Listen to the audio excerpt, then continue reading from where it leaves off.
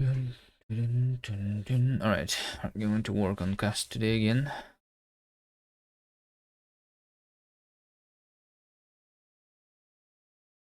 I did a little bit off stream. Nothing important though. I did do something.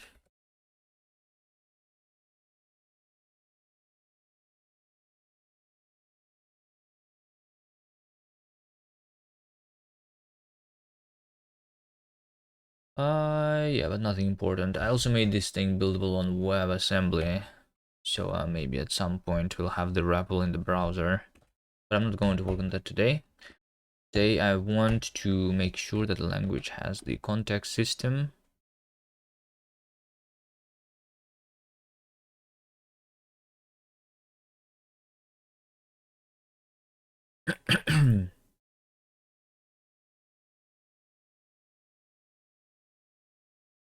The language should have the context system. Yeah, that's like the big feature that we need. It's probably not that big in terms of like implementation though. So yeah, what we need for that feature is just a mapping in the interpreter from a type into a value of that type that we currently have in scope. Yeah, so we have in the interpreter the scope. Scope can have a parent scope and like other things. I don't think though that we should store the context inside the scopes directly. Because scope is something that we capture when declaring a new function, but contexts are, unlike normal variables, they don't get captured, I think. So it's like a separate thing, you know? Let's see here. Contexts.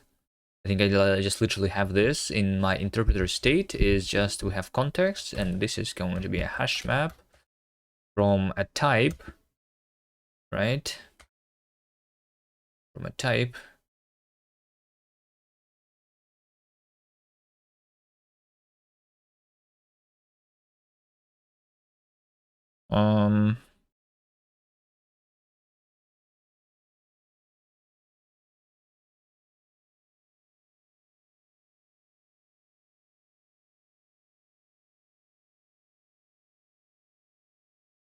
Let's have this to be context key. I don't know. I mean, we can have this inside its own context state. How about that? Let's have a module contexts.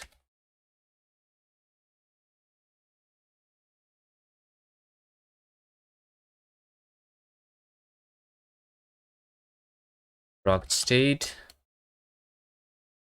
So we have a context is a hash map from key into value, right? And where the key is the thing that has the type. That's it.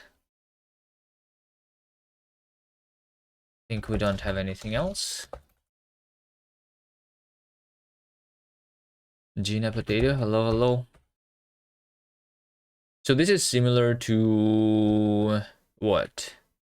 To casting, for example. In casting, we had the key, which was implementing try hash and everything, right? And then we implement the hash for it, where we unwrap the try hash. Yeah. So we kind of do the same thing.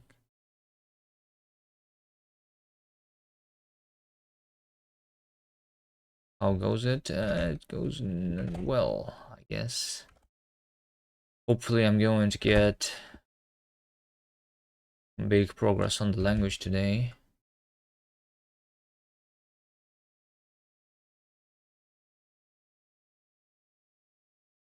So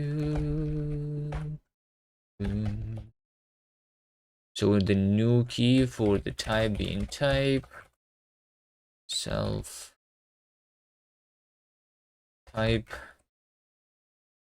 and then we try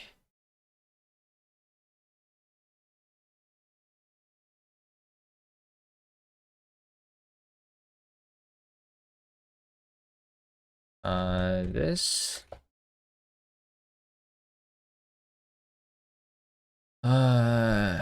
Boji. Hello, hello.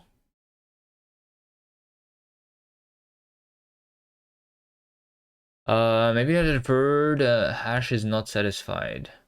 Yeah, because this one should be a try hash, right? And then we implement the hash for it, and then we unwrap. Okay. Sure. This should be a derive clone. And then we have impulse state, function new. This introduces us the, so like no context by default.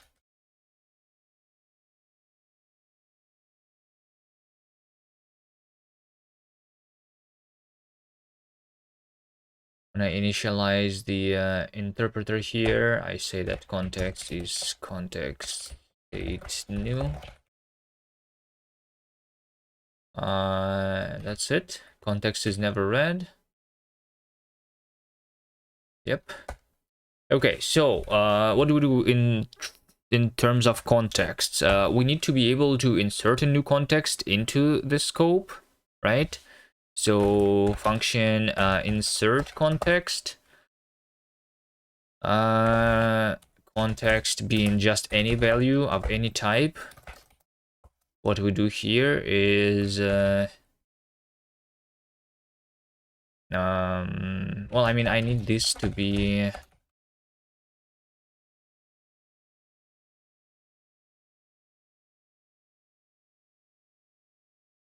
the key needs to be constructed, right? Key is key new context type, so I'm getting its type, constructing the key, and then I say self context insert key text, return okay. This is very simple. And then we should be able to get context of a specific type, and this should give me optional value, right? So key is key new type, self context get for the key cloned, and then okay. Is that it? That's the entire context system. This might be the entire context system. This looks exactly like language you would never learn. Why? You having a skill issue with this language? You should learn every language in existence.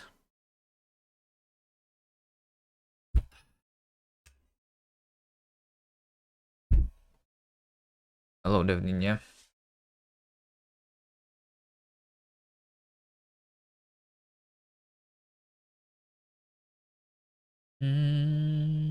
It doesn't look like Java. Yeah, it doesn't. That's a good thing, right? Insert and get, that's the... I don't know if I will need anything else here. Let's see. So interpreter context, let's say that this is gonna be a public field for now, sure. To the creator of basic died yesterday. How old is basic? Basic language.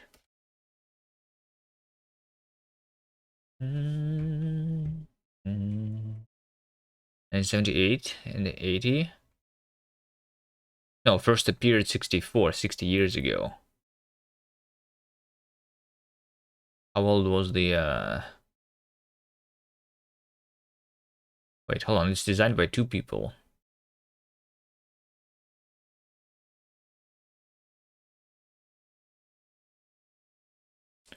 Do, do, do, do, do, do, do, do. This one already died. This one, right? November 12. Wait, hold on. Isn't today November 18? So it was not yesterday. But yeah, not so long ago. I was just like wondering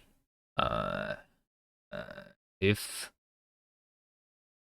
28, and then they made the language in 64, which means that they were like 36 years old.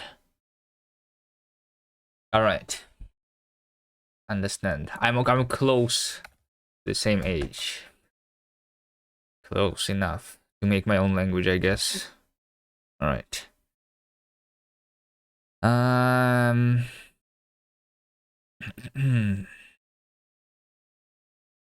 Yeah.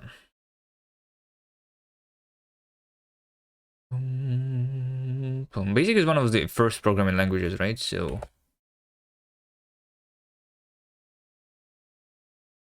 yeah, programming becomes old, I guess.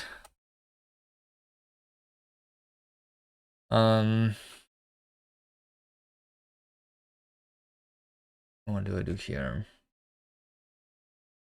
So I need a couple things. How's Linksatter going? I do it off stream a little bit sometimes. We want to get the demo soon still. I don't know, it's going slowly. It's too slow. I'm not the only person who's working on it too. I do wait for each other. You know?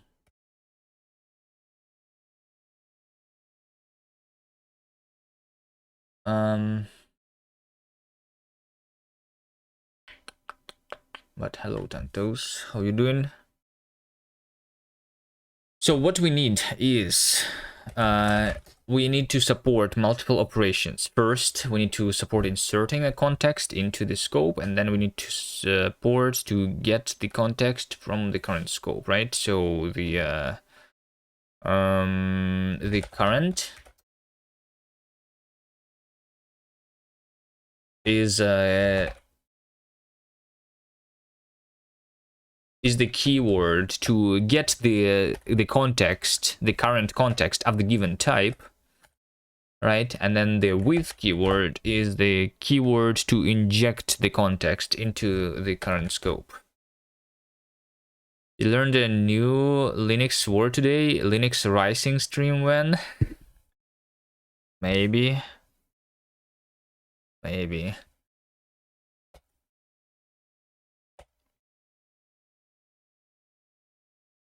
I do most of my Rising off stream.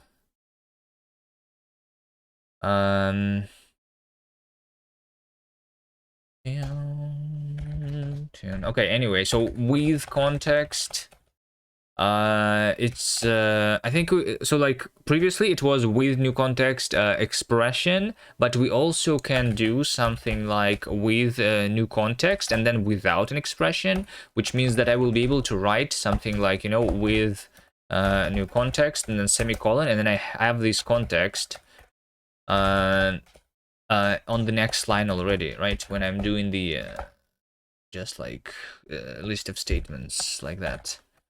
So I don't need an expression. This just so this injects the context into the current scope, and this one creates a new scope, injects the context in it, and then evaluates the expression inside the new context, inside the new scope.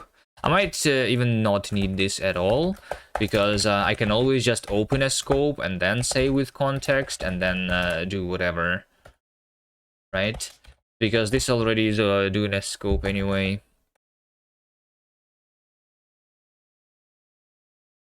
Dun, dun, dun, dun, dun, dun, dun, dun. Yeah.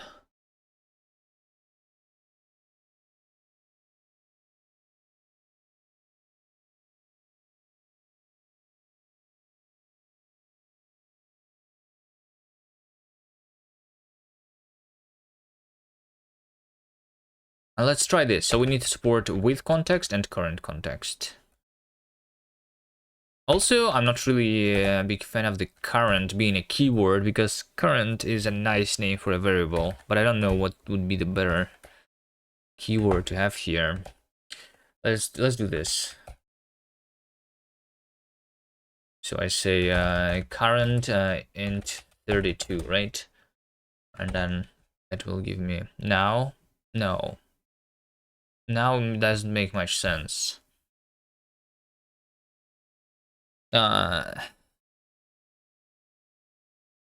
Because yeah,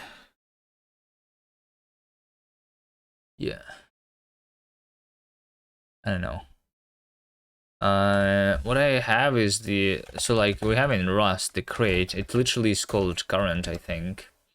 Yeah, a library for setting current variables for stack scope, such as application structure. Like this is literally what I'm doing. I don't know if there is a better name than current for it.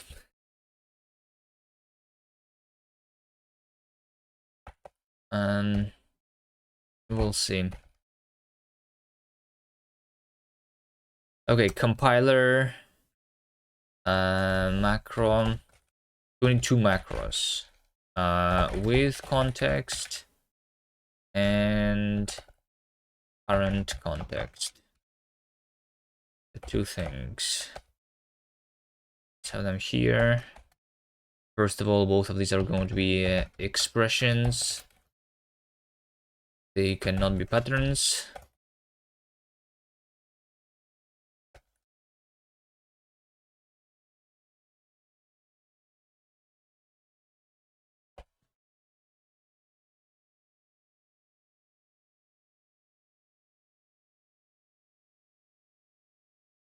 Okay, so with context requires me to have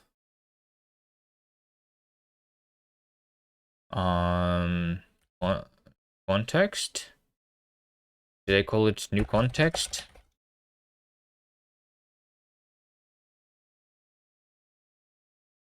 Yeah, I called it new context. And then we optionally have an expression which maybe I will support later, we'll see. Values into named opt context. For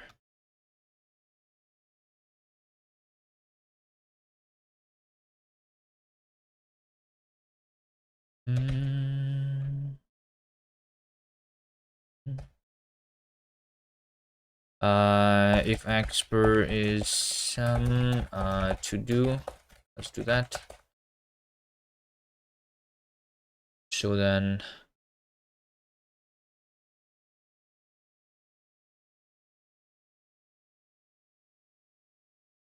I need to compile an expression. So we need to have a new expression, which is going to be inject context. Maybe I should call it inject context instead of with context. Here, we'll see. Inject context, where context is compile new context, data span itself. I think that's all. So now we need to have an expression which would be inject context, where context is a box expression. Since this is boxed, I need to box it here. Okay. And then there is also going to be another one which is going to be called current context to get the context back. Current context, std syntax, current. So this just I will just give it context type.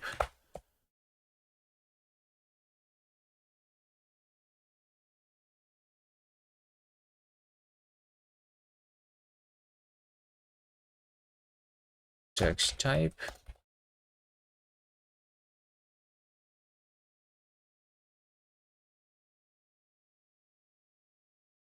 Like this, and this is going to be another expression, which would be current context of context type being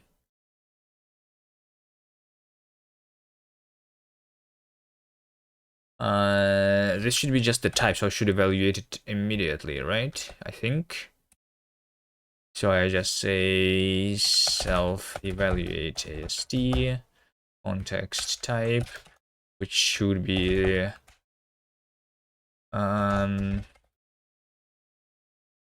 type like this. So inject context and current context. Context type is type.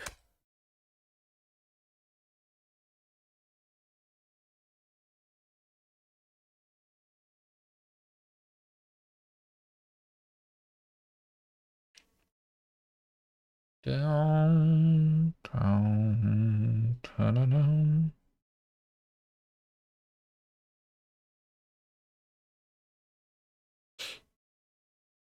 I'm also thinking that I don't even need to store this here because I will have the data, which is going to have the inference information there anyway. So I can just say that current context. So like this is my type. You know, type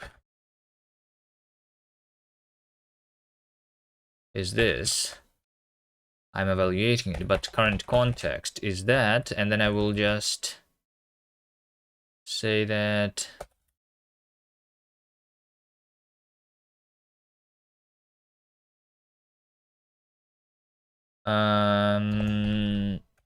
so I'm compiling this thing. I know that this is my type, and I say expression data type is same as this type, and that's it, right? Which means that this should be a type, right? Okay.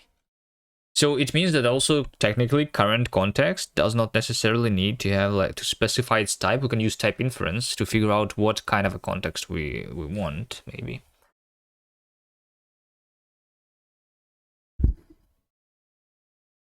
So that thing should be optional.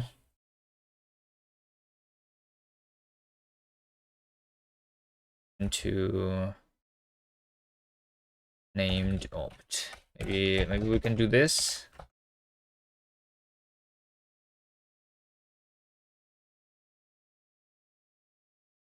So context type is actually optional.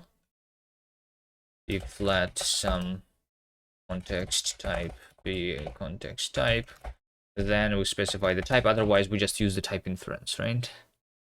Yeah, sure, why not? Okay, now I'm going to initialize stuff. If we have inject context thing,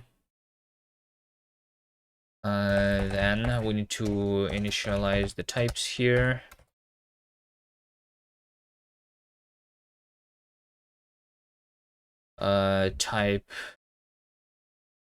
Type of the me injecting context is going to be the same as the wait, hold on, no, the type of the expression itself of me injecting context is just nothing.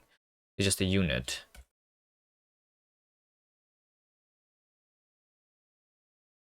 Right? And then the type of current context by default is just nothing.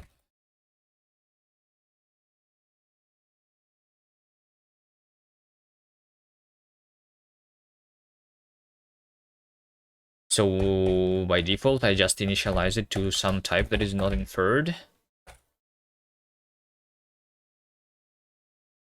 That's it.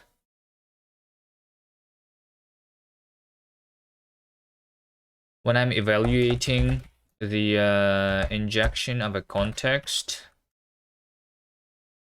then it just means that I need to do self interpreter context insert, inject, whatever. We just insert the context. I guess that is it. But we need to figure out what context is. It's going to be self-evaluate context, await, like that. And then we just return from this the value unit. That's really easy. The current context is going to depend on the data, right? So the type that I want to have is data type.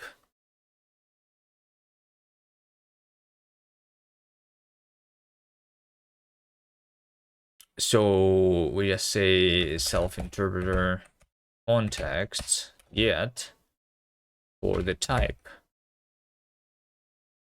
And that is my value.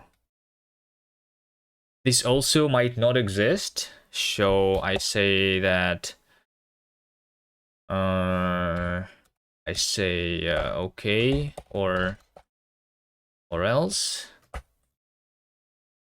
I re context not available. So this is supposed to be like checked at compile time that the contexts are available. But yeah.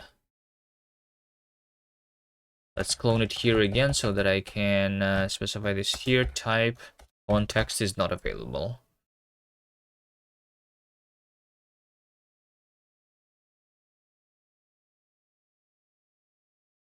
Question mark. Okay, that's all the implementation, I think. Should check result type. Inject context. Expression. Current context. Sure.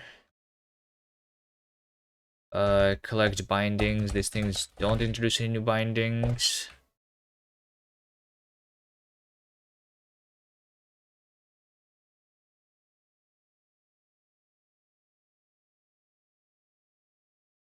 Okay, and then the data, no, expression, inject context,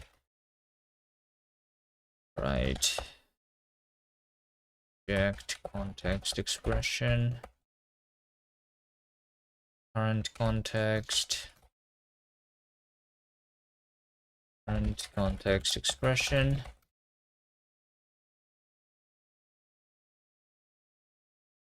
then just give it the data.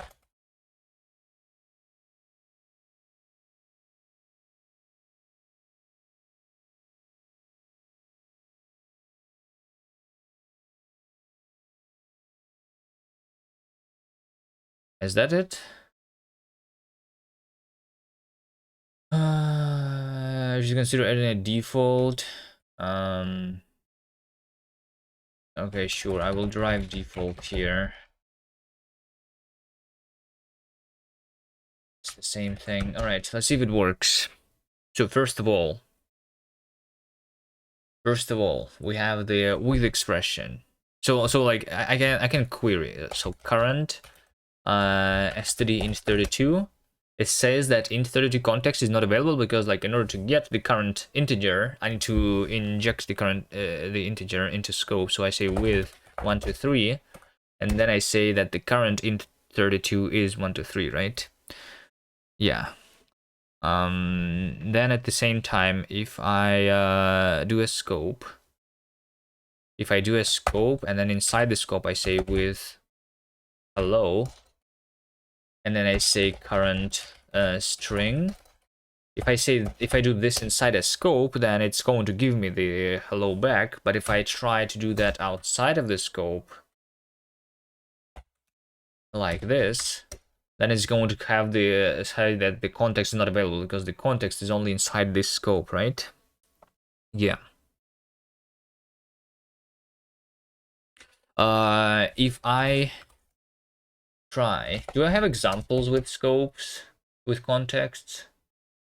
We have context shadowing, which says show current context. I think this example should work actually. Already. Use std function like this. Let's see, just run examples context shadow. Function expected a value. I see.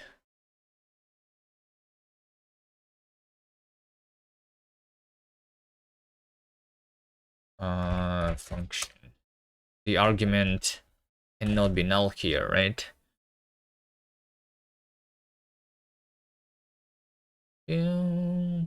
I think I could like technically improve my syntax so that this should be like optional, for example. Then we will also get the repetitions and everything here eventually, right? I don't just want to work on it right now. I'll just use a different syntax. This into that. It just prints current string, right?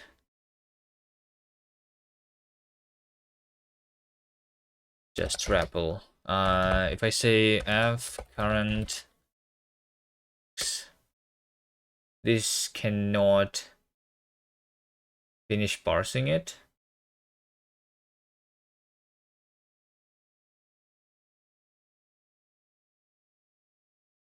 Yeah, because current cannot be in that position because of priorities, right? Okay. Sure. Let's try again. So this says now that while compiling macro with context. Okay, yeah, so like with context, we have yeah. So this now evaluates to a function actually, right? To a function call. I'm calling. The strings are so interesting. Thank you. Um so now the in comparison to the previous implementation, we use the with as a statement instead, like this. I'm not sure if it's better or worse, but yeah, so we can basically shadow the context just like this, right? So this is supposed to show me the shadow, and this one is supposed to show me 1, 2, 3. And then if I do this from outside, then this is supposed to tell me, this is supposed to panic, saying that context is not available, right? But 1, 2, 3 and shadow were there, right? So yeah.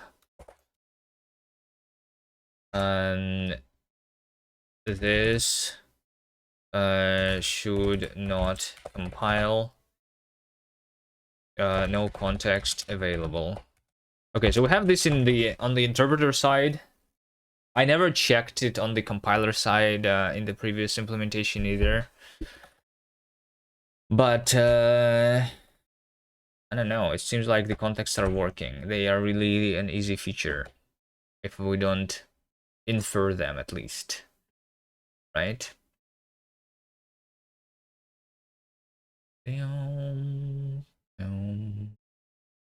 So here is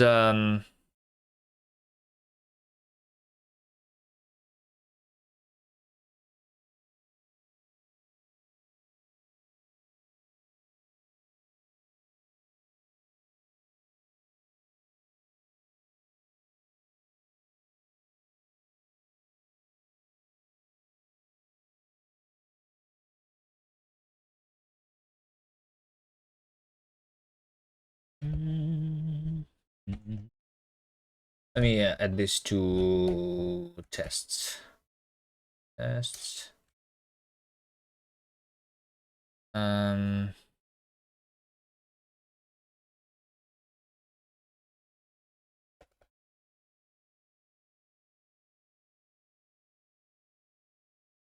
test. Context shadow.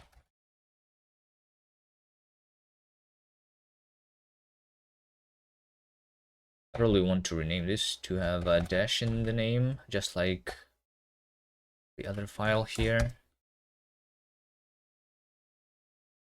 Yeah, expected output. I'm not testing my outputs yet, but maybe this is where we actually get to implementing the tests properly. Because in order for me to capture the output of my program, I need a context. Right, cargo test.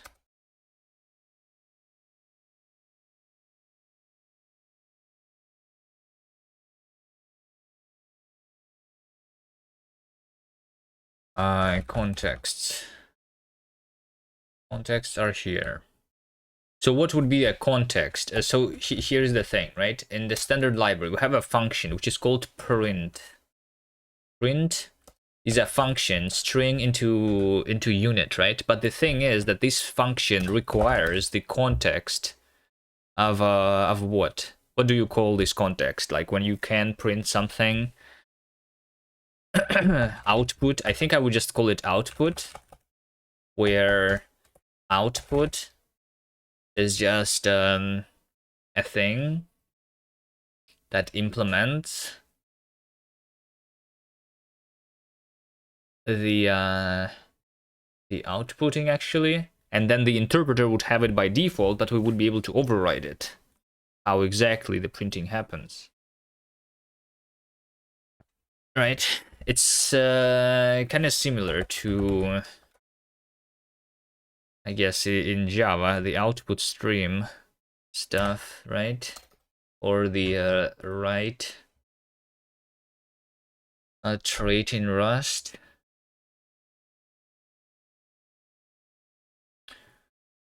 Flash and write.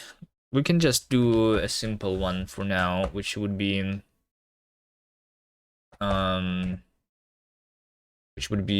write is so output. This is a type, right?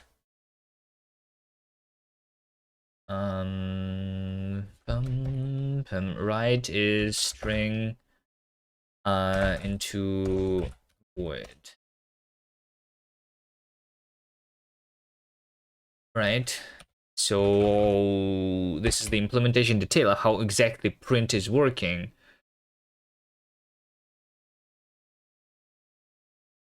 Right, so dbg technically would also be a t into void with output, right? Does that even work right now? It does. I don't think I am parsing the context here though. Std print. Yeah, it doesn't even like show me the context here. Std output. So output is this type. Yep. Okay.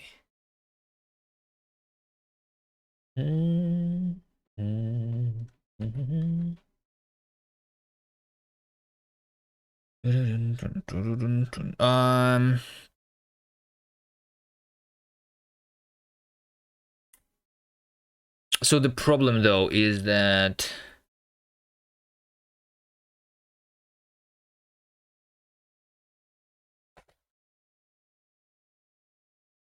how do I implement the print now on the interpreter side, right? We have the function called print over here, and the way it was doing it is it's saying that the argument must be a string, and then it just uses the println, right? But now the exact implementation, whether it's a println or something else, is going to be different, right? I should have something like a native context.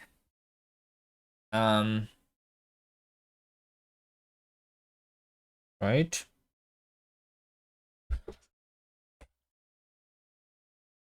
Because this one is supposed to be like customizable from the user. Um,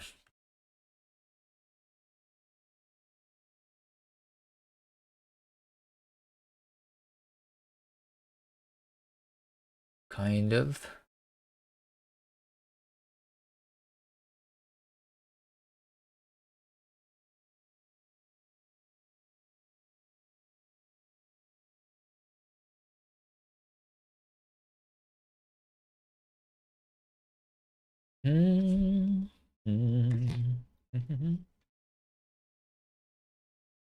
Okay, I mean, I know exactly what, oh, or maybe not exactly yet. Hold on. stdlib. Let's not do the dbg for now. The dbg should be like the old one. Let's see how the print is implemented. So the print, in order to print the string, I need to, I guess, printing the line, right? So line, and then so the implementation is no longer native here, I think, because we just say let output be current output, and then I just say output dot write line, and then I say output write /n, right? That's what I need to do. So this is like println. I can rename it to println. I don't know if that's needed.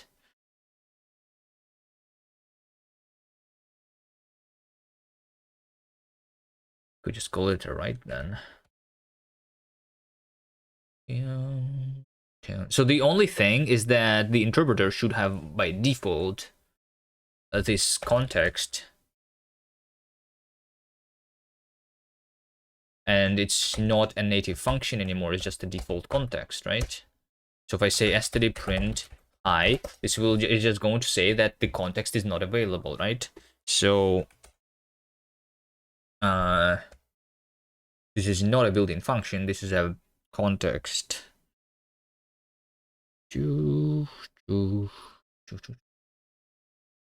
Okay, interpreter. So this means that the context by default they're empty, but they should not be empty.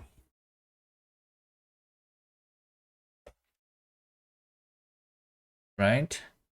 What should they be?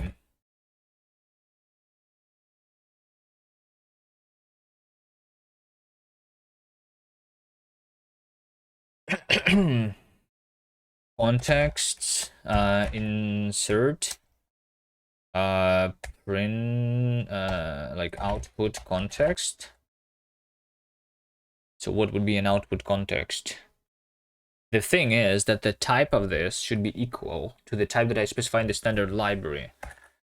And the real question is, where do I specify this type? I can say that output is a native output, so that I define this in the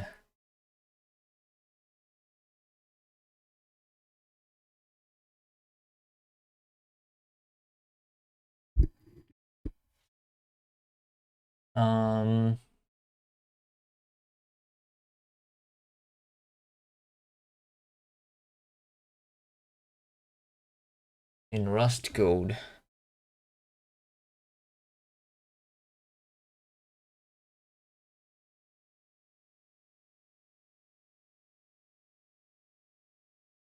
Sure. Let's have that.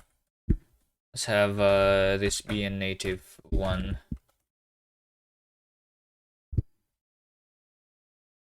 Maybe let's construct it here first. Let output context type be what? So this is going to be a tuple.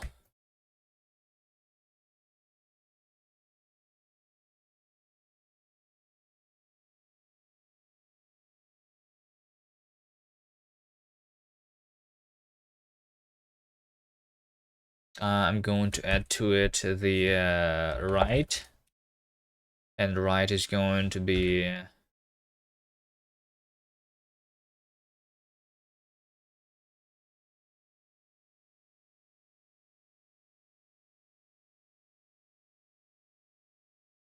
a function type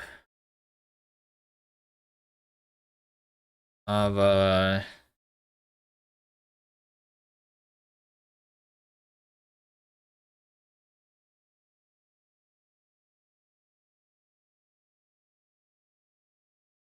argument being string, result being unit.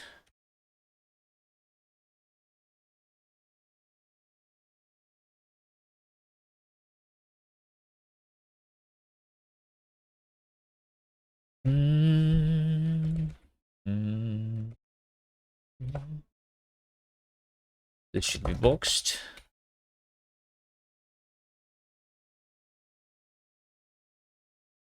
Okay. So this is the output context type, and then the output context itself is tuple empty. I just say that context had named right. So this is the concrete function now, right? This is a concrete function of a print over here.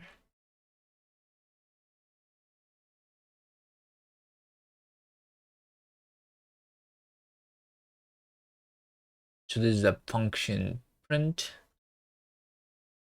type of this function.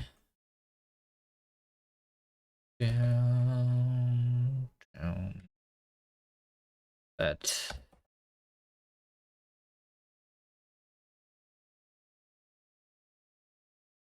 this over here is going to be right type.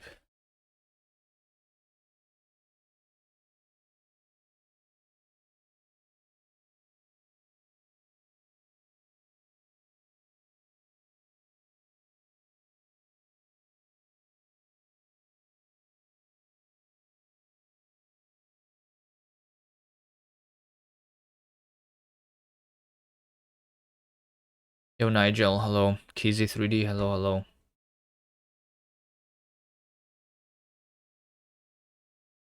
So type of right is right type. This is the print ln, right? So here, yeah, okay. And then I say that I assert that the context type is equal to the type, right? Context is a tuple. Okay, context is value tuple context, and type is type tuple, right? Watching from work. Nice.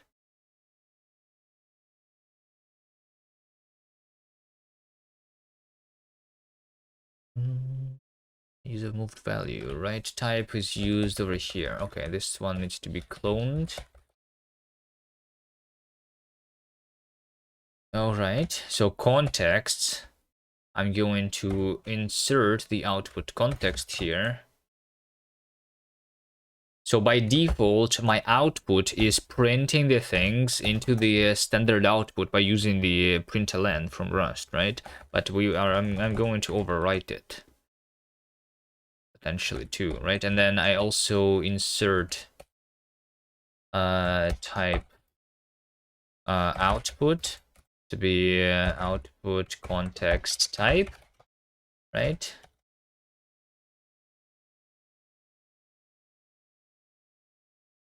context type. Let's rename this to context type.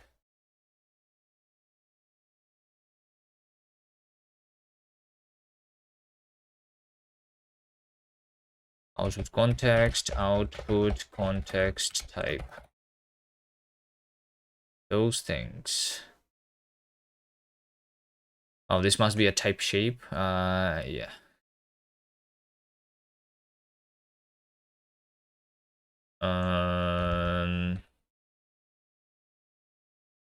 Inferred grab. Divins dev. Hello. Location according to an average boss.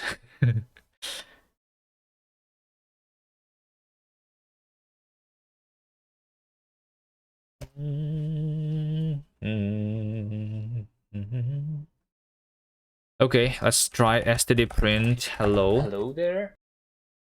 Hello. Okay, so now std print hello brings me a little bit too many of the slash n's, it seems. It's because every time I call the write, I was doing println, so now all I need to do is to do the print, right? Because the slash n is happening on the standard library side of the language itself. There you go. This works again.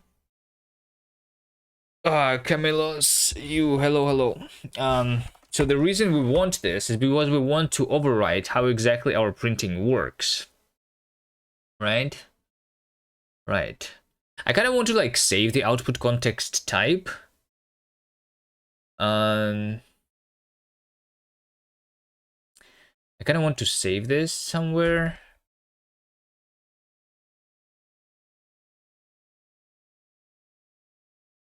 You know? I mean, this is a built-in. Yeah, okay. I have this in the built-in. It's fine.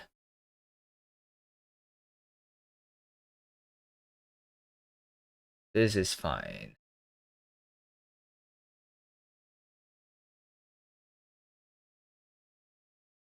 Let's see now. So when the reason that for doing this is for tests, right? So in the tests, I'm going to override my context to be something else. Also, I can like for now just try something simple.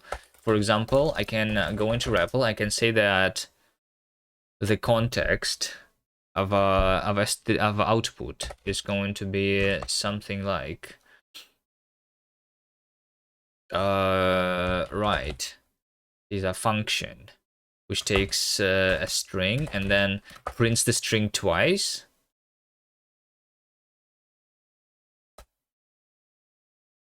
How about this? Current std output. We have this, right? Let once is current std output, and then I say something like twice is a thing where write is something that writes it twice. So once dot write string and then once dot write string again, right? So it's going to write it twice, literally. So if I call twice dot write hello, this is going to write hello, right? It's going to write it twice, exactly like it should. And then if I say with twice, this is bringing this into my context, overwriting how my prints work. So then if I say std print hello world, this is going to print hello world twice and then print the slash n twice, right? There you go. This is how I can override the behavior. And then for tests, we're going to, instead of like writing twice, we're going to capture the output and then test that the output is the same as what we want it to be. All right. Right.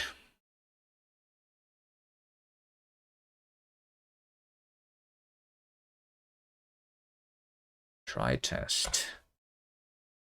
Cast new. I kind of wanted to say that cast interpreter.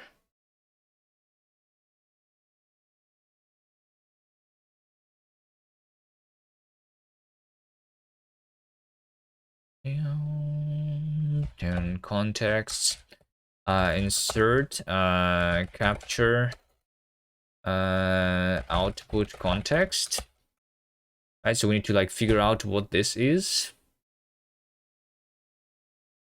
Capture output context is cast interpreter. Get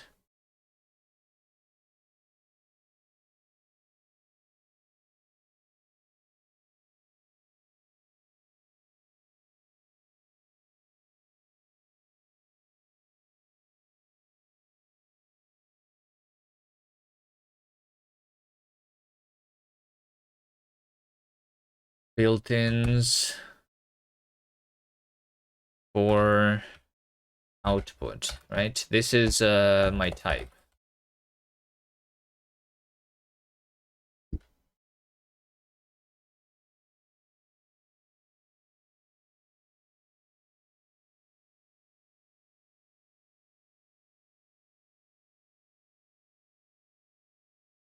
Oh, it's a function from maybe not inferred type. Yeah, sure. So just call it.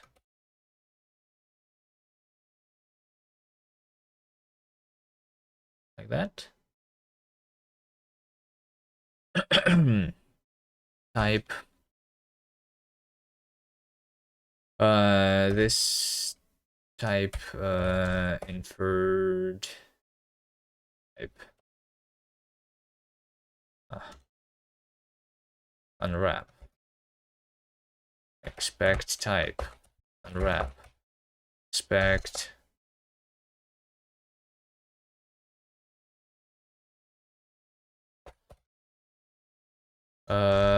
Type expect inferred. Wrap. Type expect.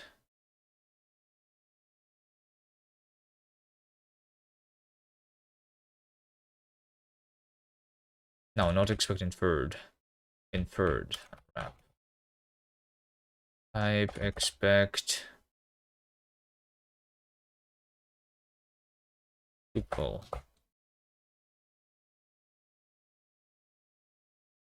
Yeah, type. Don't have all these expects here yet. Function expect tuple self result tuple type expect error type shape static stir.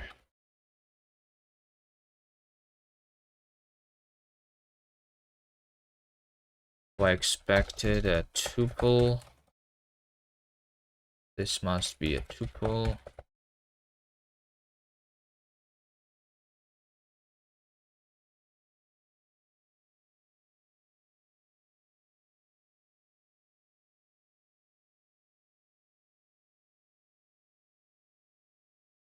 Wrap dot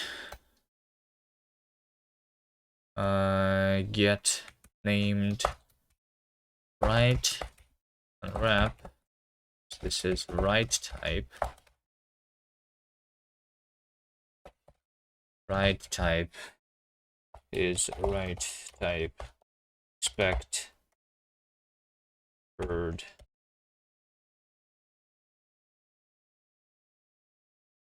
Expect function.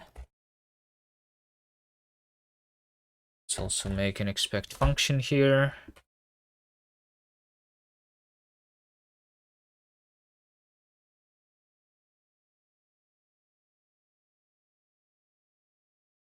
Function would give me the app and type. Function.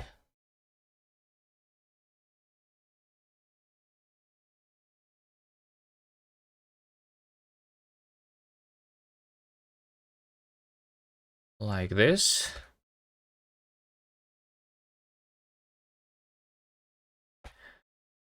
And then I will redo the one. Going to be very, very simple to this.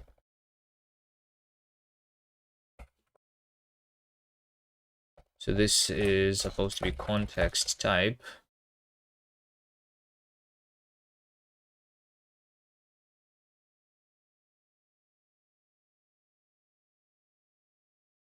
I think I just joined these together actually. Spec type unwrap. Inferred unwrap. Oh. This one. Inferred function unwrap. This is right. Yep.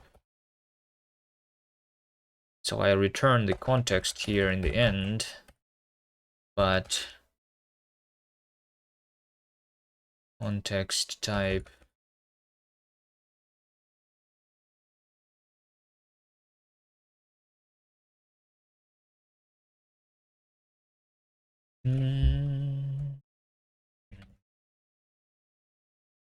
like this. Unwrap here. So okay. It is a long way to say that I want to capture the output here. It's fine.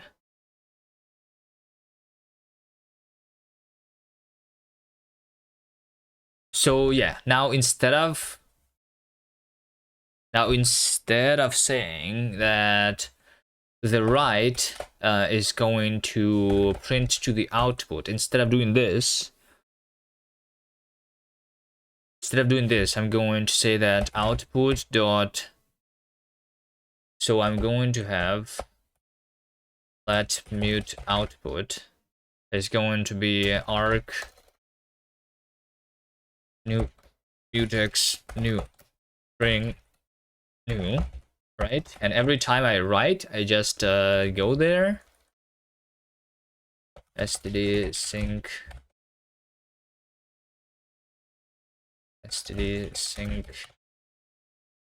like this, and I just say that output log wrap extend with that.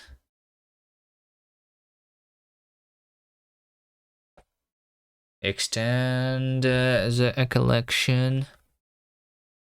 String is not an iterator.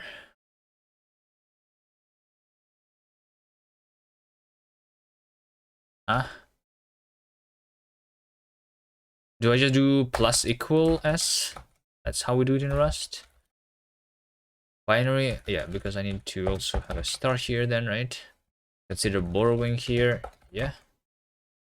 Output does not live long enough, so now this needs to be moved in.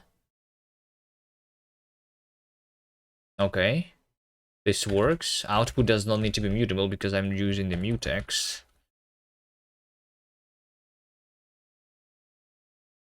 So now I am evaluating the file, right? After I evaluate everything,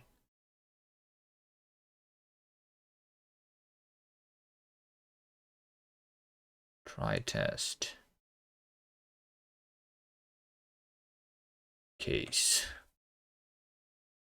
This gives me the value in the end.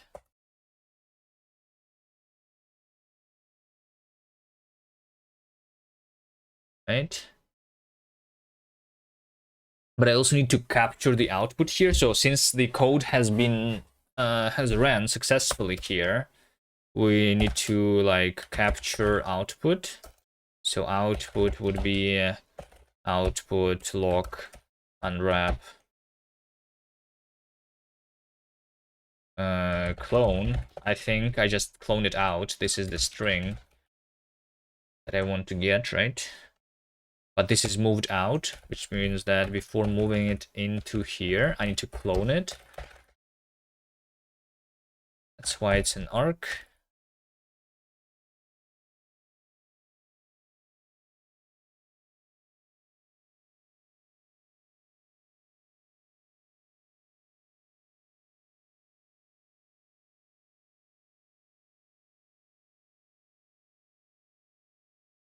like this.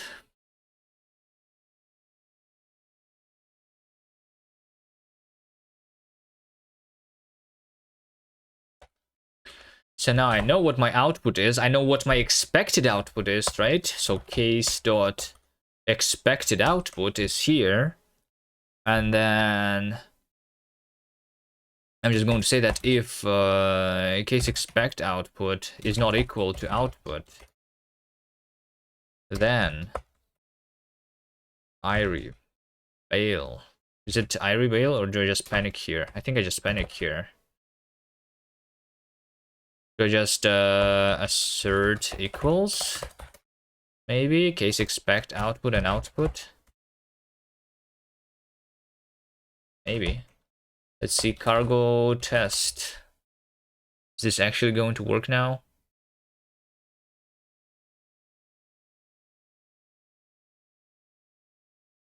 Looks like it did work indeed. Okay, now I can make my tests properly. Let's see, which tests do not work. So some tests work, like hello world works, variant types work, mutual recursion does not work.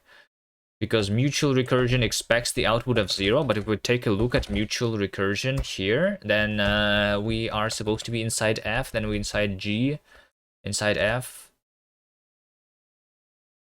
right? Mutual recursion. This is my actual output. I go inside F, inside G, like this. Is this scripting language? This is both scripting and not scripting language. I don't know how, like, it's it has a like the compiler is the interpreter. Right now I only have the interpreter, so I guess for now it is just a scripting language, but I'm going to have the native target too. Or I guess not a native. The first target, well, is going to be JavaScript, so that I can run some stuff in the browser, because that's the easiest thing, I think, to do. Then at some point we're going to have a native target too. It's supposed to be extendable, where you can write your own target easily. You can transpile it, should be able to transpile it into other languages and shit. But it's like it transcends the categorization between these types of languages. Yeah, it's like both, you know, it's a compiler and an interpreter at the same time. Similarly to the closest thing that is like popular right now is Zig, where in Zig you have comp time, right? And comp time is literally the thing that is interpreting your code during compilation, right? So I'm doing kind of the same, but I'm also letting you have the access to that interpreter directly, so that like comp time or like runtime, it's all the same to me, you know. But I'm doing it like I'm invoking the interpreter both at compile time and at runtime right now.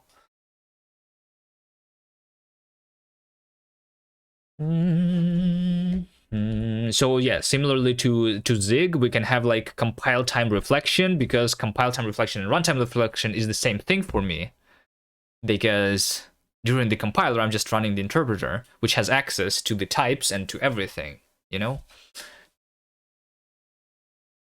I don't know if that makes sense, like if you don't know what Zig is doing. There's another language that was doing, I don't know, like, I mean, a lot of languages do this thing. They call it compile time function evaluation, right? Even C++ has it, but it's pretty limited there. Rust has it in terms of like const functions, but it also is very limited. Maybe Go. I don't think Go has anything like that where you can run code at compile time.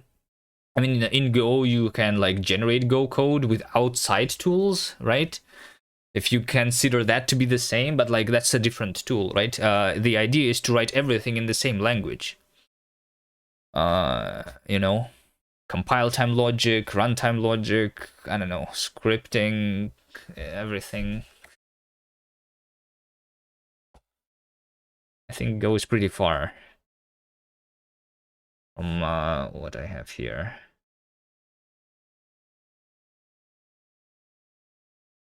I can give you a Linux activation code if you really need. Every time you tune in, your stream says activate Linux. Well, it's because I still have not activated it, you know? I need to get some money first in order to afford the license. It's fine. I'll go to find a job at some point, and earn my money for it.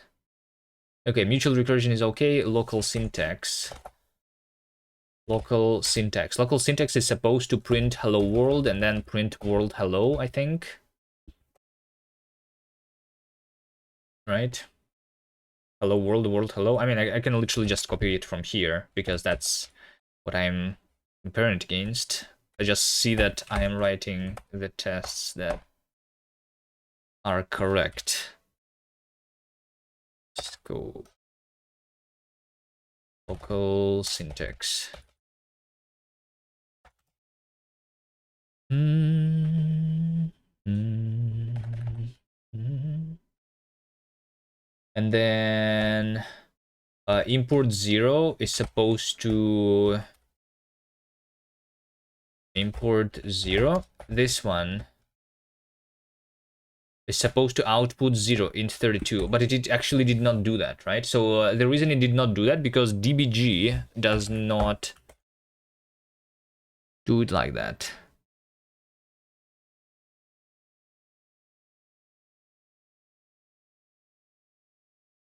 This is the level of programming ability that still doesn't immediately get a job. Well cooked.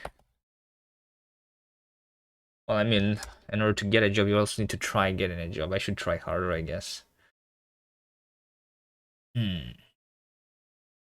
Import 0. Why did import 0 fail? Yeah, because I'm using the dbg. dbg is not using the output context yet, so yeah, context shadow.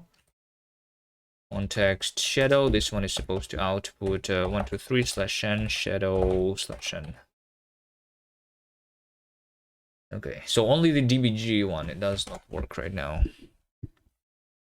Okay, so in order to have the dbg, this needs to be implemented using the output context 2, right? I mean, I can have the native function to do the same, or I can have the native dbg function to give me a string.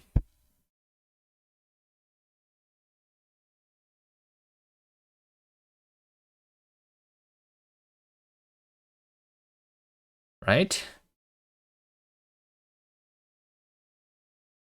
Yeah, I can have the native, yeah, okay. Let's see here. So this is going to be value of type t into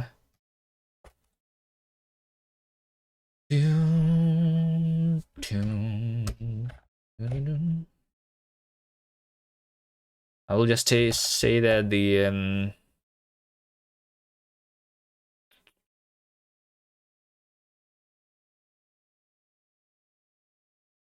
I'll just say here that let output be current output right something like native dbg value, right? And then I output write space colon colon, and then I do output write native dbg t, because that's the type, right? So value colon colon type. That's how I do it. So dbg is going to be just a macro that converts anything into a string.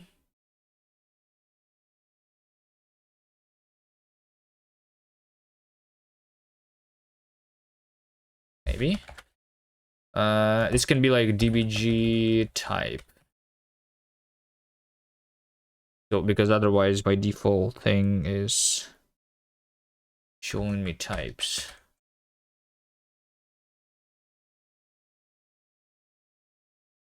Expressions have to be of int 32 into nothing, stdlib 24.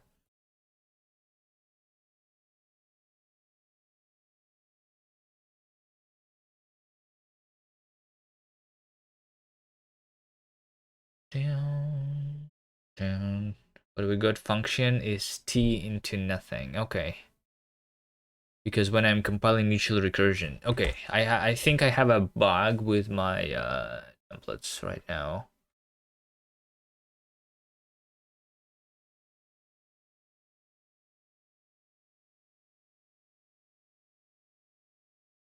Actually, we're supposed to be into 32. But we got t into that.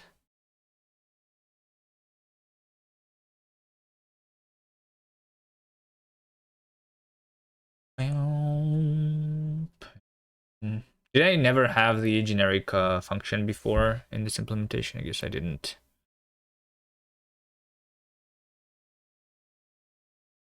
Let me, for now, comment this.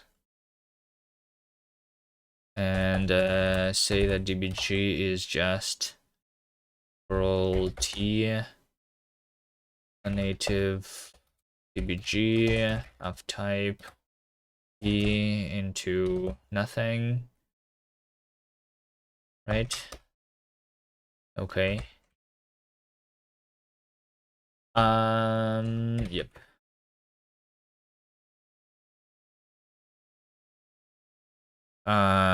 Capture output in tests, check. Okay, so for this to actually work, it looks like I don't have generic functions working properly. Why not? OT. Delete that line again.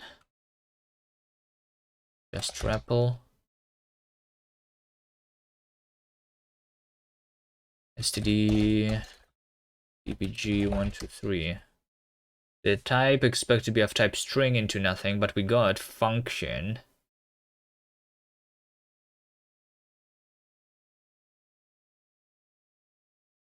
of type binding t into nothing.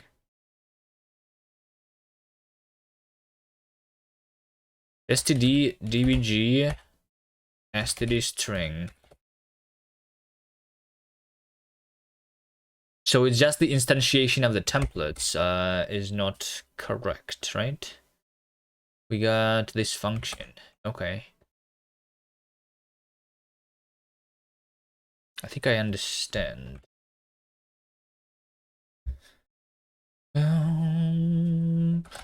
Interpreter. Instantiate a template. So I'm calling a function.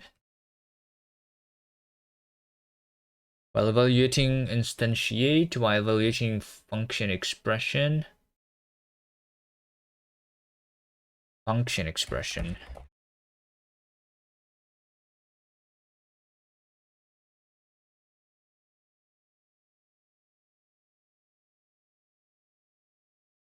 Over here. This is what I'm evaluating. ID new compiled clone. It's because like I'm cloning the compiled thing, right? But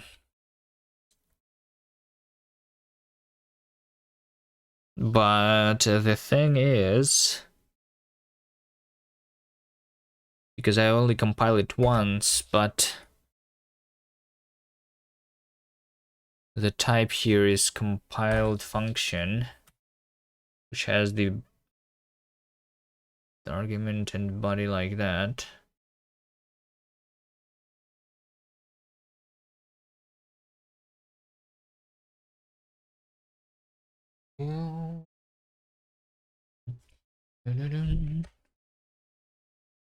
While evaluating function expression, expression is expected to be of type string.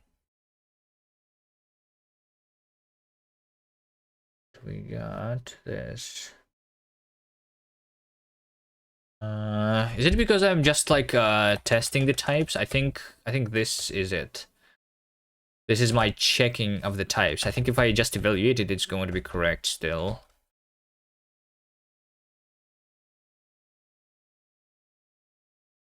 Let me try that.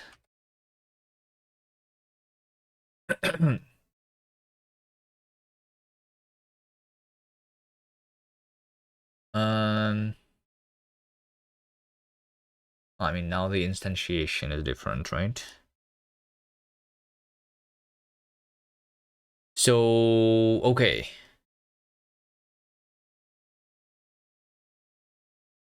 I mean, yeah, I see. Should I, when checking the types, substitute the bindings, maybe? Maybe let's have result type here to have binding substituted. Substitute type bindings of the result type. Is that what you want? It's going to be correct then.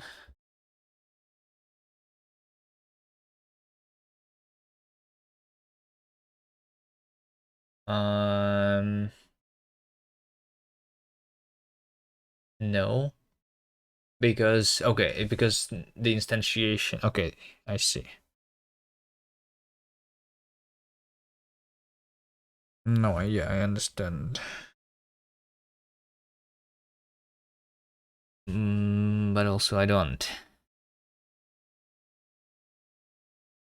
So here's the thing, right? When I am saying over here that my dbg is a generic thing, right? This is a generic function because the body of the generic is a function, right? But I'm trying to compile this only once. So when I'm compiling this, we figure out that the type of this is function t into nothing, right? But the t is unknown yet. The t is an argument. The t is technically like not a concrete type. This is a thing that is given to us only when we instantiate the template, right? So, but I compile this once. When I'm compiling the function, the type of the function is saved to be t into nothing, into unit, right? So when I'm even in instantiating this with a string, I still this still is the same function. Compile just once, and the type of this is t into nothing instead of being string into nothing. That's literally what the error is saying, right? So I treat bindings as values too. So does it mean that when I instantiate a thing, I should recompile the entire function? I don't want to recompile them. Is the problem? But I think that's what I was doing in the old OCaml version. Pretty sure that I was recompiling everything, which is like technically similar to like how, is it similar how like Rust does it? We monomorphize the generics and compile them separately. It's a lot of like extra work though, kind of. I think I can do it without.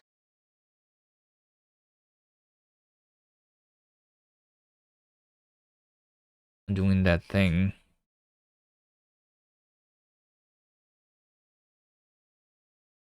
I think that I think I should just change it so that when I evaluate a function, right, they should have a um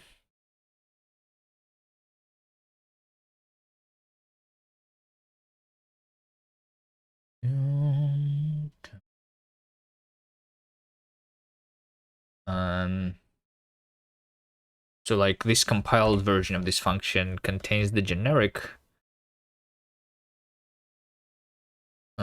type.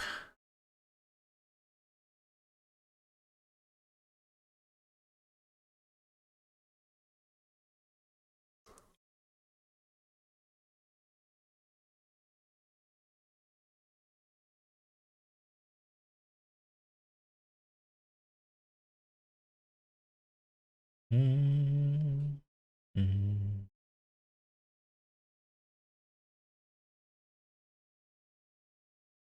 Let me see how I was doing before. I'm pretty sure it was just recompilation from scratch. Compiler. Oh, not the compiler, interpreter. interpreter, when I have a function.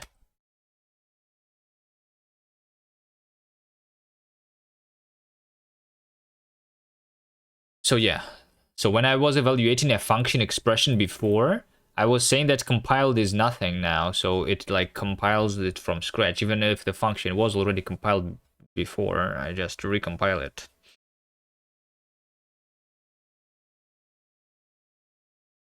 Dun, dun, dun, dun.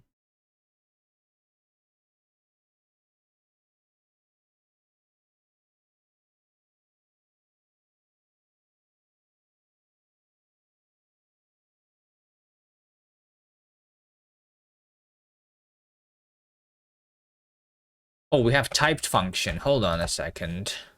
We have typed function here. Type function with this type, even although it's compiled multiple times. Do I just do substituting the type bindings here? I think so.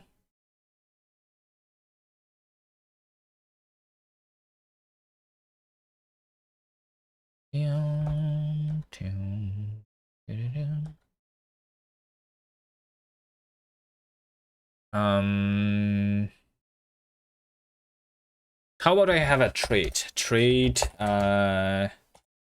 substitute bindings.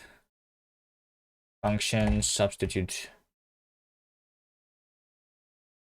bindings self with kast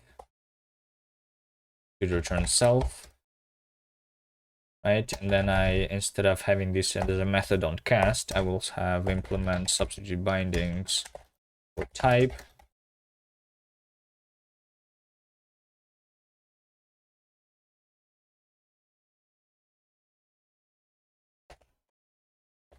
Function substitute bindings self kast self match self inferred.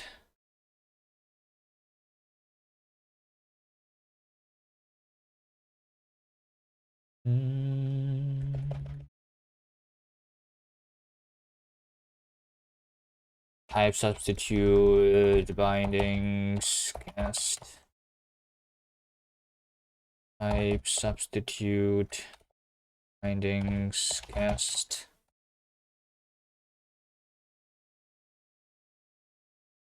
F-arg substitute bindings cast. F result substitute bindings cast.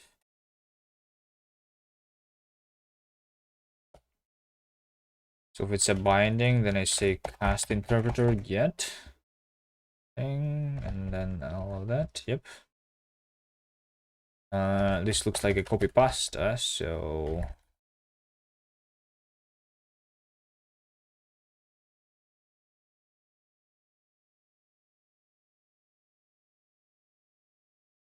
I guess the function type should just implement the trait too, right? Yeah. So I just say something like function box new f dot substitute bindings cast, where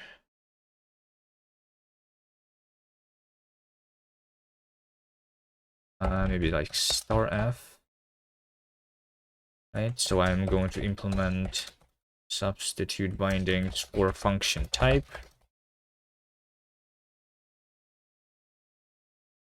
So this should return self argument, self result. Why is there an into? No. Yeah. Substitute bindings.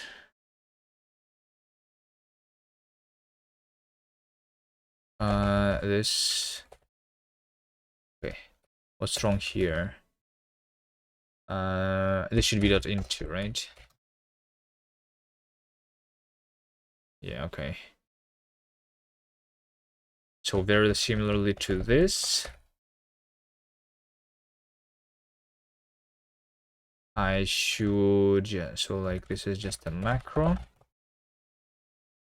Okay. If it's an error, then self-clone. I don't even need to clone it here anymore, because I'm taking it by value.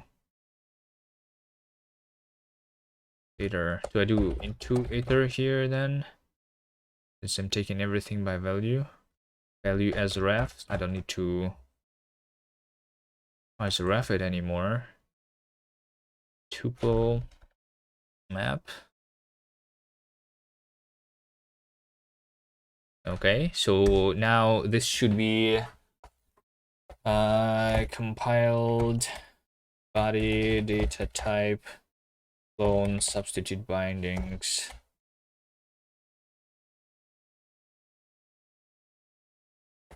Template cast. Why language? Why make a language? Because it's fun. Project. Every programmer should make their own programming language, no?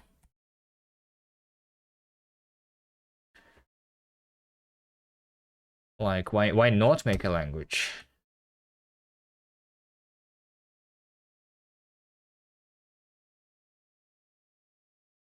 I think substitute bindings. H is going to be somewhere like near the top.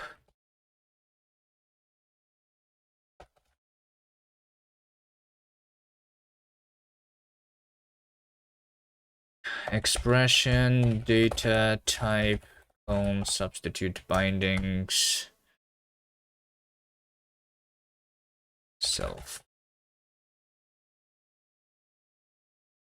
Result type is a result type substitute bindings self. I don't think that's needed though. Do not needed. I think it's not needed anymore.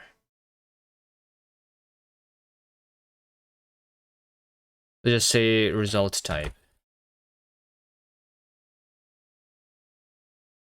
Actual type. Data type, clone, substitute, bindings, self.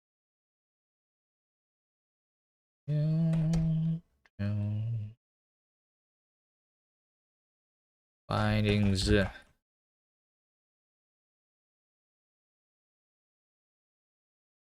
If it's a type,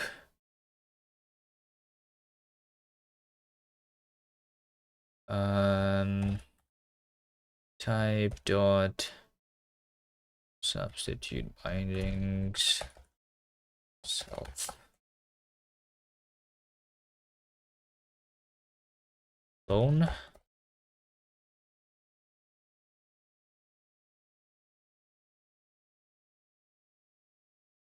Is that it? Now let's try again. std dbg 123. Expression expected to be of type not inferred, but we got function t into nothing. std dbg hello. Okay, this is still a problem. Evaluating function expression. Oh, so now it is a function expression after all, right? Function expression. It is a function. Oh yeah, over here. Wait, hold on. There you go. I never did this. So this type needs to be substituted. That's the reason I did it. Self.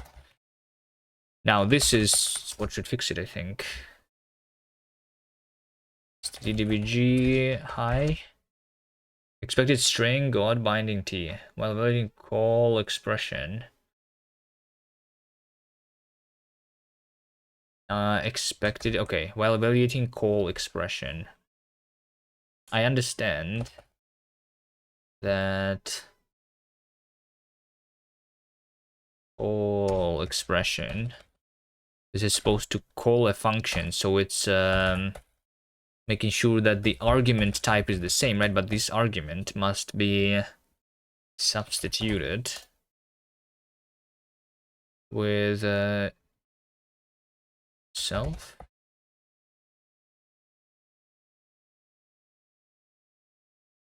No, it should be substituted with this thing, kast.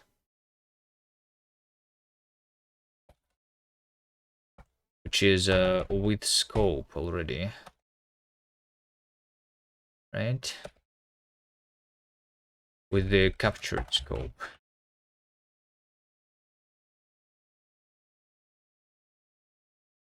DBG high.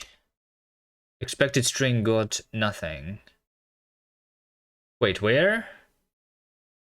When I'm doing stdlib 26, 21, stdlib 26.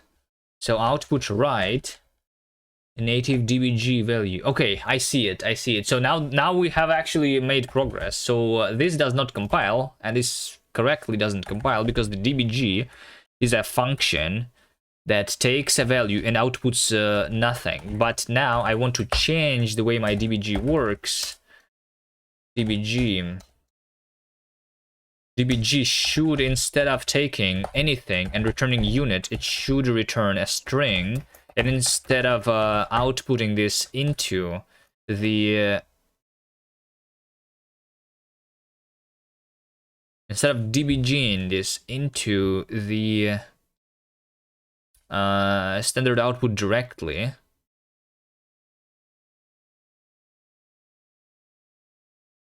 I should return value string, which is going to be format value. I think I just do the value to string and that's it. Value to string.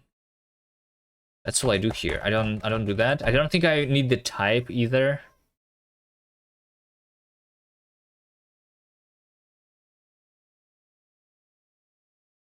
But this is just an extra check, so sure, why not? So this returns a string, Okay, sure.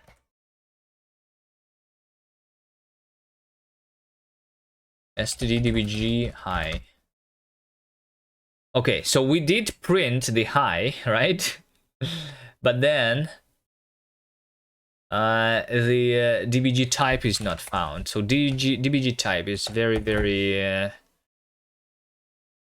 similar. Dbg type just is a thing that is not inferred. This is supposed to take as an argument a type and return a string. So the value here must be a type, right? That value, the value expect to be a type. And then I just convert it to string, right? Type. Like that. This is dbg type.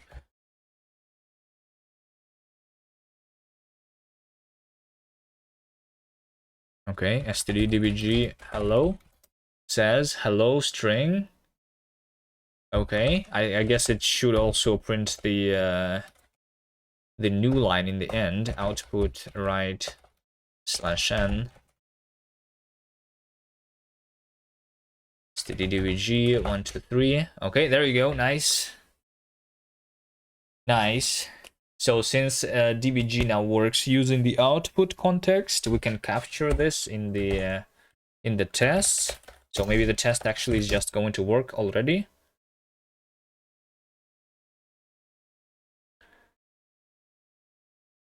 Right? Mutual recursion doesn't work again though. Why not? Because in the mutual recursion, I'm now also I was also like debugging the current depth. Okay, makes sense. And just copy paste the new output that I expect.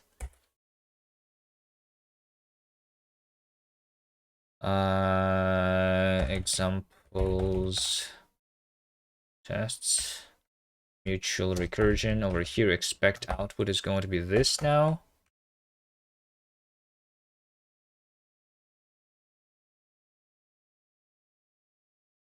So we're inside F, the depth is 0, inside G, depth is 1, inside F2, inside G3. And then we break because I stop it. when the depth is more than or equal than 3, then we just stop evaluating this. Okay. Yeah. Okay, sure.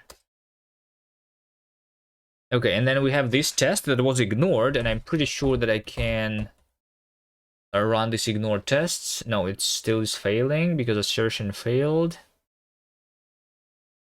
Okay. Panic did not contain expected string.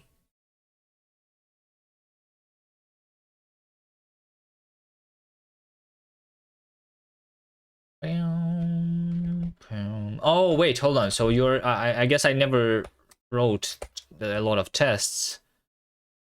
But it looks like shoot panic in Rust when you do this. This is supposed to be like the substring of my panic message. Is that what, like, they're actually testing this here?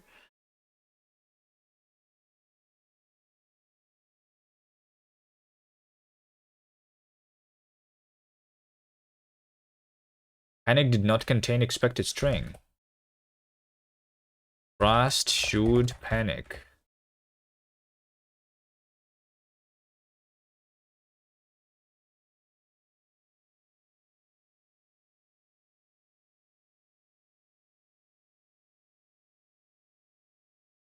Checking for panics, we should panic.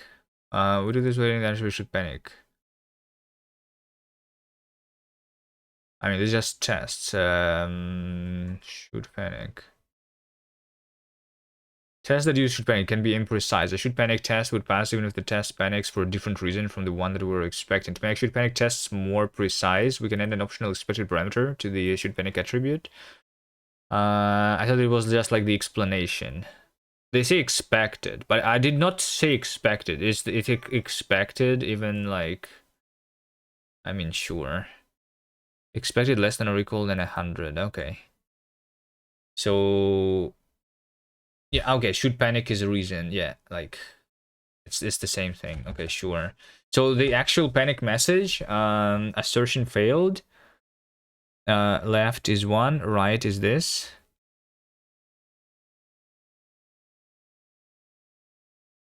I mean, this is literally the exact message that I want to have there, so maybe I just say that this should be the one that I'm testing for here.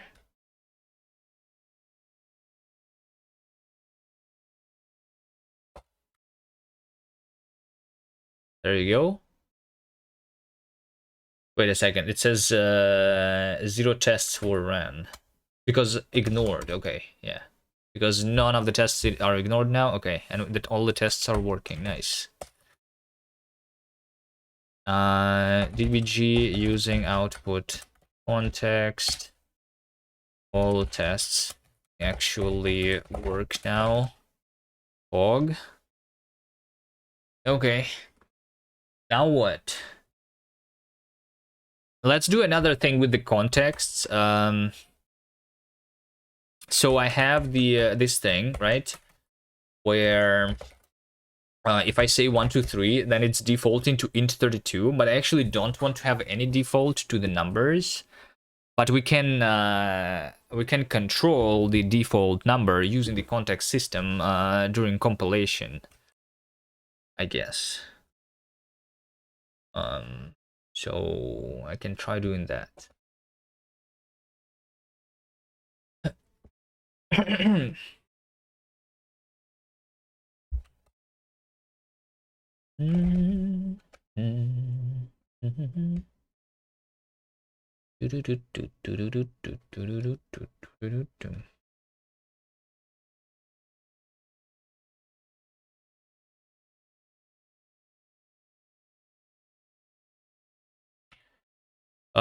Default number type.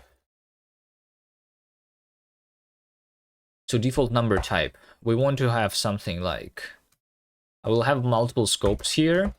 The first one is going to say that with default number type to be std int32, and then I say 1 2 3, and I say dbg 1 2 3 1 2 3. The second one is going to say default number type is std int 64. And then the third one is going to just say stddbg123 without having the default type. This one is supposed to like not be compilable at all. Or I guess it's going to panic at runtime.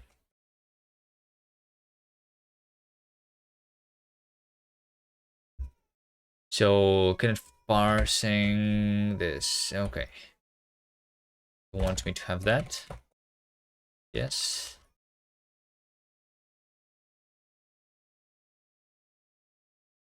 So type is not inferred, failed to hash. So like default number type is this. This is supposed to be the std default number type. Std default number type.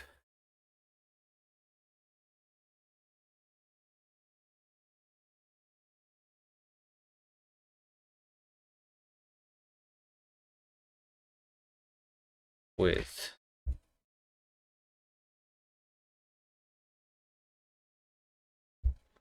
it has the priority of 5.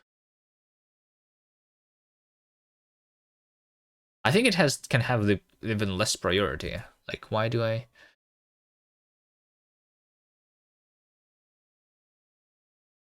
I think it can have even less. Anyway, doesn't matter. So I need to have like in the std lib, I should have the similarly to output. What is that? Smooth and fluid cursor movement. That's neovide. Do I have it as a comment? Yeah, there you go. Type. Default number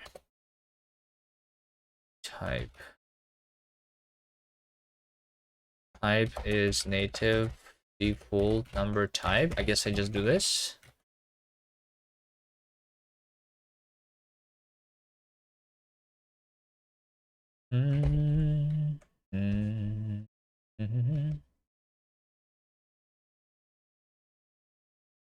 So default number type is so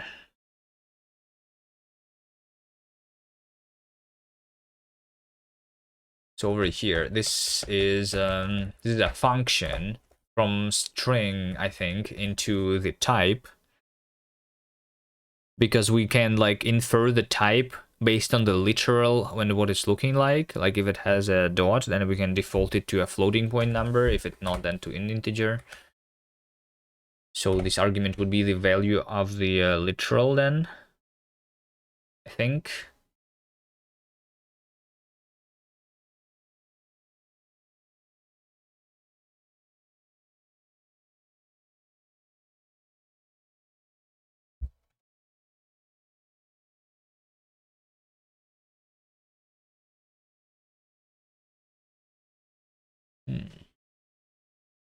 Actually, I'm thinking like, why do I have the output context and output context type, and I'm asserting it if the I can just like get the type from this here.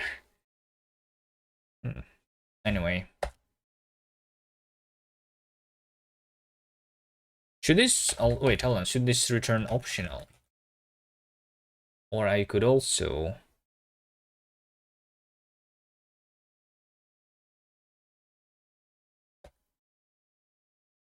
Std no default number type, like this maybe should be like optional thing.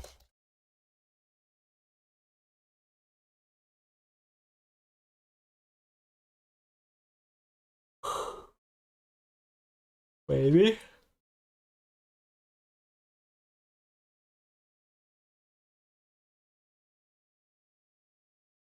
So it's from string into an optional type, potentially. But then, like, the compiler right now doesn't know anything about the optionals. Does it mean that the optionals should also be the special item instead of them being defined here?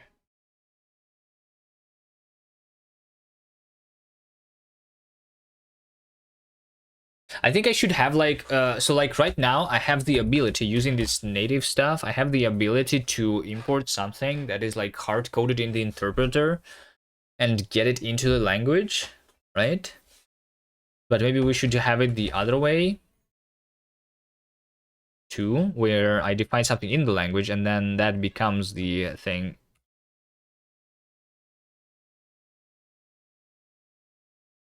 Maybe. Docs. Like in the Rust standard library, if you look at something, I know about options, but you can have something like a box, right? And this is like a special fundamental language item, right? But they still have the definition here.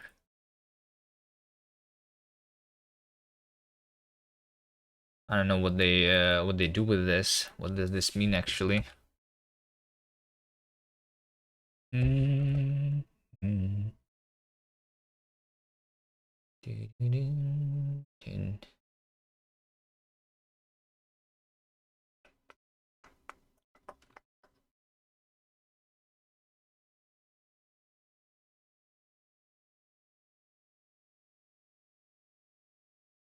So I'm saying that instead of saying that this is a native output, I could say that I define the output in the language itself, and then I say something like set native output to be output. I don't know if that makes any sense. It was an instruction to the compiler that's supposed to be only used in like the standard library or something. Mm -hmm.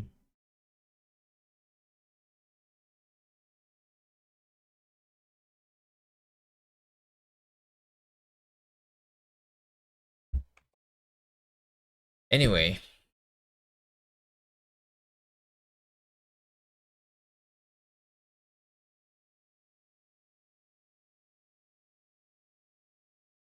default number type is not found. Okay.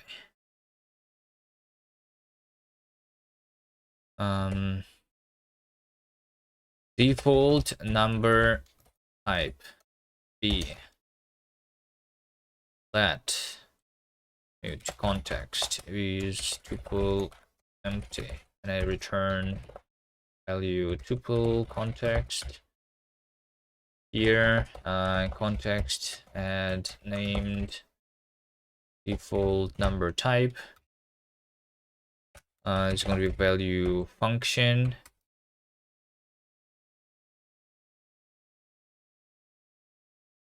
It's going to be I guess by default it's going to be a native function.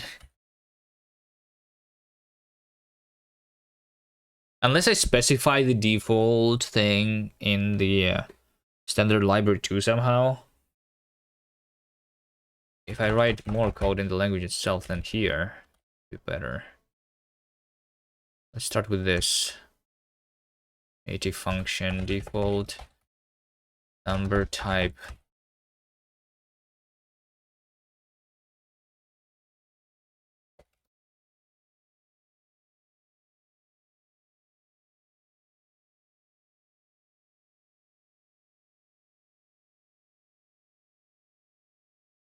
So the type of this function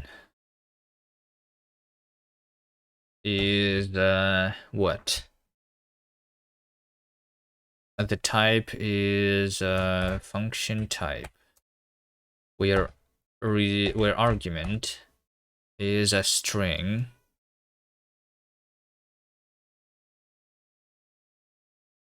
The result is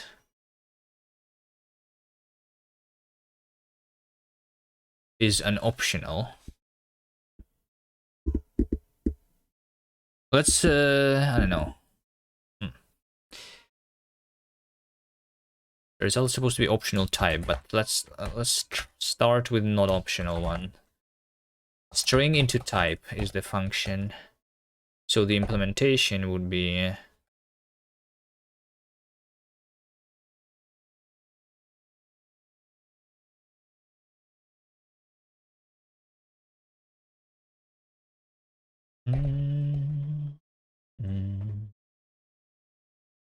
the implementation would be something like, let's see here. So as is as expect string.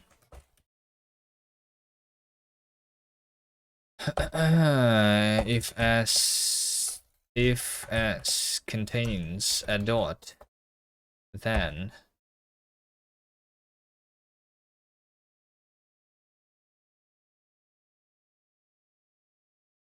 I will say we return type here always.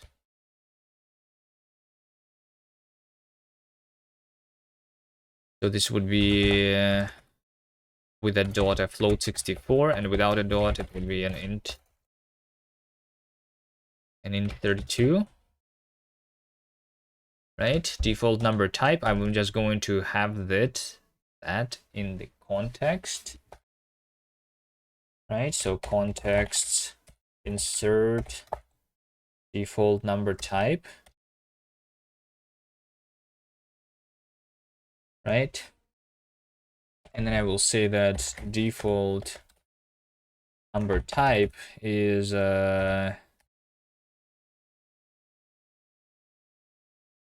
default number type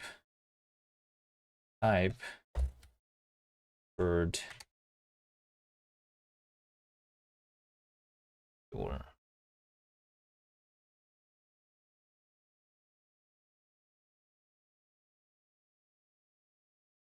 type is not variant. Type is not variant, that's true.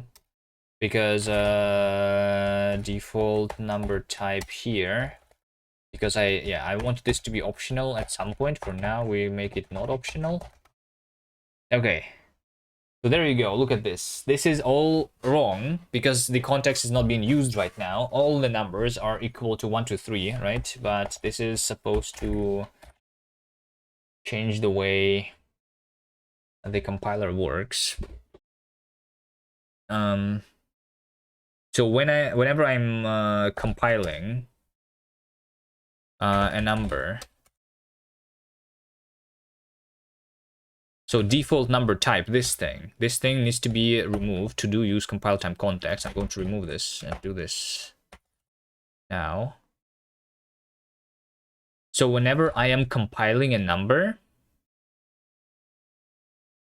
instead of just having this hard-coded, so raw is the string representing this number.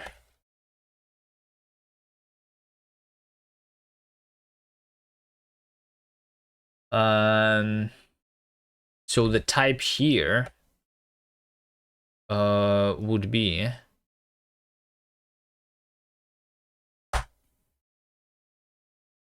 kast kast interpreter contexts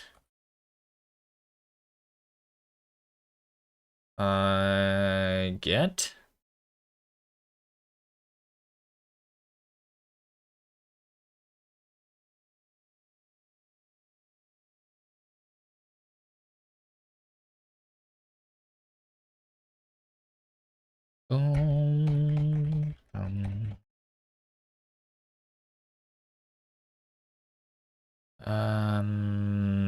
question mark expect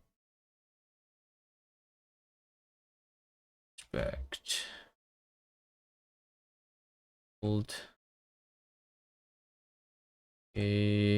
or else default number text not available. Expect type question mark. Okay, so here this should be the no, not it should not be the type here. No.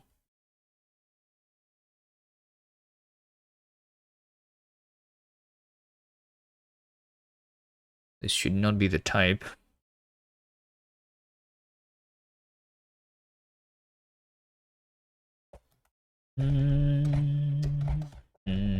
So default number type context is this. Right? Is this where the default number type context type is kast interpreter get default number type. Let's do this for now. Unwrap. No, it's built-ins.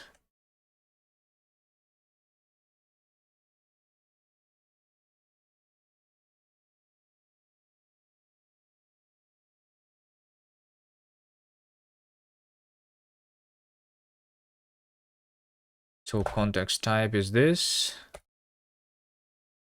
I call this. This function takes one argument, being the type that I expect, which is obviously going to be a type.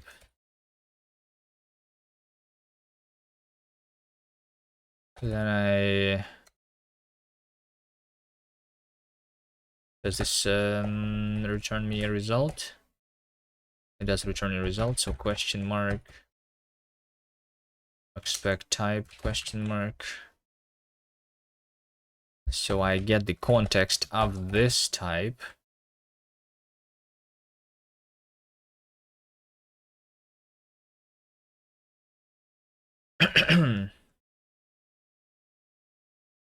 Now that I have this context, let me just make sure that I'm getting here, because I should. Yes, okay.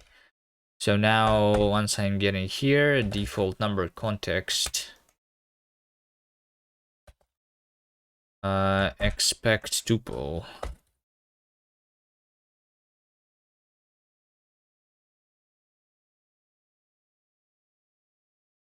I get named field, which is default number type. Expect function.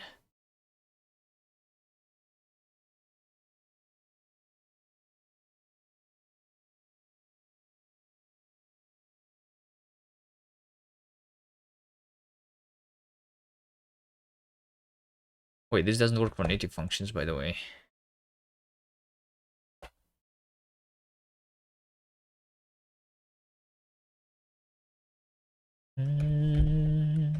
Unwrap.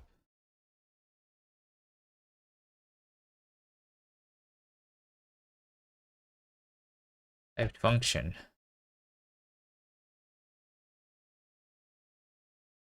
You can clone it and consume it.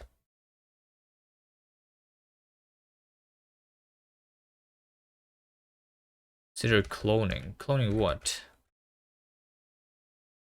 Oh, because get named is this. Clone. Sure.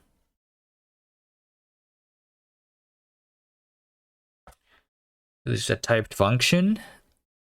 Then I'm going to say kast call function.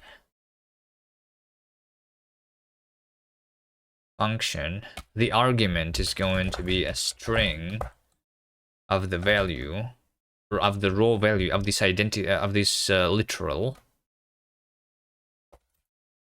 right? And this is the type that I want to get as a result.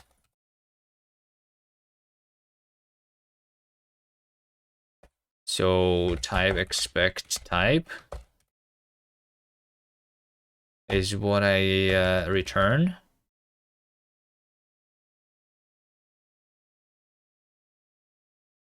So over here, I'm going to clone it. Kast needs to be mutable. Full function. Do I actually mutate it here though? I think I don't mutate it here, do I? Well, I'm doing the await compilation. Advanced executor. I think I don't need mutation here either.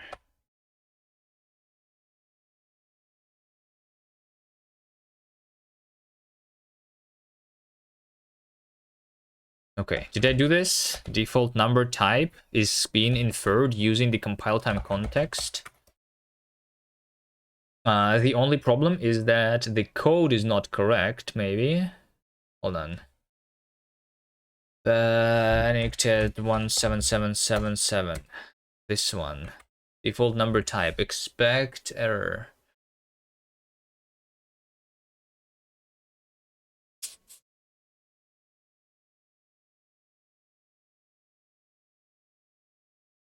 Expected a function that's not inferred and value is native function. Yeah, okay. Yeah, so like I said, expect function doesn't work for native functions. Right?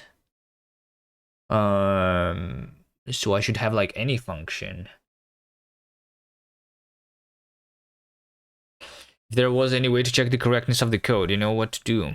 I literally am doing the tests today. Did you miss that part where I made my tests work? Because previously they were like stubbed out, they were not actually like testing the things, and now they actually are.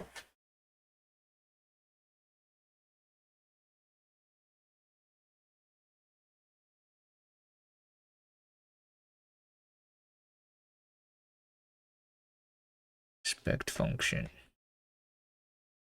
Typed function. Function. Compiled. Imagine writing tests which you do not test things. Well, in order to test things, I need to implement the testing functionality. And testing functionality is like required a feature that I only was introduced today.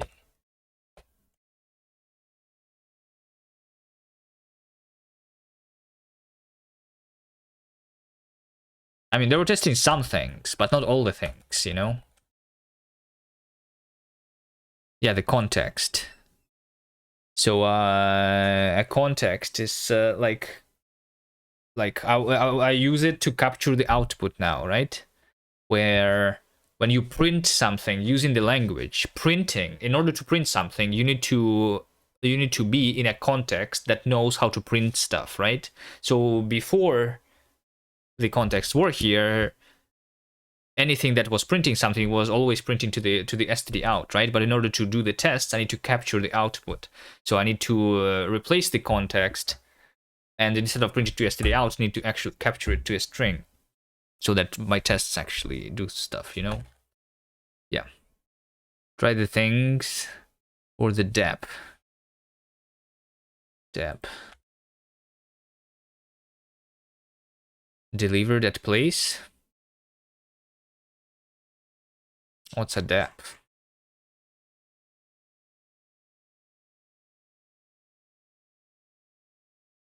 Debug adapter protocol. Is that a thing?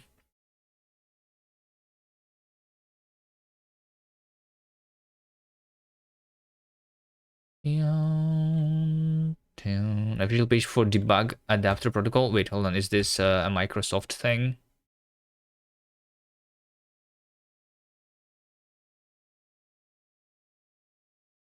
Adding a debugger to a new language or to an ADE is not only a significant effort, but is this like all right? It's like the LSP, but for debugging, right?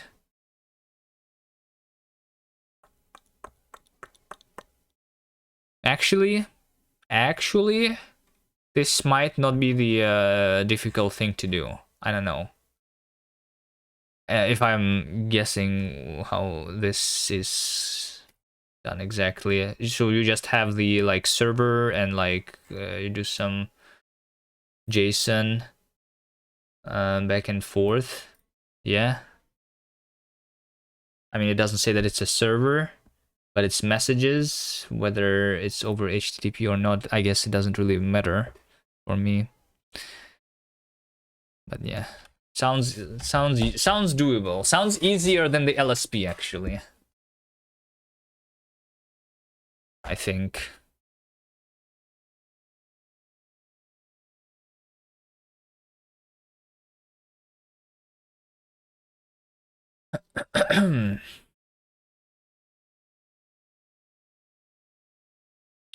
So value expect function. This is being used over here and over there.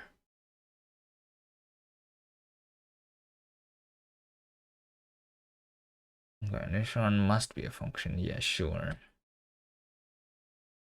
But this thing. All right, do I match here then? All right, I guess I say match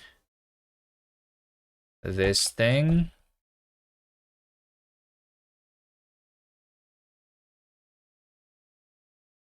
Bold number type.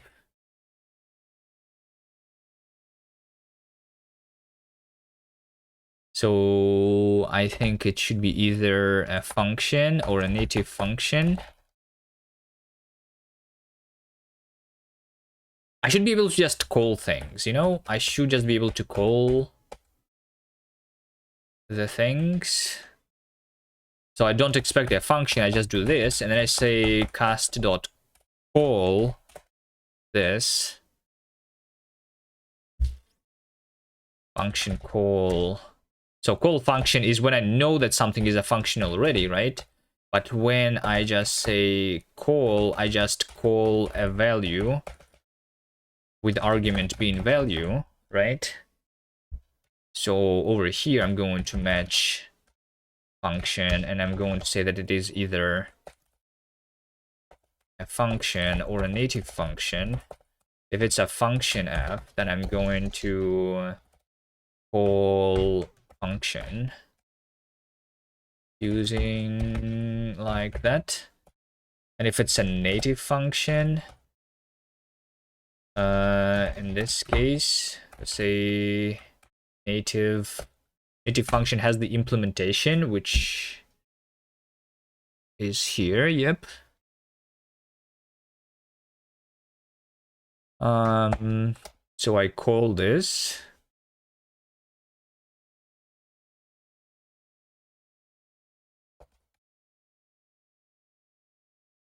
Wait, native functions, they are not async. Okay, sure. Function type and value. So function type here would be native dot type. And then a value is just the argument, right? And then if it's anything else, then I'm going to report and say that this is not a function. F is not a function. What if I say expression call over here? This is literally doing it here already. So this should just be self call f arg, right?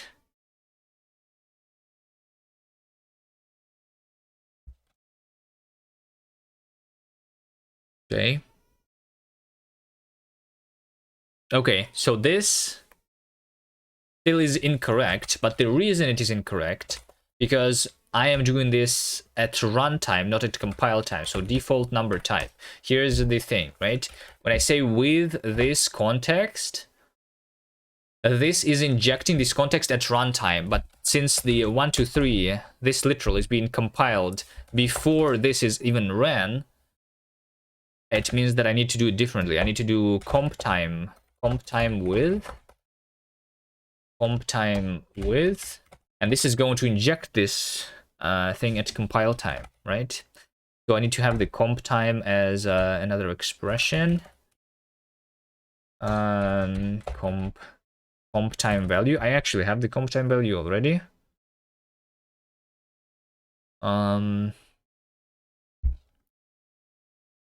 Which I think should have lower priority.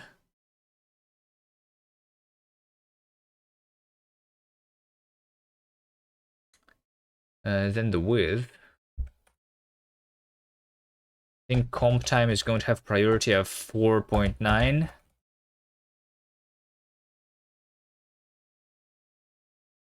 So now I need to have the macro comp time.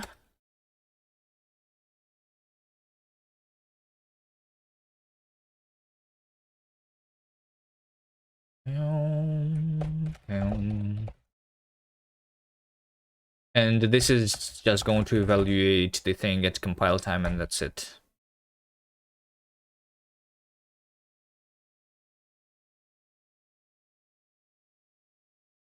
Macro comp time. Is there a better name to comp time than comp time? Because I feel like whenever I say comp time, it's like copy pasting Zig. But I also don't like to name it const, like they call it in Rust. And because there might be mutation there.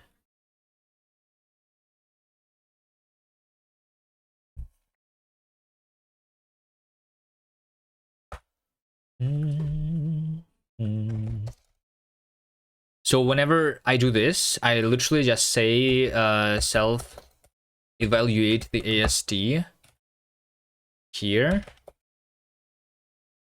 Not exactly like that. This syntax. And to get the value there. So since AST is this node, pre-compute. It's not just about pre-computation, it might have the side effect during compilation. For example, I can have a comp time std print, and that would print a log to the during compilation, in theory. Or like, I don't know, I can read a file at compile time, or I can connect to a database at compile time, like Rust's procedural macros can do. You know, it's not just pre-computing. It's just literally running code at compile time.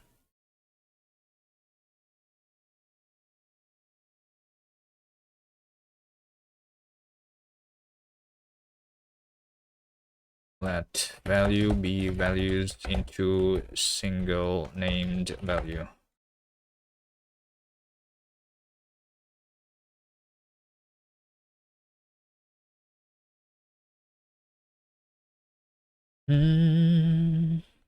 Let value be this. So I evaluate the thing at compile time, and then I return an expression, which is going to be a constant, where value is going to be the value.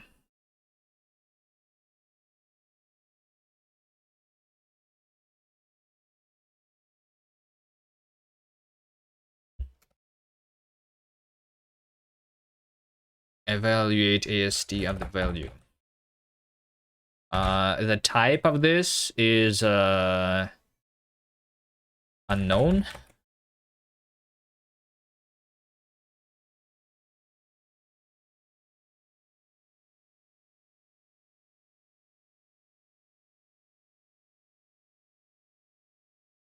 I think that's literally it. Let's try. Okay, actually, it worked. Int 32, int 64. I'm pretty sure that this worked. This one, the last one, is supposed to not work at all. The last one is supposed to not work at all, because I am supposed to have no default, but right now I have the default. It also means that since I changed the default, if I say 123, this is going to be an integer, but if I say 123.0, it's going to be a floating point, right? Yeah, okay. But I also can say comp time. Wait, hold on. Does it make sense? If I'm inside a REPL, comp time probably doesn't do anything.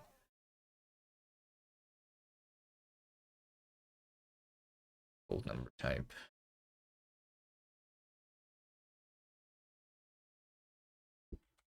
What if I do this? And this returns me an int64, sure. So if I do 1, 2, 3, it's an int64. Yeah, okay. Because in the REPL interpreter compiler, it's all like the same thing. So now, since I am defaulting to int64, this is actually going to like fail to parse because it's now done using this thing. Nice. Nice. I guess also the easiest thing to do, actually, since I don't want to have any default, it just means that the default context for the default number types should just not even do this. It should do value type, which is a new not inferred type, and that's it. So I don't care about the this thing. Hello there, Nautilus. Hello, hello. So if I say now 1, 2, 3, this is going to be same as before. The number literal type could not be inferred unless I specify it. All right, it's a little bit too like very verbose right now specifying it. But yeah. So if I do just run default number type, I will say int32 in 64, and then it should be inferred. Also, since this is a string, I don't have right now like the functions to work with strings, but like I can write this logic where it should be like an int or a floating point based on if the string contains a dot inside here. I just need to have the native function contains, I guess. Let's do that. Let's do that here. Hello? So this does not work because I have like no inferred. No default. This is going to fail. But over here, I will say that default number type is string s.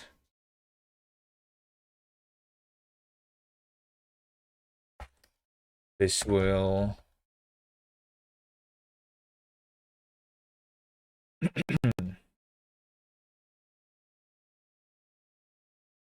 be something something.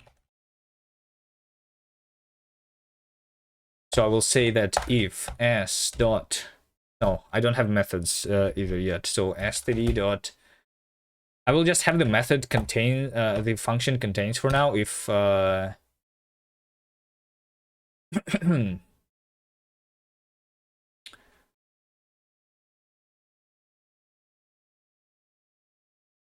contains.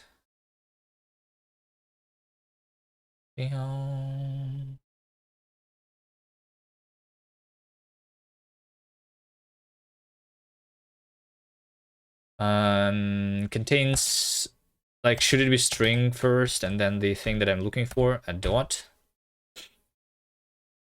and then std float 64, else std in 32, right? So this is how Rust works, basically, kind of.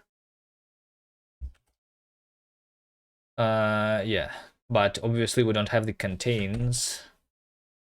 So let's have in this standard library function contains.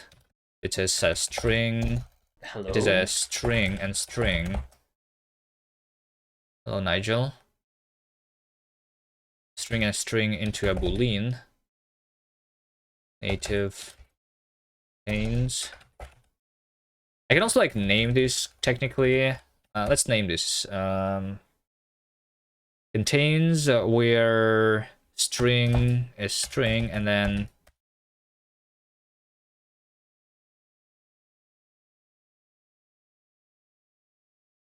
what we're looking for.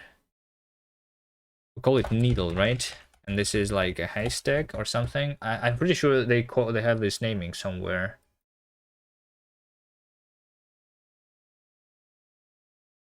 What I was searching for.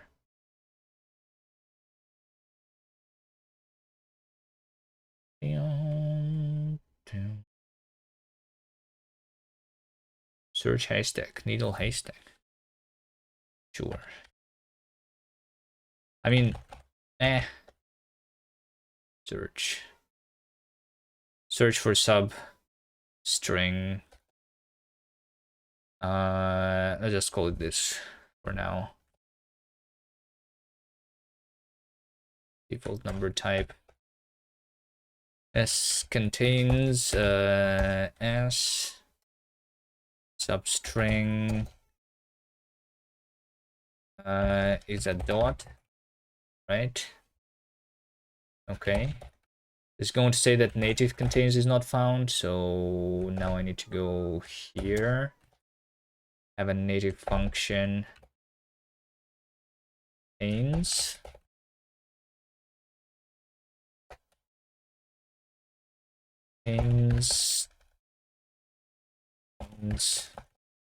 Probably have a helper here so that I don't specify this name twice at least.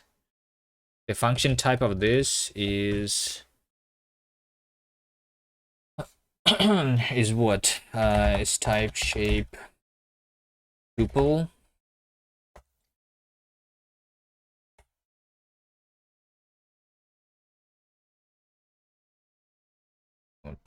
Args tuple empty args and named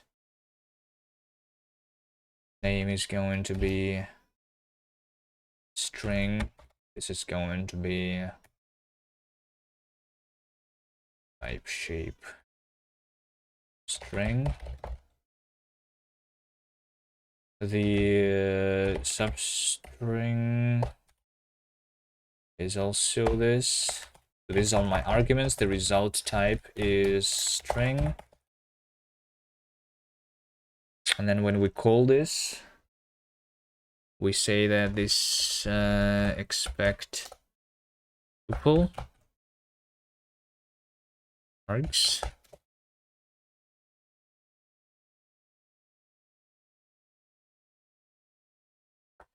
This is a tuple, so args get named unwrap expect string s substring as args get named substring.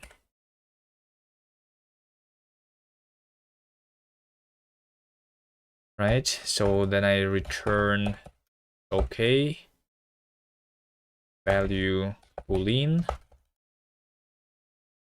Wait, hold on, this returns a boolean, not a string.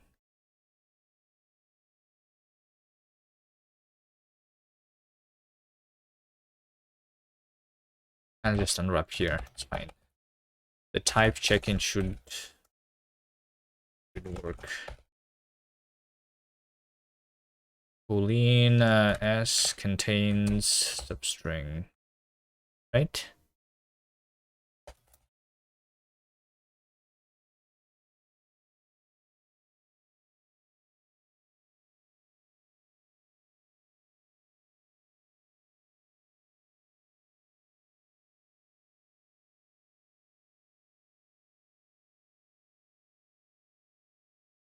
I probably can like take named in my tuple so that I don't need to clone these things. Tuple get named. How about I save with function take named self name stir option t self named move name value is this, and then I say if let some value is value, if value is some, I do something like self-named order remove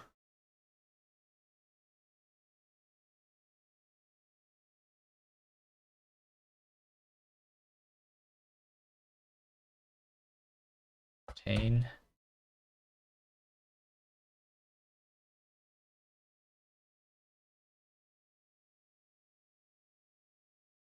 No, that's how I remove it.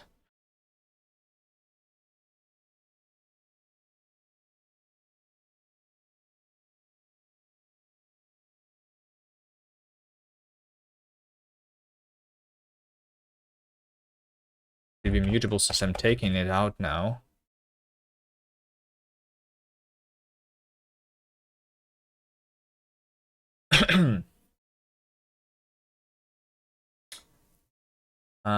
Number literal could not be inferred. Okay, I think this works. I think this works. It's just like over here, if I try to do 123.0, right? So this one is going to give me int 32, and this one is going to give me the float 64, right? Let's do s3 print, you know, based on dot or something. I don't know. I don't need to print anything. Like, this is the correct output anyway. So we first tried to make the default integer to be in 32, then in 64, and then based on the actual literal, right?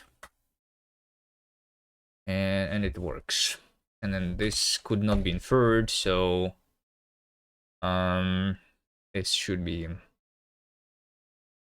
false, right? Yeah. Let's do here if false. Then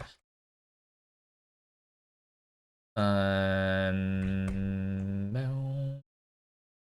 Wait, what? Line 13.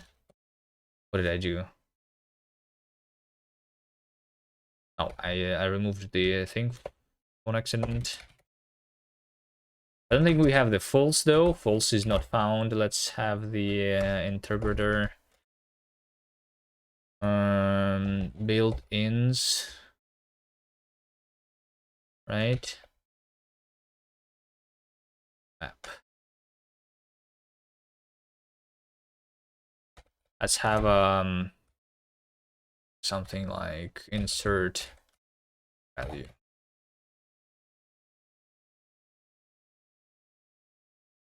No, expected type. Expect inferred to be a value type.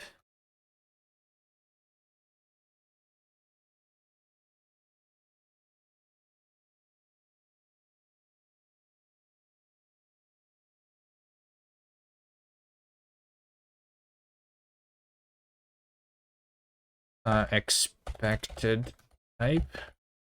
Expected type is value type.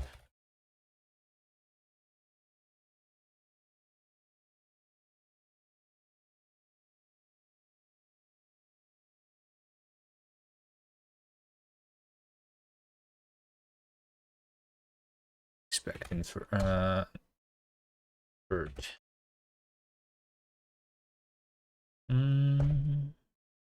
Okay.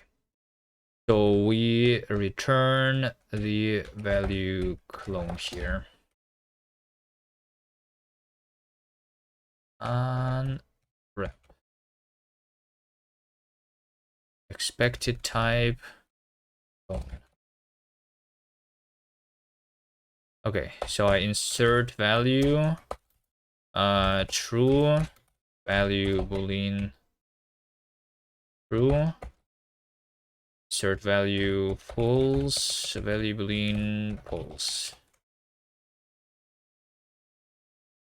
I guess this is still going to say it's not found, because in the standard library I should say somewhere around here, right, where const true boolean is native true and const false is native false. False is not found. Wait, what? Where? Oh, because it is std false now. Okay, maybe true and false should be something.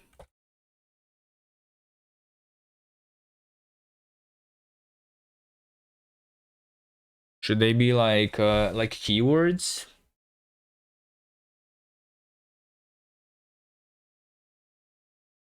Or should they not be keywords? I don't know.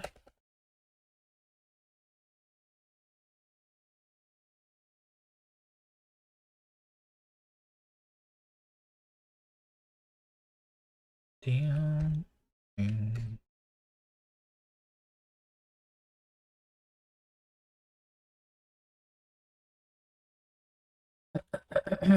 Fine, let's make them keywords. It's okay. We just make them the highest priority ever, right? Syntax for true is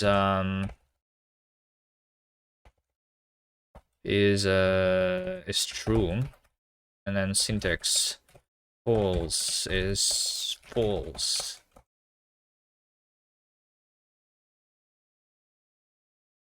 Right? True cannot be used until it is defined. So now I'm defining it in the standard library. Instead of having this as a constant, I will say that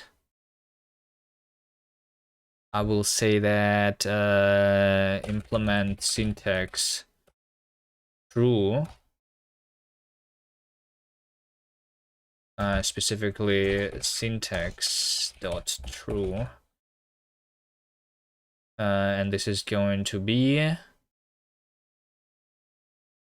so we have an empty tuple macro, empty tuple into native true, which is a boolean. How does scoping work here? Like, this is supposed to work like that. Wait, hold on. No, not exactly.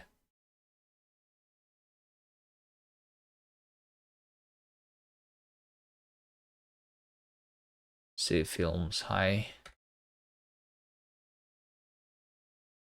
Does this have to be a macro right now? If this is a macro, then this should return AST, which means that I need to quote this, which means that the boolean is not going to work because this then needs to be like std bool. But yeah, let's see, syntax false is going to be native false. I mean, since this is a native true and native false, I don't really need to specify the type, right? While compiling false, expected a unit. Wait, what? Expected unit got unit? Huh?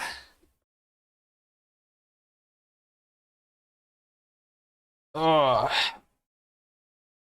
You guys know each other? Are you also making your own language? C films.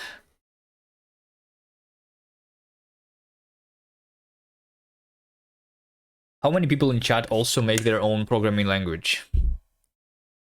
Who will be the master level units? Well, you see, there is a different units.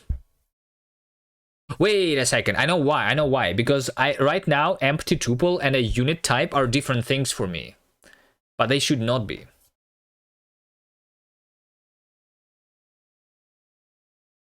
Not making a programming language, but working on a JIT compiler. Nice. For an existing language. Dev Ninja is doing very good with his language. Wait, hold on. Are you saying that Dev Ninja actually has more than just tests? I thought he was just writing tests.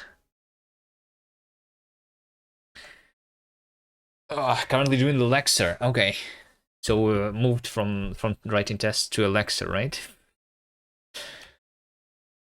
Okay, so here's the thing. This is not an empty tuple.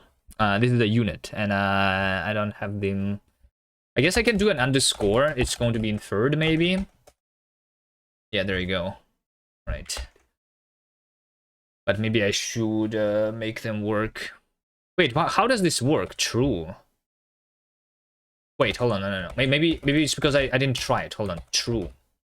Bool not found. There you go. Yeah, bool not found because this is a quote. This is constructing the AST. When you say a quote, native, true, boolean. This is an AST, so it doesn't capture the environment here. I think I don't need this though. True, false, like false works, yeah, and then the true isn't going to work too. Purple date work, I shouted at least 20 times, do not redeem, but the old lady still redeemed the voucher.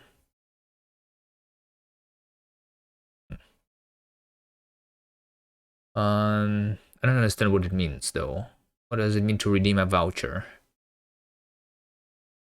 What does it mean? What's a voucher? Hold on. Heard this word before. Small printed piece of paper. Coupon. You're developing a math statistics focused coding language. Nice. What inspired me to build a programming language?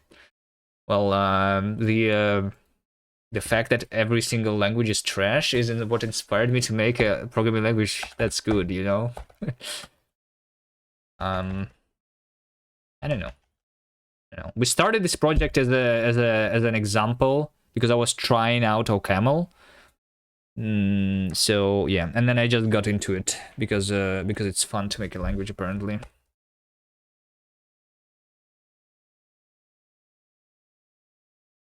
Is a joke. Google do not redeem.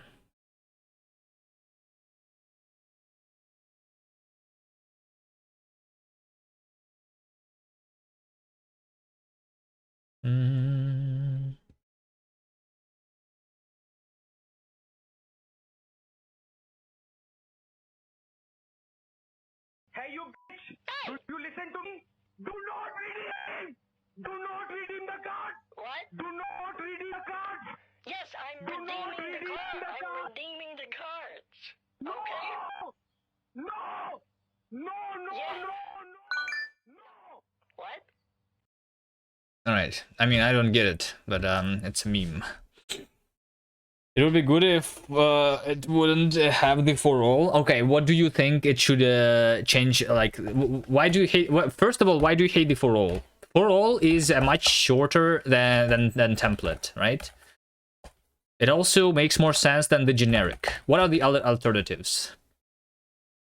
I mean, maybe it would be nice if I did not need to have the keyword here at all. Maybe we just remove this and then we do this, right? But also, I think eventually I will want to have lists. How would I want? Like, I don't have lists yet in the language, but I would assume that it would be like this square parentheses, square brackets. Maybe I should change this from square brackets to something else. I can change this to like literally a symbol.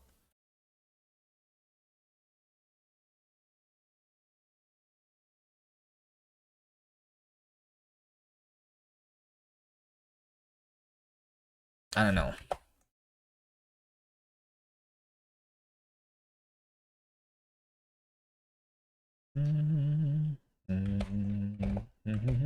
All right. Anyway, I think this example is kind of cool. Let's add it to the tests.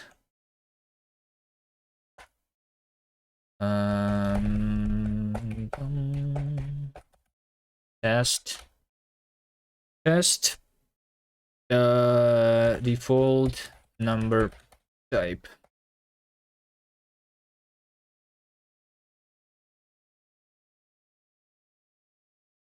The output is going to be to 3 int 32 and then 1 to 3 in 64 and then 1 to 3 in 32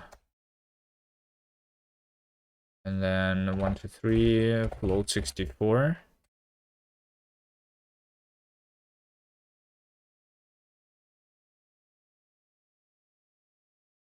Cargo test.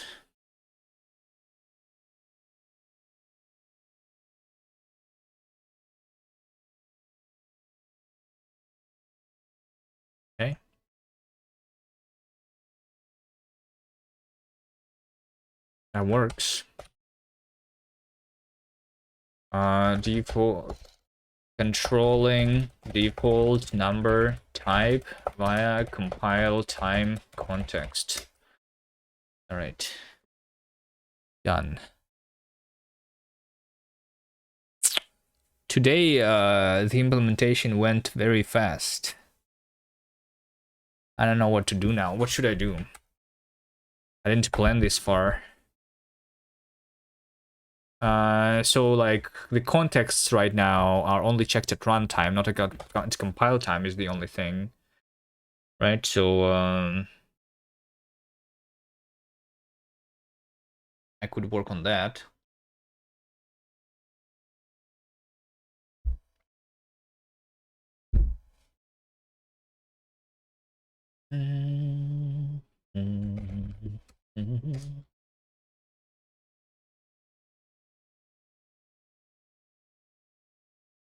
So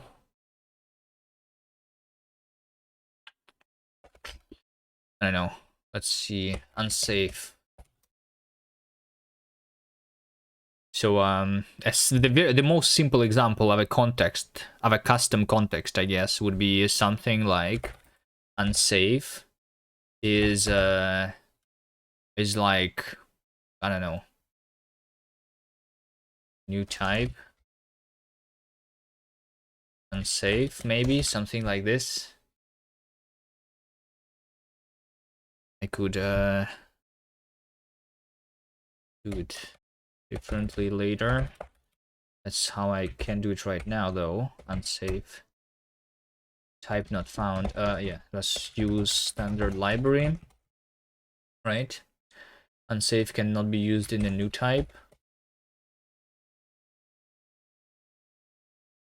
Cannot be used in a new type. Oh, it must be a multiset of always. All right, sure. I mean, it could be like just a variant, right? Value variant. Variant. Think then I can just do type shape variant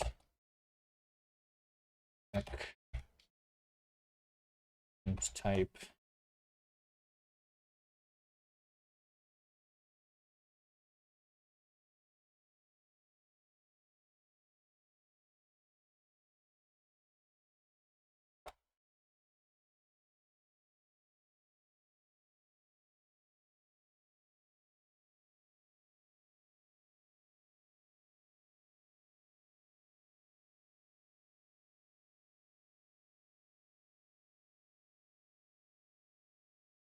Smash close delimiter.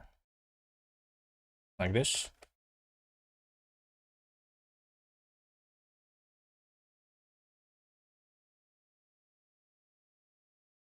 Mesh arms have incompatible because this needs to be got into. Right. It's going to work now.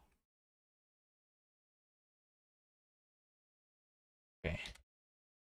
Unsafe. So yeah, so unsafe is going to be just a library feature like this, where I should be able to define unsafe function, right? So unsafe function is going to be something like function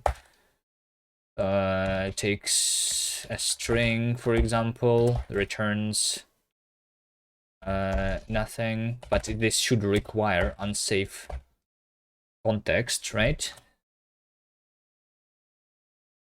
And this will just say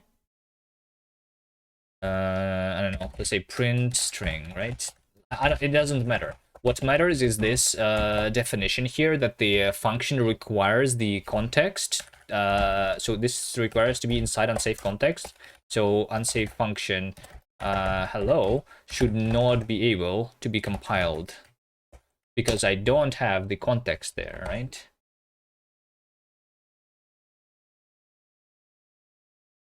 Line number 5.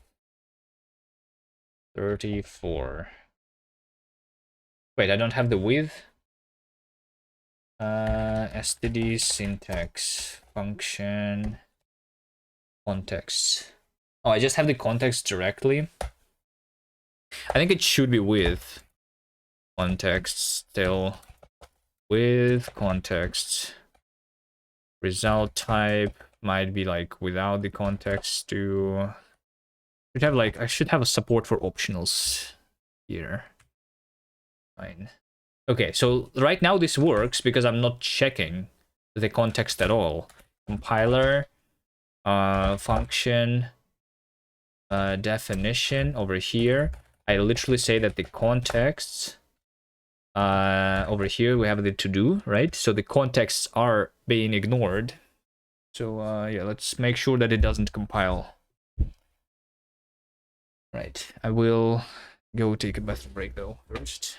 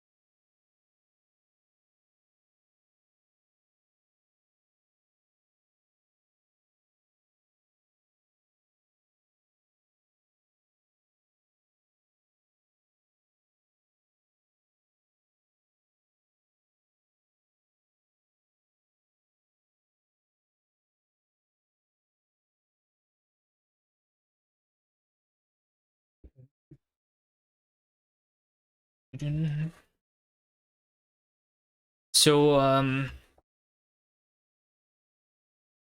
whenever we have a function, it no longer only has the argument and the result, but it also should have the context. Context is almost like another argument.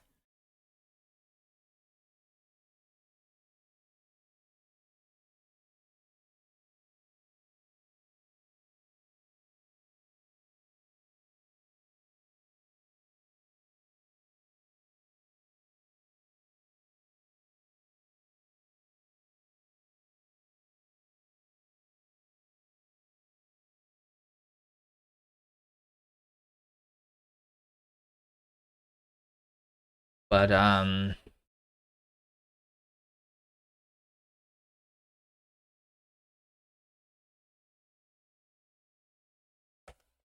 don't know. We are going to have struct contexts.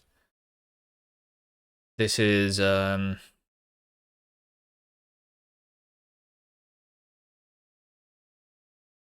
context. Context is technically just like a list of types, a hash set, a hash map,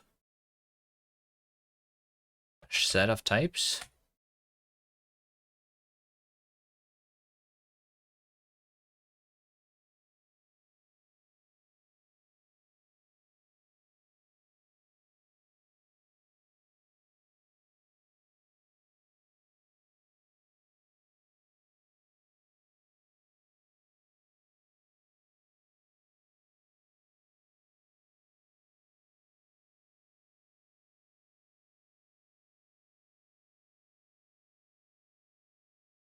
Right. We have the list of types for now.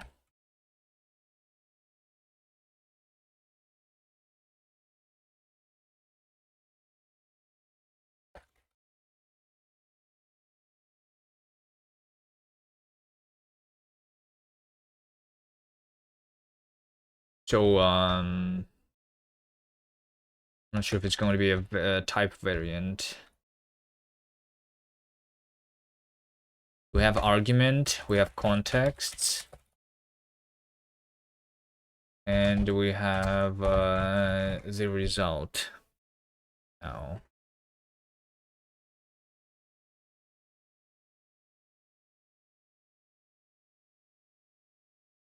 contexts, inferable, make same, a contexts, b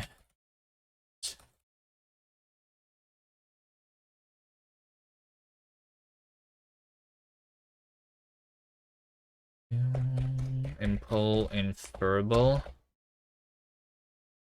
for contexts.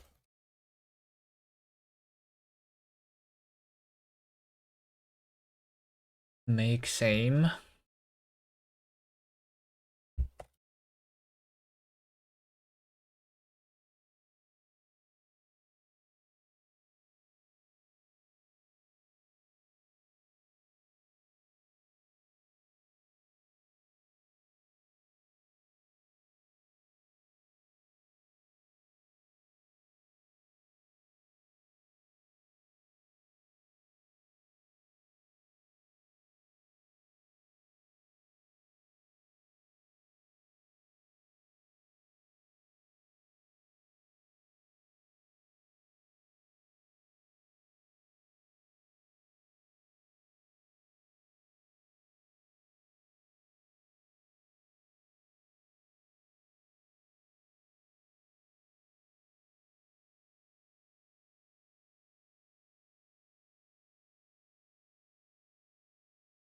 That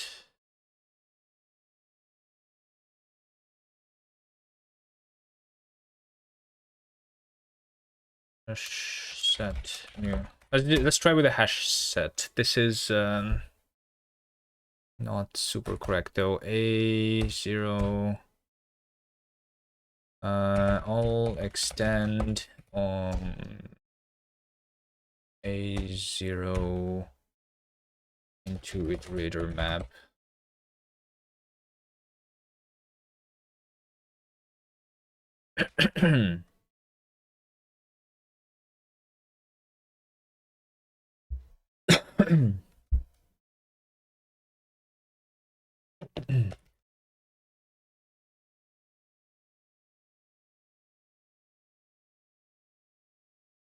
Extend B0 into either app or A. So it just like grows it. It always just grows it and that's it, right? It's not like super correct though, because sometimes it needs to be growable and sometimes it should not be growable, right?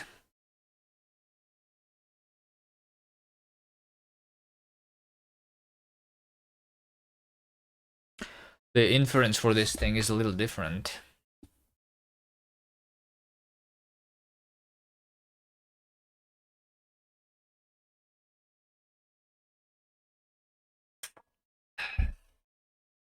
So maybe it should have over here contexts, types is a list, but it also should be like growable.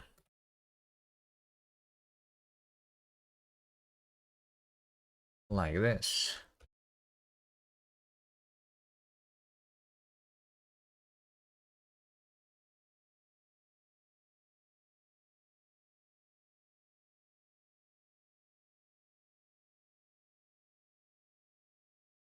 Start with global true.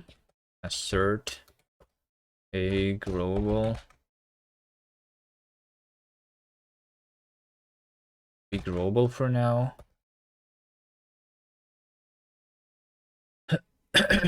A types, B types.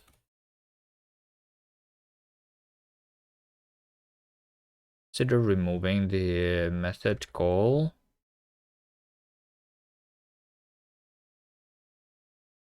The F type. This can be built from this. The hash set of keys, yeah. Into either app key type into type. So we unwrap it. like that. Hmm.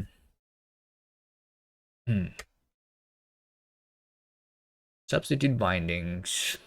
Function type. Okay. Context.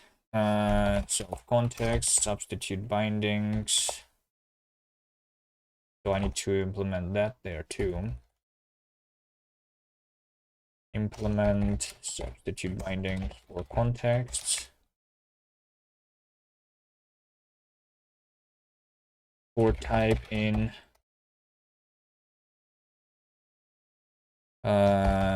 self types.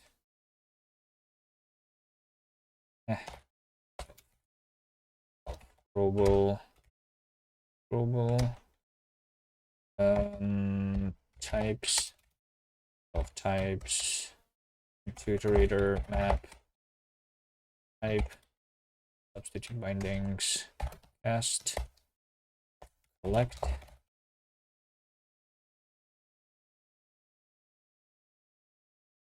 Default number type, contexts, empty.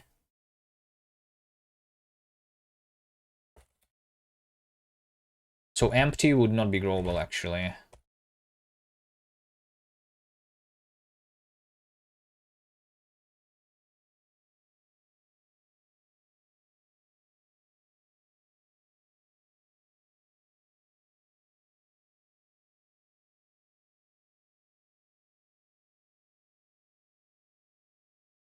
Right type.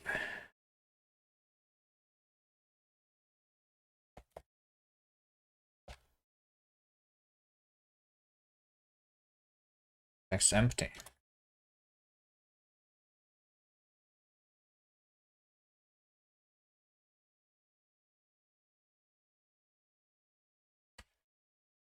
Expect function. Context. I just have this static stir so that I expected function.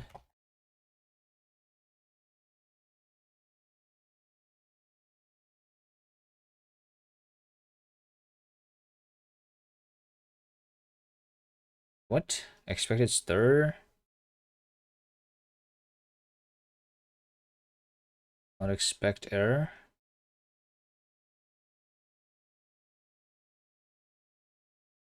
Oh yeah. Expect error values static stir.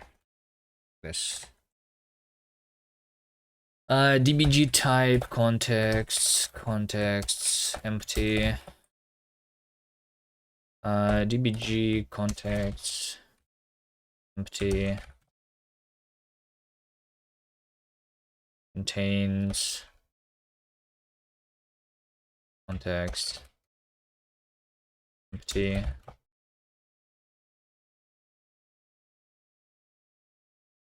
Panic context text empty. To do panic, I think this should like anything that can panic should be known at compile time that it can potentially panic, so it's not an empty context. Parse can like fail, so technically contexts empty to do error. Print contexts. So print contexts should be I mean this one is actually empty. This one is actually printing to the std out specifically.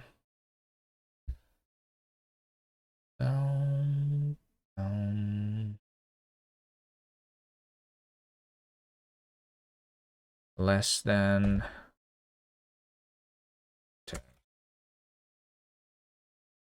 empty.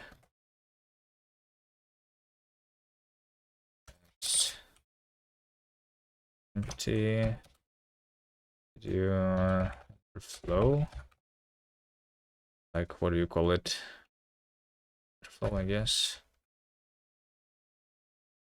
Context empty. You overflow. When I have a function type, this is the expression of function type. When I have an expression of function type now, I should be able to have the context. We have it to do here, right?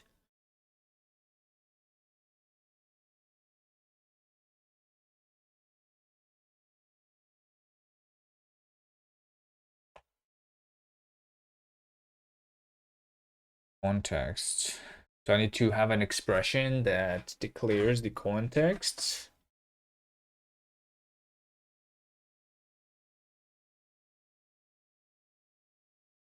Context and new not inferred. I think I'm just going to have new not inferred here. Similarly to this. So empty is growable false, but if I want to infer it, then it's going to grow. So this is going to be true here. You define all math operations as maybe. Well, here's the problem with maybe instead of using contexts, right? It is. I mean, I have this on the website, I think, right? This example specifically. So the problem is, how do you write your math, right? How do you write your math? You just want as git stash, just REPL. If you want to say 2 plus 2, and this returns to you a maybe, right? Just the 2 plus 2. Okay, now I don't have this thing. I probably want to like have a quick way to have these defaults. Anyway, if I say that this is int32, right? So like this should be always an option int32, you say, right? Like this, always be a maybe. But like, how do you then, if it always is a maybe, how do you do 2 plus 2 plus 2? Does it mean that when you add 2 and 2, you should be able to like add nothing to another integer? Or otherwise, because otherwise you wouldn't be able to write the math operation like this, right? Also, it's not even a maybe, right? If the overflow happens, maybe this is something that you want, because sometimes you want the overflow. Sometimes you want the wrapping. Like, there is a bunch of different ways to add numbers.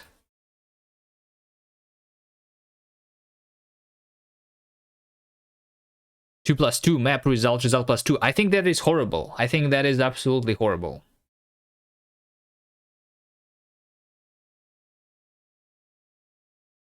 When you write your actual like things. So I think the context is much better way of doing it, or rather having, or I guess it's very similar to having checked exceptions.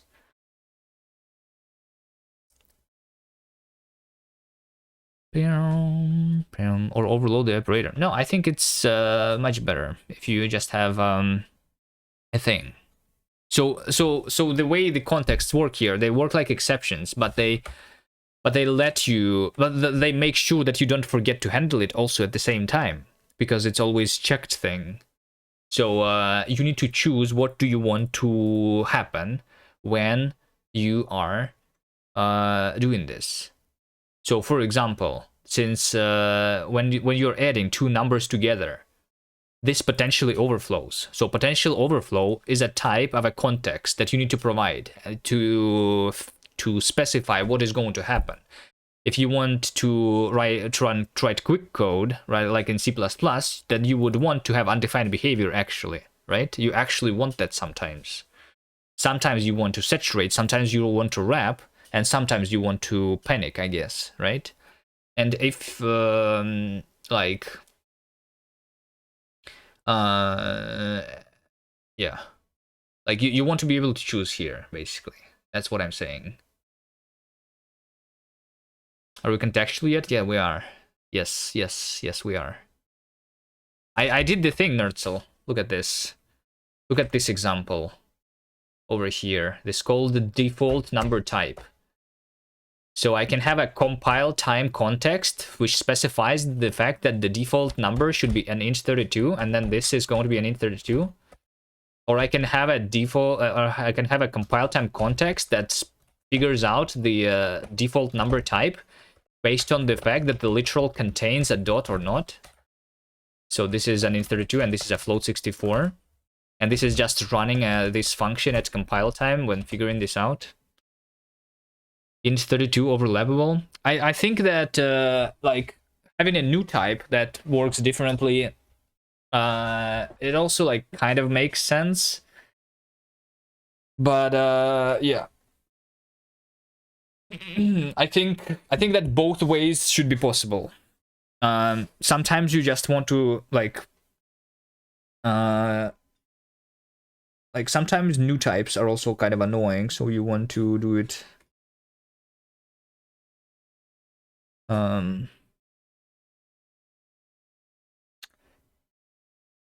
hello?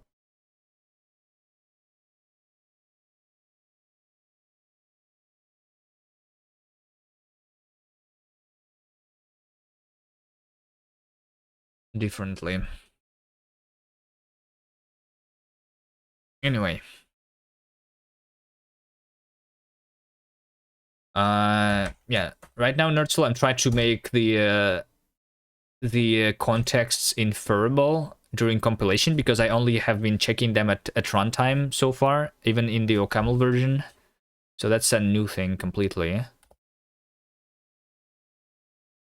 So I'm trying to have this example of a unsafe method, right? So when you have unsafe method, you specify that this requires unsafe, and this is supposed to not work unless you provided the unsafe context. So if I say with unsafe, then it would work. Otherwise, it should not work.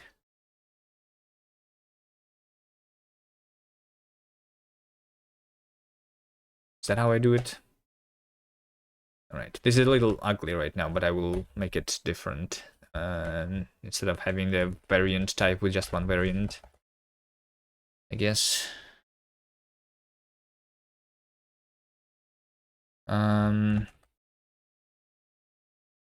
What?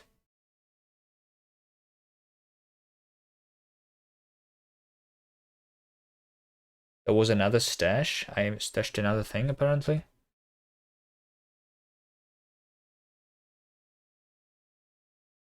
Updated upstream. Oh, shit.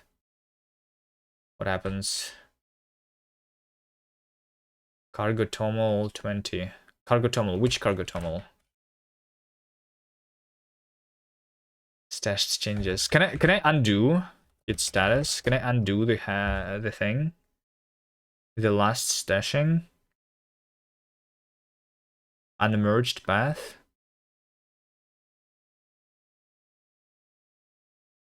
A git restore? Staged? No, that's not the... Yeah.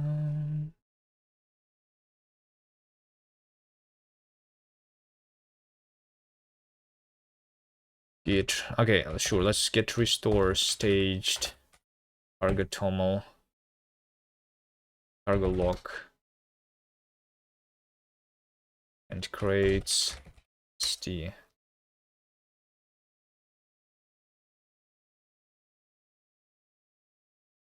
What does it say? It's still modified if I restored it. No? Cargo toml still has the thing. Did I not restore it? I guess restore does something else.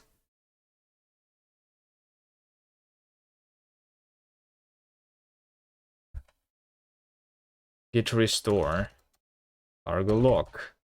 I want to discard this.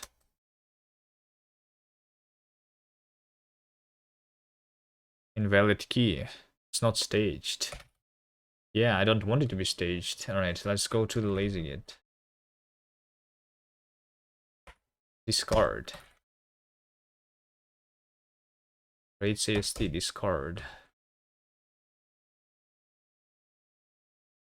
Git reset. But like the help literally told me to use git restore. The restore I think is the new command, right? You were using the reset before, but restore is like the new way of using git, right?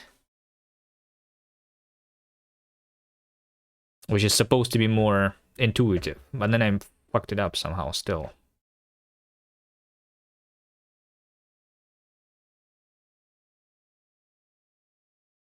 Let me reload the entire thing.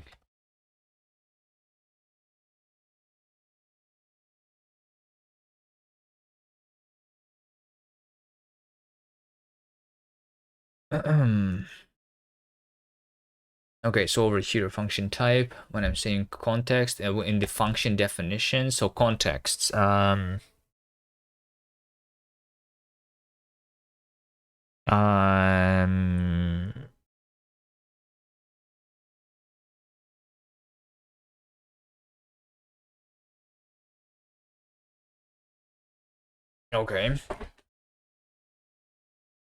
All right. Okay, sure. Context is an option AST, right?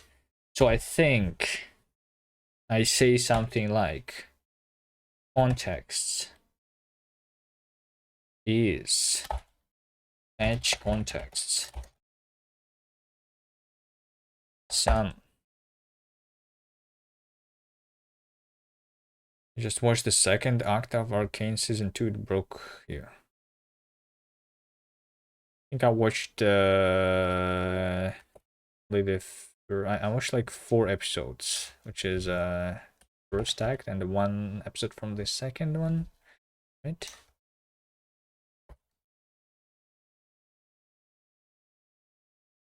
Do they call them acts?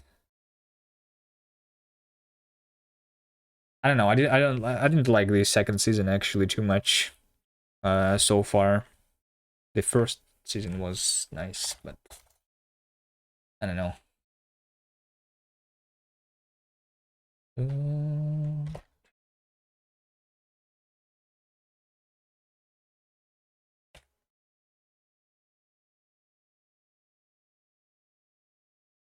Contexts. Some contexts. Then we say self-evaluate texts. None. Some.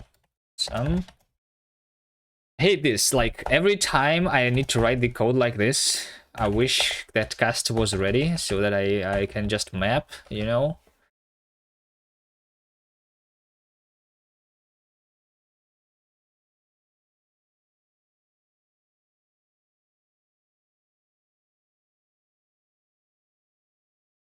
So I'm going to have a new type, which is called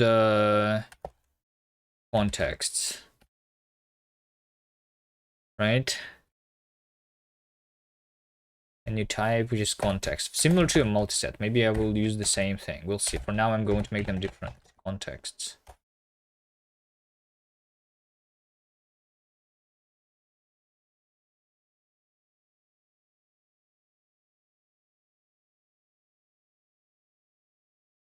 Does Rust option not have map?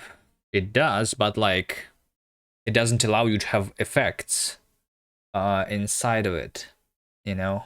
You can only panic from inside. You cannot throw a result like you cannot like return from the outer function from inside a map. You cannot await inside a map. You cannot do a lot of things there.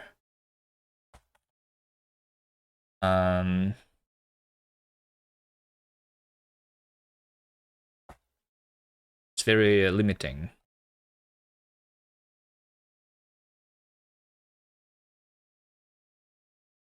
I mean, there is a thing that's called like option future, which I could use. I just think that writing it manually, it's almost like easier in Rust. So there is I could use option future, this thing, since I want to like await inside a map, right? Option future from option T, right? So I would map it into a future, then construct it, and then convert it into an option future, then await that. It's so ugly though.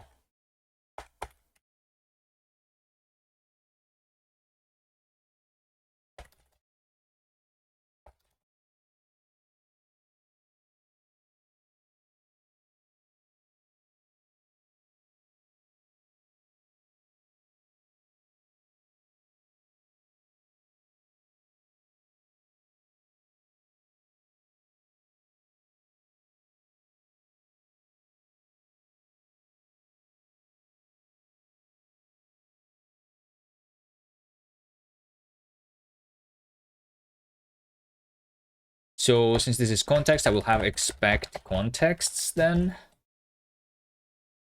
here, and this is going to be contexts. Well, I guess in this case, okay, I guess here I don't actually map it because in case I am not specifying them, then it means that it's going to be inferred automatically. So there's going to be contexts new not inferred, right? Okay, so I have the contexts right now in the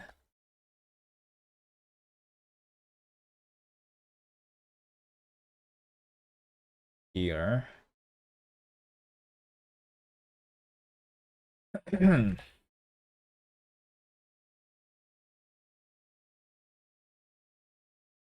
Should be part of a value. Let's have it in the value. So we have a new value type, which is contexts. Contexts. When I say display, it's kind of very similar to this one.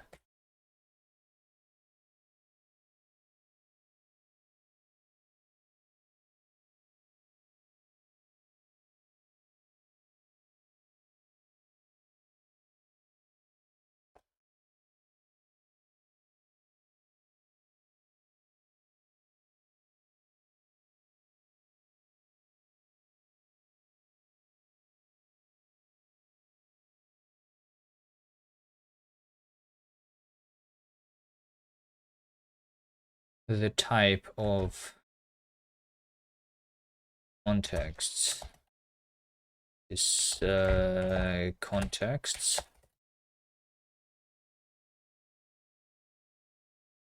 Expect context should be in the value. Expect like this. Context, this should the result contexts. Type shape context, type shape contexts, contexts, contexts.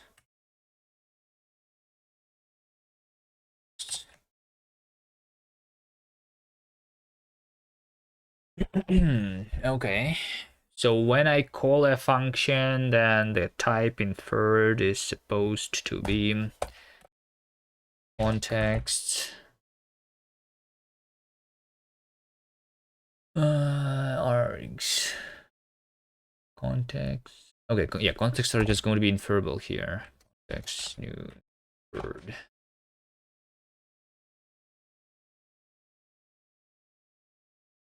Okay, is that it? I mean, that's not it, but let's see where it goes.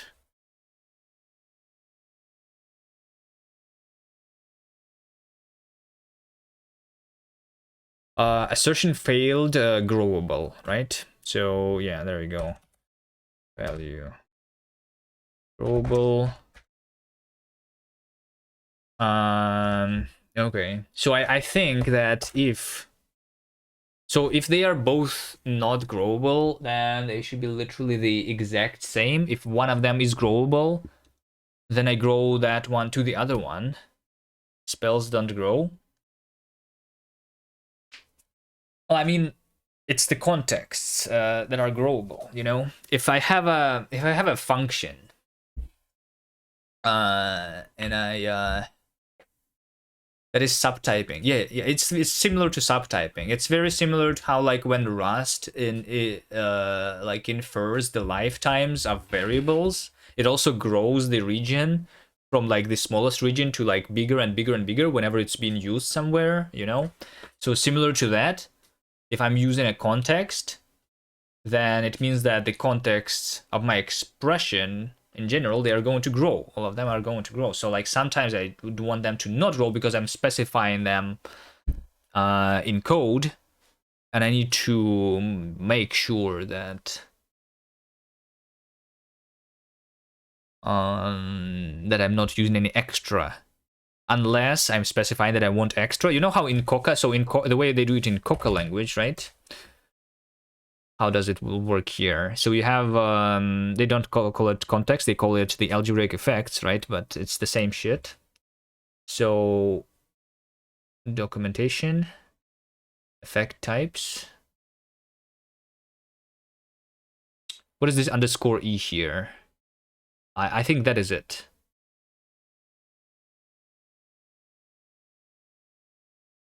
So, oh, okay. So in this case, so this is a function called square6, right?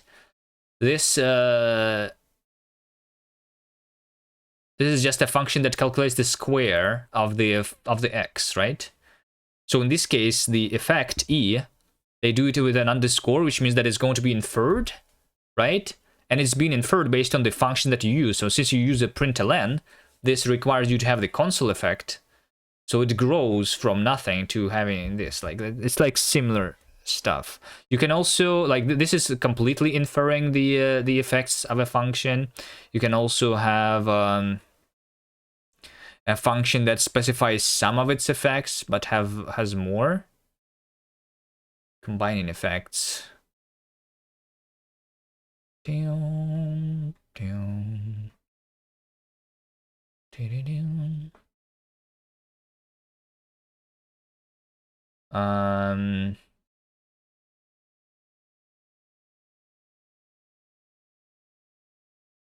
don't know. It's somewhere around here. I remember something. Maybe effect handlers.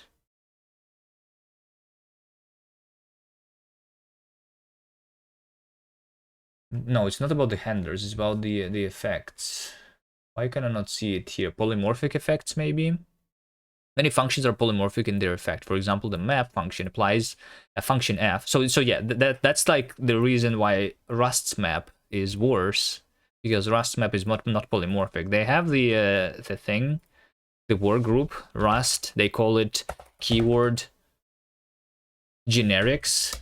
I mean, this is from 2022, but I'm missing kind of generic where you can have like an async read or not async read, and similar to that, like an async map versus not async map, and like even more generic thing, kind of the same thing. I don't know, maybe Rust will have something like that eventually. But yeah, we want map to be polymorphic over the effects that are happening inside the function. So if the function f is using effect E, then the effect of the map is the same effect. So like, since I'm using, I don't know. I don't see where it's extending it. I guess you do this. Yeah, okay, so you specify like a list of effects by using like angular brackets. Then you say, and then you list the effects with the vertical bars. Do I use the same syntax? I don't think I will use the same syntax because I don't want to use the less than. But yeah. You specify some effects and then you specify like a freestanding argument, which is going to be inferred. So some of them are concrete and some of them are inferred. It's a little bit like weird though, where I guess in this language, similar to Haskell and like OCaml, you can have like variables, and they look exactly the same as like concrete things. So we have an explicit for all syntax, but they don't here. But yeah, other than that,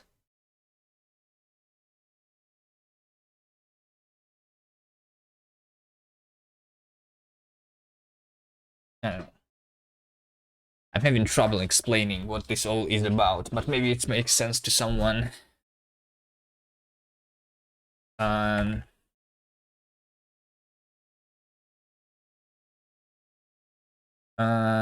But yeah,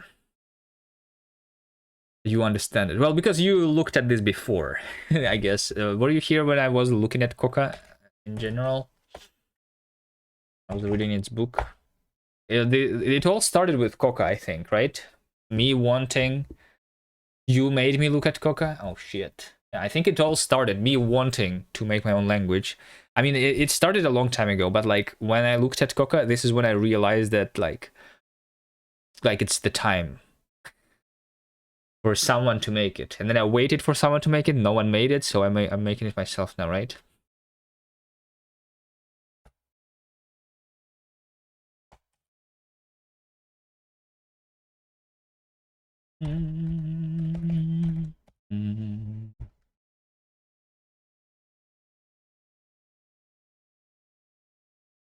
So if it's not growable, what do we do here?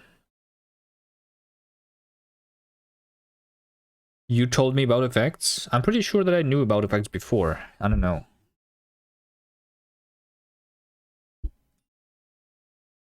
I mean, I knew about them, but I did not see how they are like used in a nice way. Because I think when I was looking at effects before, they were pretty ugly, similar to Haskell's monads. You know?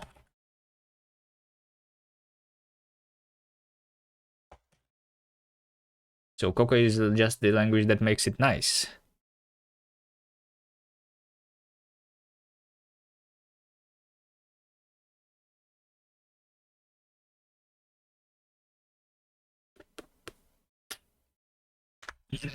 I think I just do something like this. I think I just do something like this. We have both A and B to be mutable. Right? So let's say something like, if A growable, then grow A into B. Okay, let's just say grow A into B, and then I would say grow B into A. How about that? How about that? Yeah, how about that? I say something, grow question mark, question mark. So I have over here a function grow. This is context.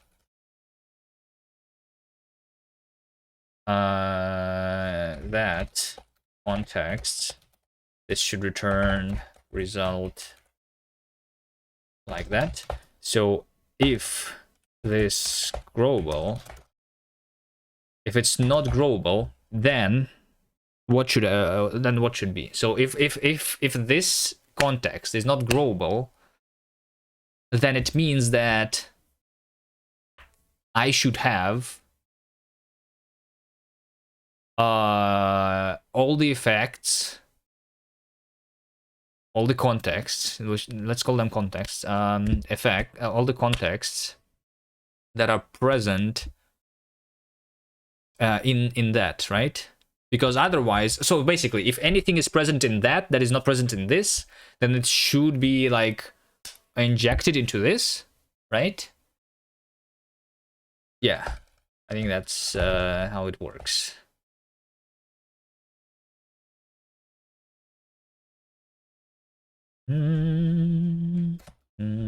If it is not growable, no. We just go. I think I kind of want. But I cannot make it a hash map. Hash map is not hashable. Okay. Chat scrolls too fast. What do you mean chat scrolls too fast?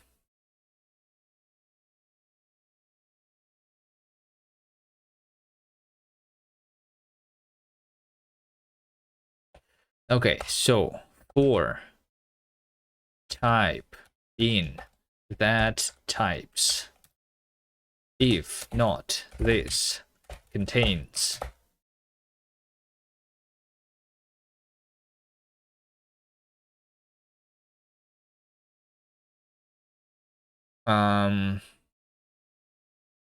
type, this types contains, I can have contains because we have the ec, right? So if it does not contain the type, then this types push type. right? Like this. But this means that I need to grow it, obviously. So if this is not growable, then I'm going to say Ari fail.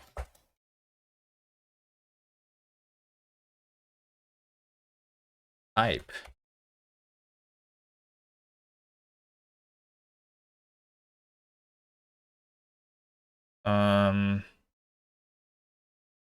Context not listed. Type. Let's just have this error message for now. By the way, I saw a girl today who was asking why nobody talks today. She had chat for subscribers and closed them by default.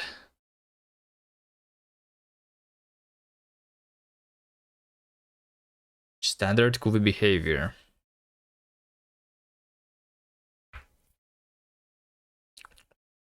What do you mean standard Kuvi behavior? I literally respond to every single comment.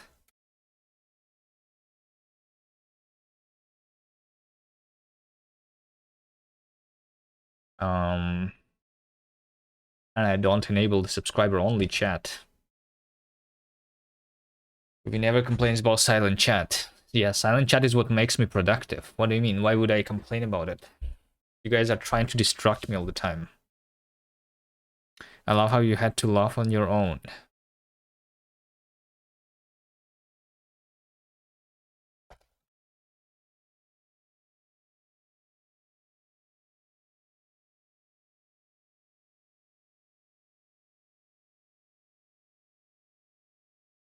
Context not listed. Okay, I think that is it. I just grow A, I just grow B. Eventually they become the same basically, and I just return.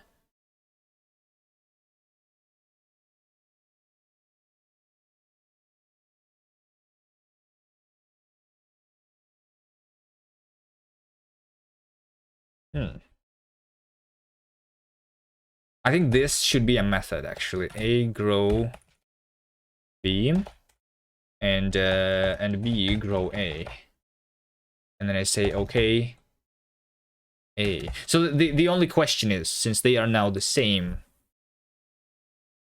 this says make same, so I'm unifying two inference variables with the same.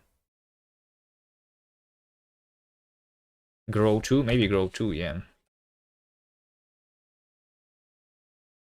So this is going to be self.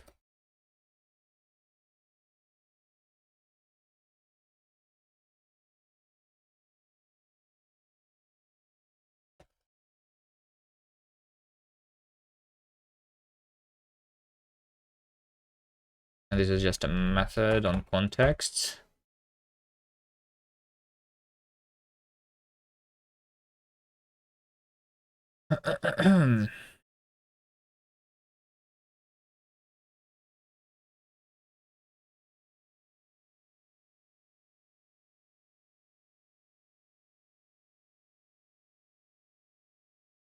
He's never constructed. Okay. Don't need that.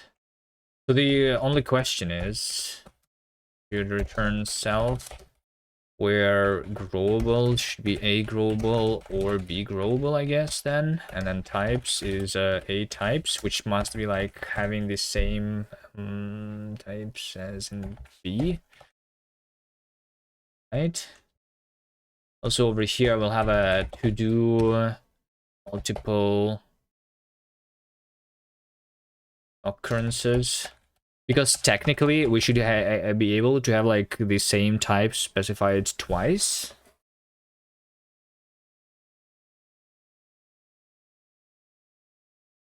You should check which one is larger. Okay, I mean, okay, grow to does not mean grow to the one that is larger. We can grow to the one that is smaller. Maybe we should. Maybe the correct name to be is going to be something like extend with, so that, you know, like let's say that I right now know that like I require contexts like access to the console and I don't know, like for example, right? And then another thing that I want to extend with is is requiring unsafe context, right? So we merge them together, kind of. Extend it, sure.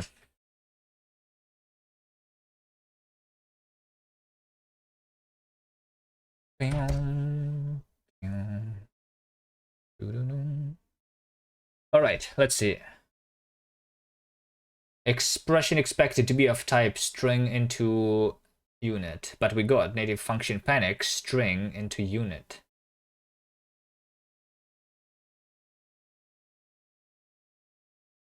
This is literally the same.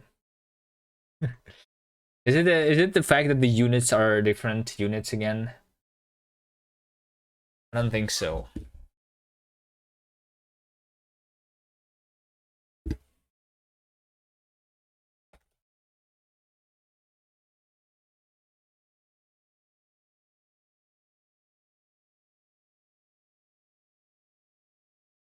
Let me just say that this is unit instead of having an empty tuple there.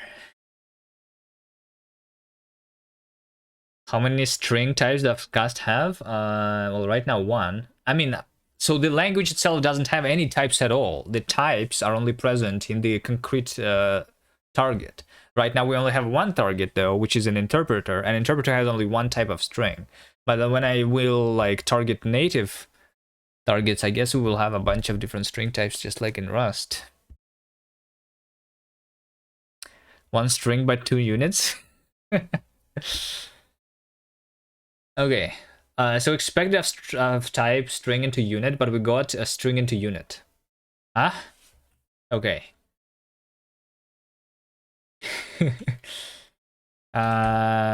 Function type. Let's have function type and have the display here. So I'm going to do question mark here. Okay. And then I'm going to say if self context types. Maybe we need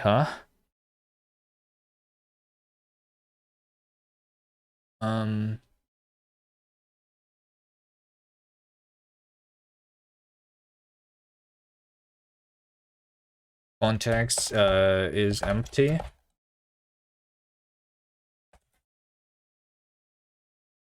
I think if not is empty, then I will write with self contexts. How about that?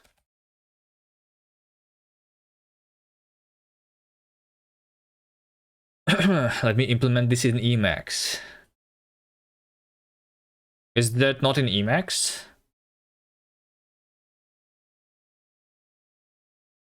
Do people who use Emacs use it in terminal or using its own GUI? Because I don't know. I don't know. I've never even tried Emacs, but I would assume that it's its own GUI that you use. You don't run Emacs inside the yeah, the GUI, yeah. So that means that implementing something like that should be easy there, because this is not like, because people who use Vim usually they run it in terminal, right? But this is a custom front end for NeoVim, which allows you to have these animations and smooth scrolling and stuff.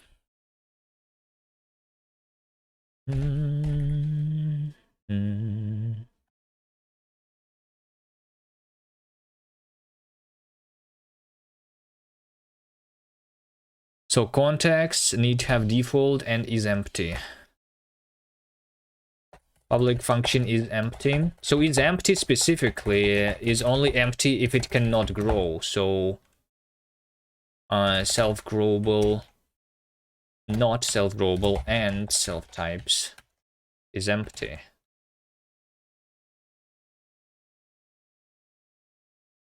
Right? And then I also need to implement stdfmt display for contexts. So this would say something like for index and type in self types rate enumerate.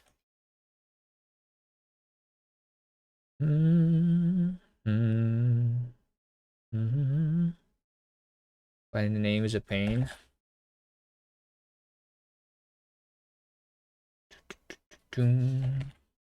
Emacs smooth cursor.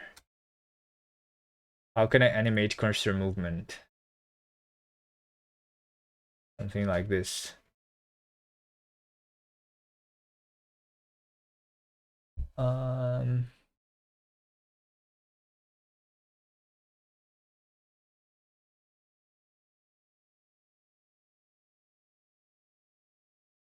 Reminds me of Neovide.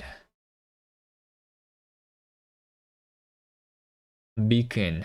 They use beacon.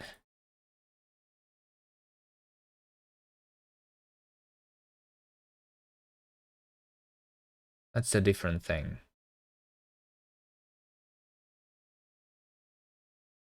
They highlight the line briefly.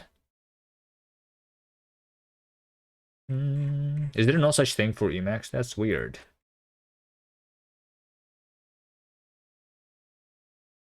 Alright, I'm gonna take... I'm gonna go eat a lunch in a bit. See if I can get this done in 10 minutes. If index is not 0, then write this. And then write f type. And then also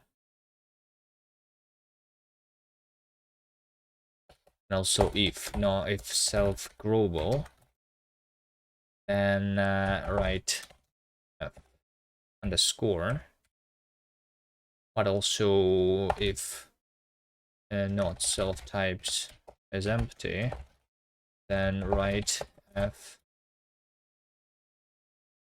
this. I think that should work.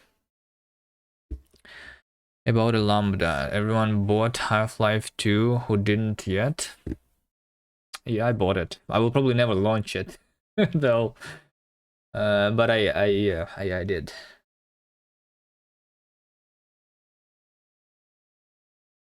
Okay, so there you go. So expression expect to be of type string into unit with underscore, but we got string into unit. So the thing is, I expected the function to be string into unit with inferred like contexts, but the contexts are like not growable and being empty, right? So this means that... Wait, but why? While evaluating native expression.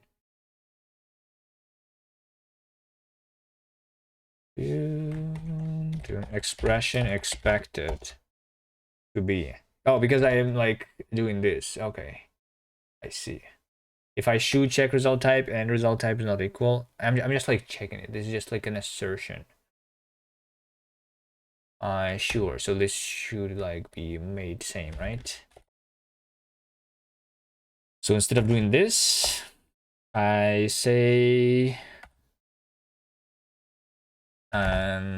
result type make same as expected type.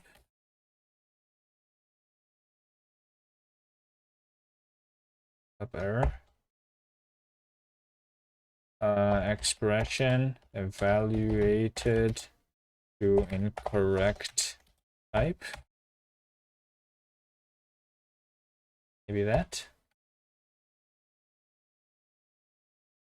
Just clone it here.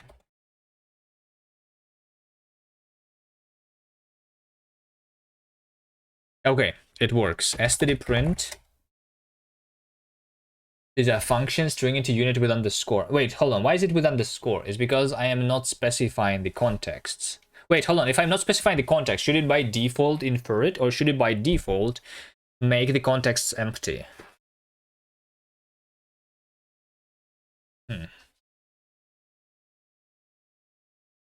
I don't know.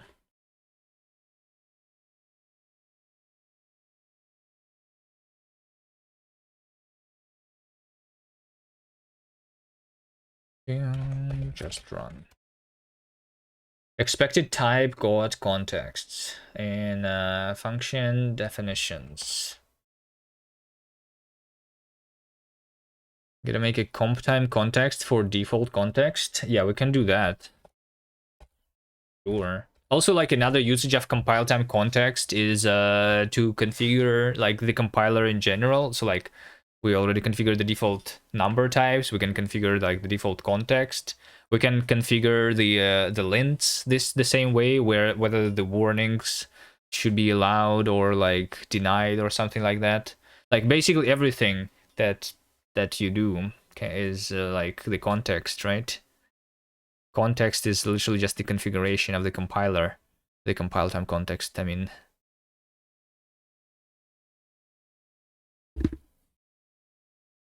It's call texts on the way down, yeah. So my hardware is just the context. I mean, yeah, that's it. That's true.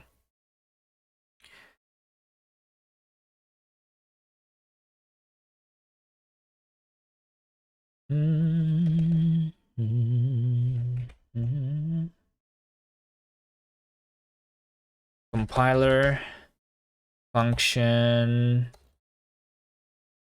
def. Are you a context? I don't know. I mean, depends on the context, I guess.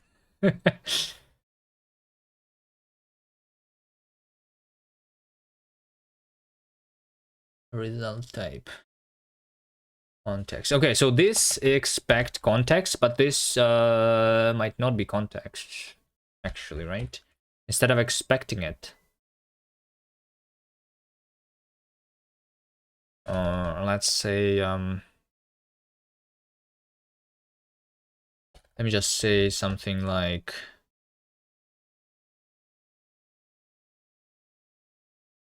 let me say this into contexts instead of expect contexts.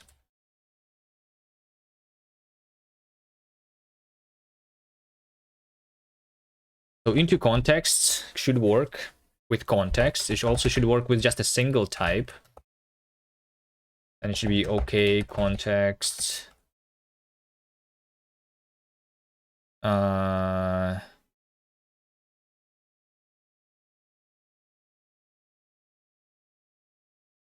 mode contexts is contexts empty, and then contexts types push type.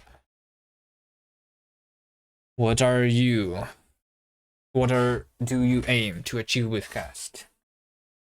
Okay, so kast is supposed to be the one language to rule them all, basically, so that you can do anything with it, you know?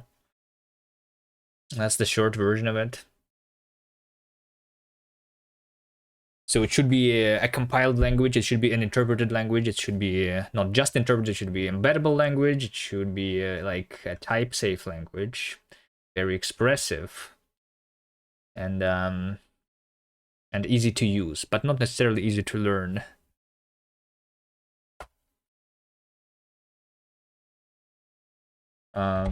But for myself, I am personally interested in making games, so I'm going to use it to make games.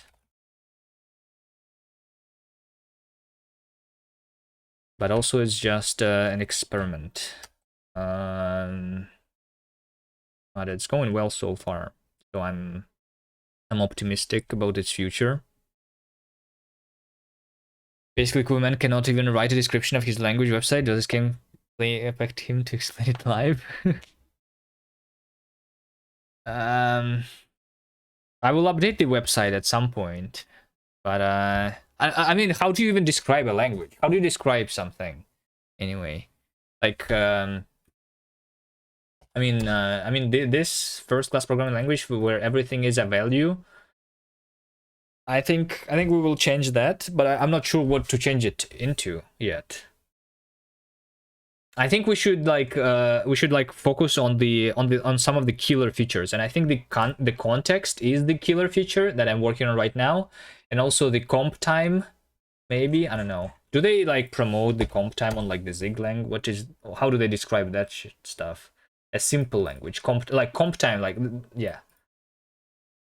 So like this is important, and then we say like contexts, and then we say simple language, but not simple to you to learn, but simple to use instead, which is better, right? You know about every popular language ever made, and you can describe all of them easily.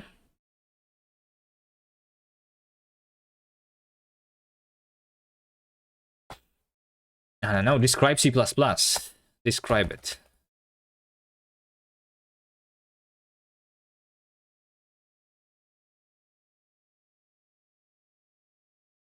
Or Rust.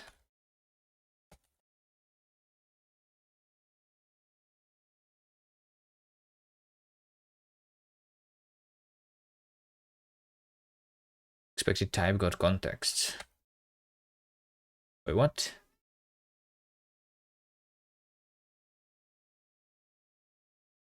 All right, you know, guys, I need to go and take I need to go eat.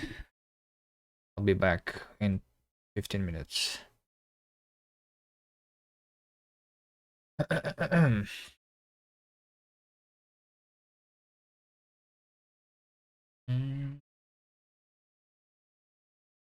can describe the attributes of each language. Maybe describe what the language aims to do, or for is a bit much. Well, I mean, what is the attributes of the language? Like, because there is a lot of like, the language is a lot of things. There is a lot of things in it. Describing it in just like 2 words is very hard. You can describe one killer feature. So I think I would focus on contexts, which is same as like the effect systems. So with effect types and handler, I don't know. Context-aware programming is what I want to say about kast, I think. What do they say about the anti? They say anything here? Exploring another novel features.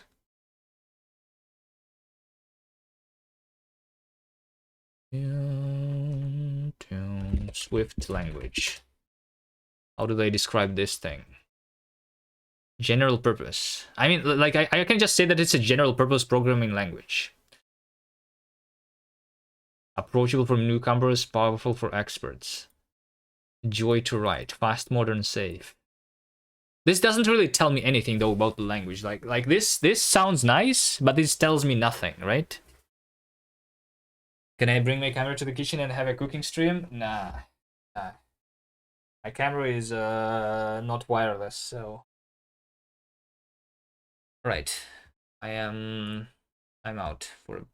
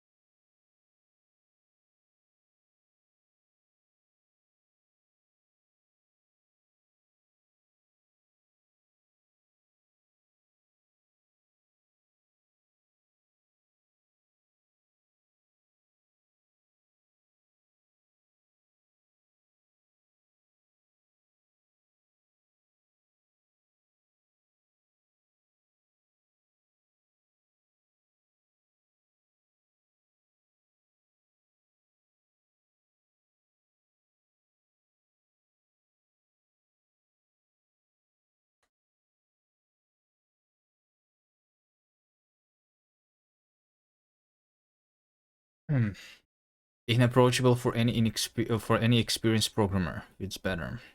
Not only can he not describe his language, he cannot even describe the single features of his language, like how container types are declared. Huh? That's not a feature of a language. You want an example of how container types are declared?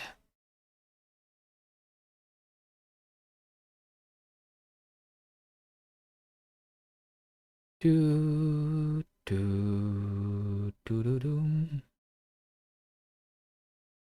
What exactly is, like, do you not understand any of these features that I specify here?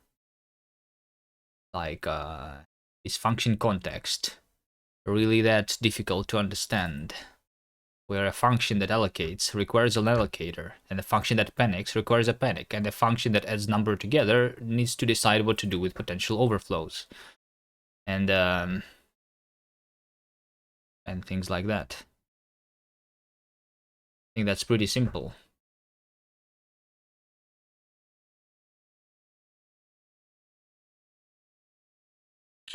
The difficult part is that the core of the language doesn't have any syntax.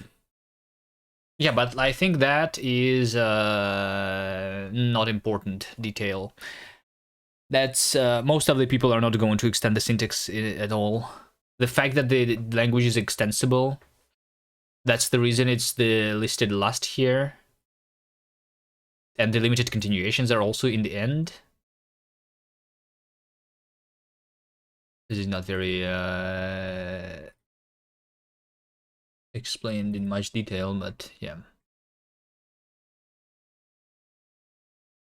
Might just get rid of the extensible syntax from the main page here, because I don't think that's very important. It does showcase like the fact that you have AST based macros though.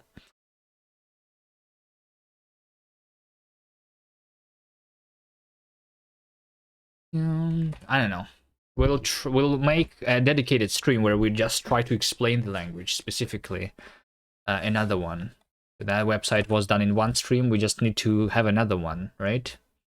But I think it just makes more sense. So that this was written before it was implemented, right? And now we want to implement something and then explain it while it is actually implemented. That would make more sense, right?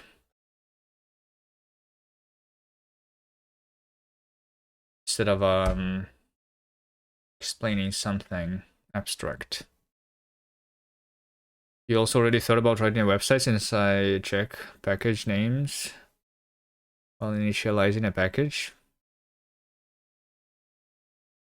Can you explain how much be structured there? Do a website.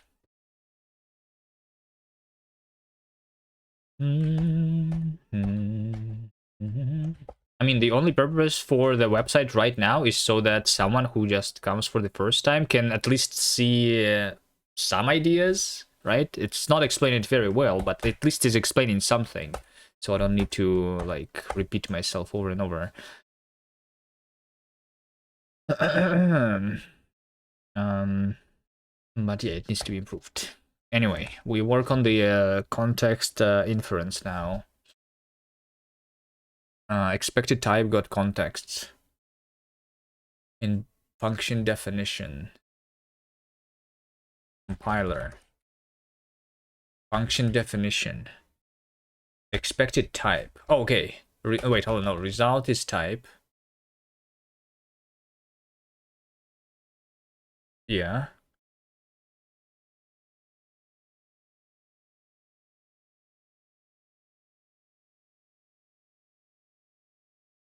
Expected type got context.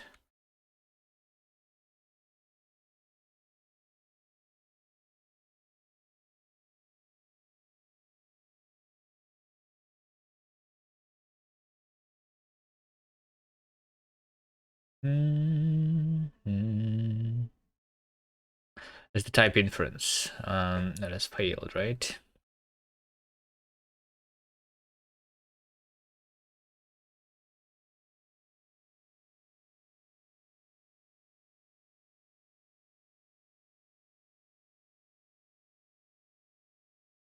It's over here because I'm evaluating this to contexts. Yeah. Okay. I see. I see.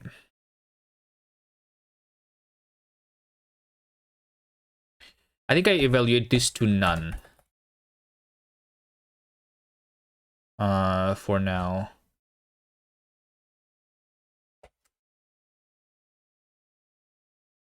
To do contexts.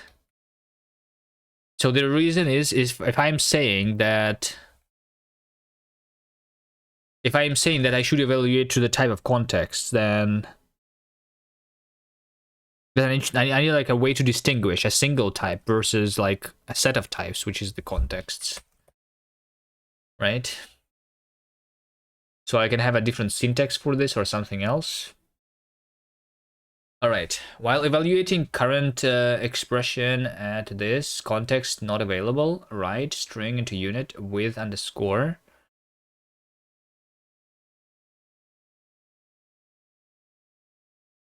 Wait a second. Wait a second.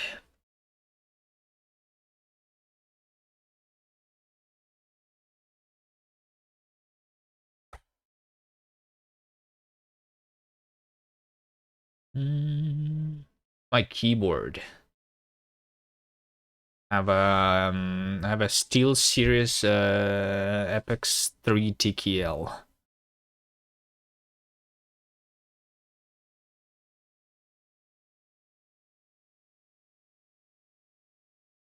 This one.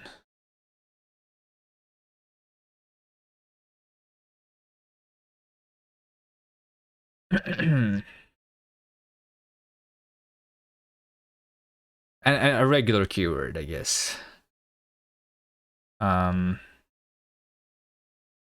numpad. Yeah, why would you need the numpad? I specifically was searching for a keyword without a numpad.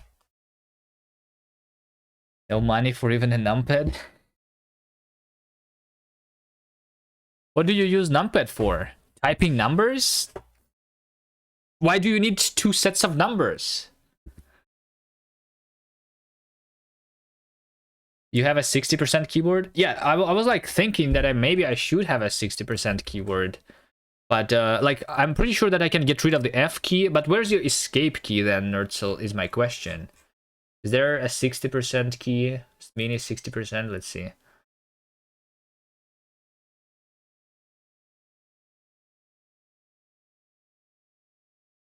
You have escape. Where do you have a tilde then? Or like the quote?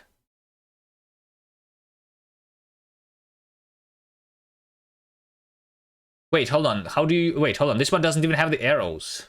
How do you use arrow? Oh, I mean, arrows... Okay, I mean... Oh, okay. I mean, I see if you use Vim exclusively, then it can work. But like... But arrows? It's the same as key as escape. You just use like the function.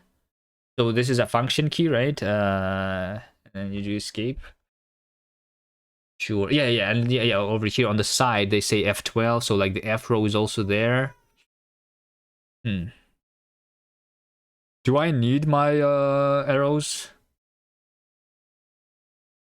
Page up, page down. I think this over here is a little weird. The fact that like and print is here. I guess I mean I could see getting used to this, but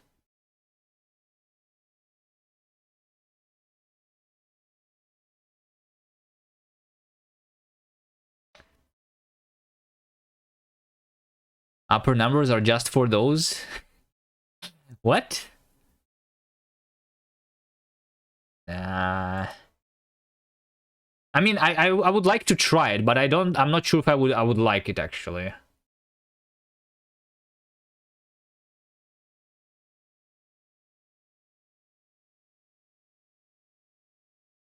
So yeah, 10 keyless is what I'm using. You get home and delete with 65.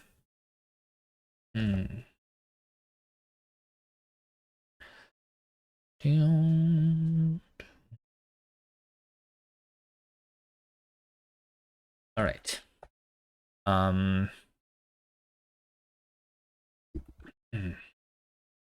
What do we do?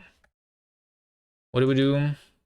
Okay, so here's the problem. I'm trying to have current context of type output, which is which requires to have the right string into unit with underscore. But the problem is that I have it.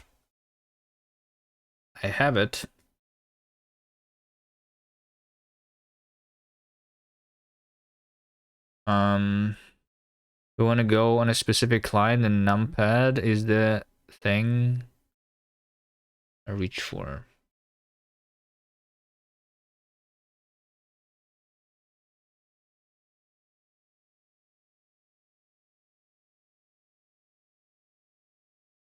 Typing 393 is kind of uncomfy with these numbers on top. Do you often go to a specific line number? I don't know. I think it's still closer than the numpad. For the using numpad is like the same distance as using your mouse, basically.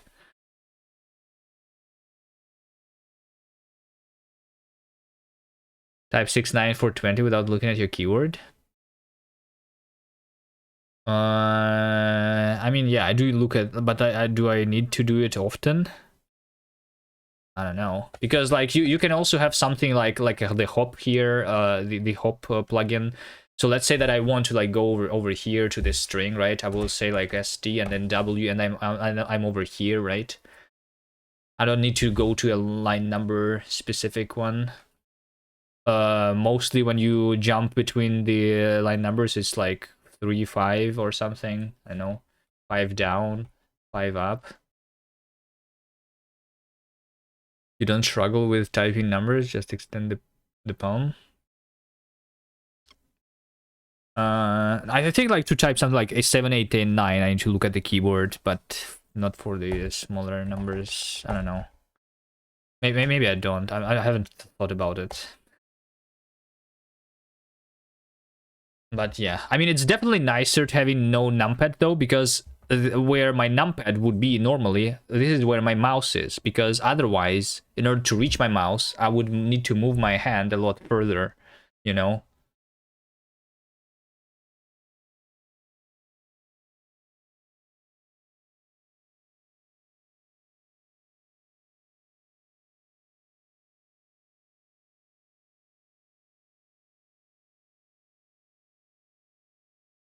Mm -hmm.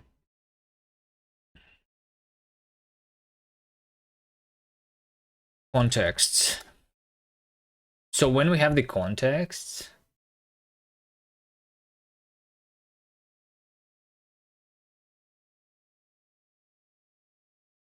struct context. Oh wait, hold on. Maybe this is where I actually struct contexts. This is where I make it go. Inferable and everything. Context. This goes into the contexts module. Makes sense.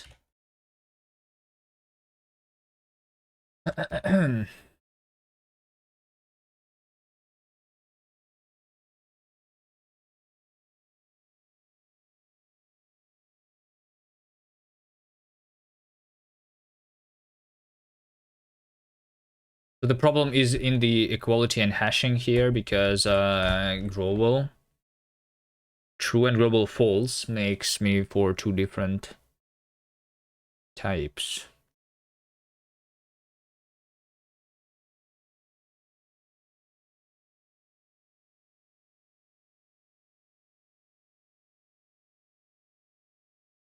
I mean, actually, I need to like have my own implementation of this, I think.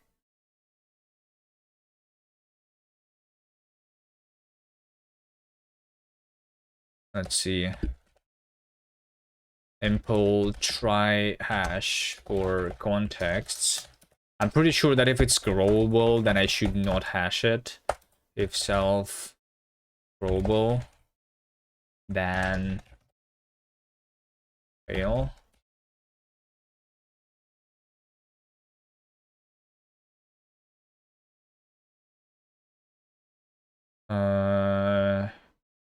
And hash growable contexts. Otherwise, I go for type in self types. Type try hash. Hasher. Simple partial ACK.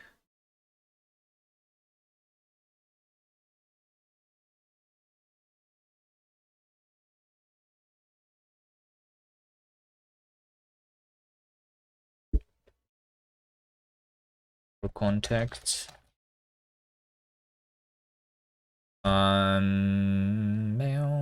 If self global or other global, I think I just return false here.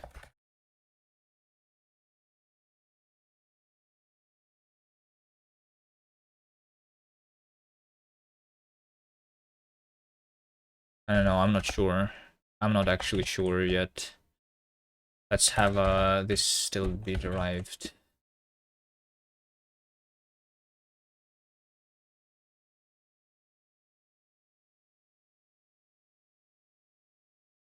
I mean, equality should be independent of the order, though. At least. Let's have an implement partial ACK for contexts. Implement ACK for texts.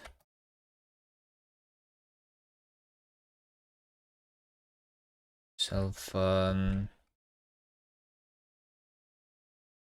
his other types.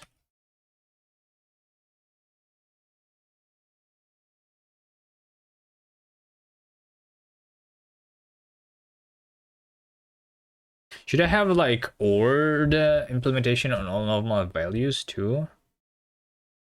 So that this should be like a binary tree set?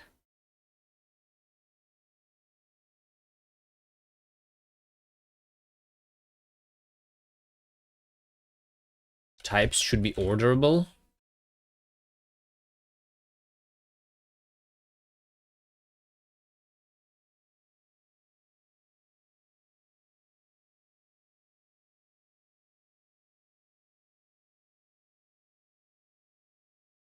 Partial ORed.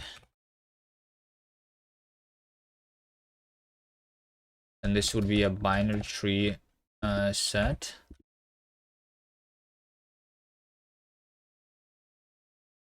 Maybe.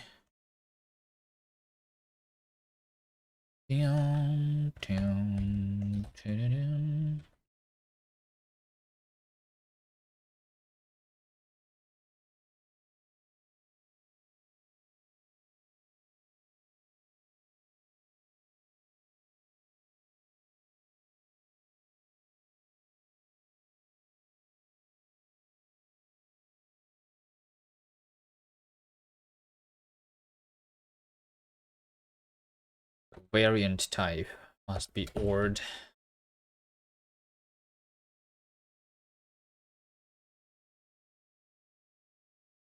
Type must be ORed. Maybe not inferred must be ORed. Okay, sure. Let's do that. Why not? Impl the partial ORed. Inferable plus partial ORed for maybe not inferred function. Partial CMP.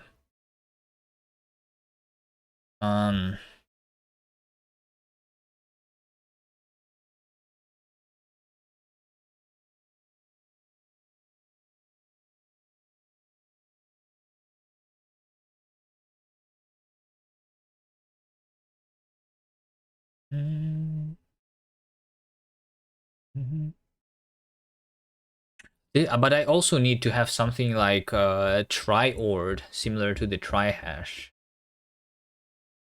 Then do I?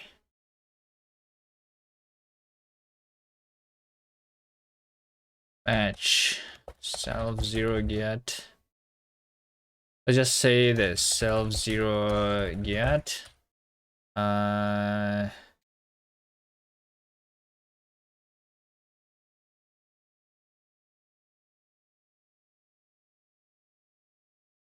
CMP. Other 0 get. Like that.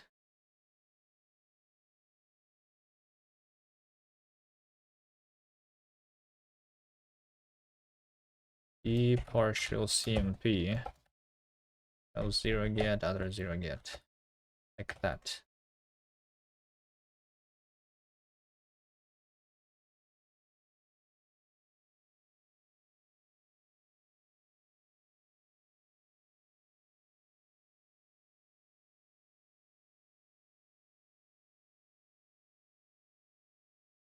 Or what question operator has incompatible types? Get returns an arc. Cannot convert from sync arc T to T. Like this. You cannot defer here automatically. Okay, sure. Impl T ord verbal plus ord for maybe not in third. CMP. This should be self partial CMP other expect can't ord not inferred.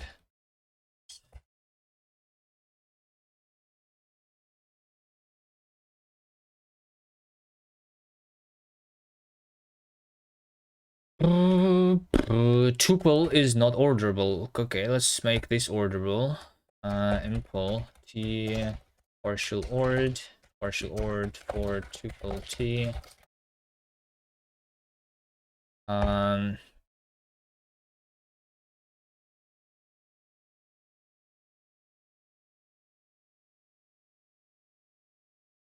69320. Did you try to type this without looking? And you had a typo? Named partial CMP. Named partial CMP.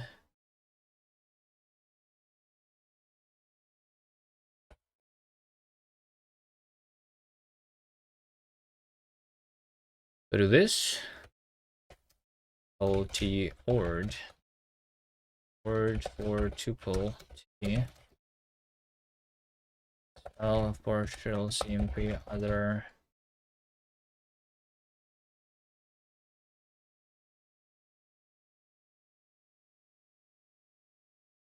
Same stuff here, right?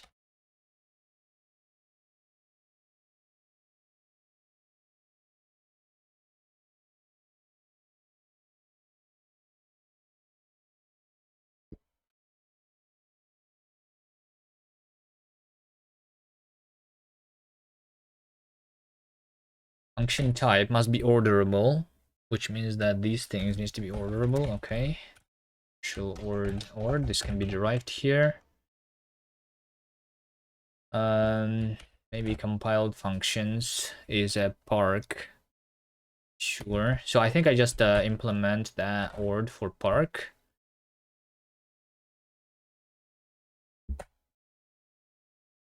Simple T sized partial ord for park. This is going to be self 0.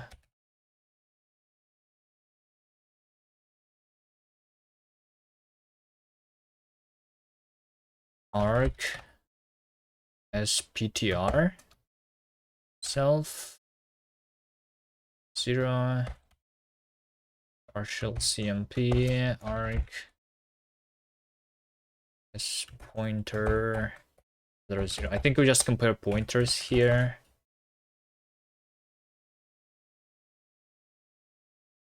Ambiguous wide pointer comparison. What do you mean ambiguous wide pointer comparison? The comparison includes metadata which may not be expected. True.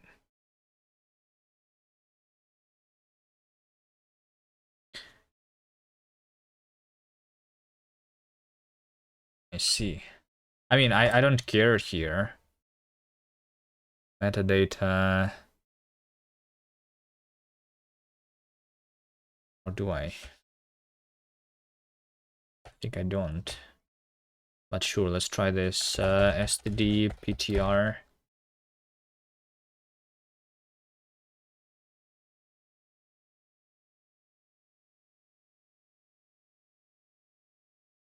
One second.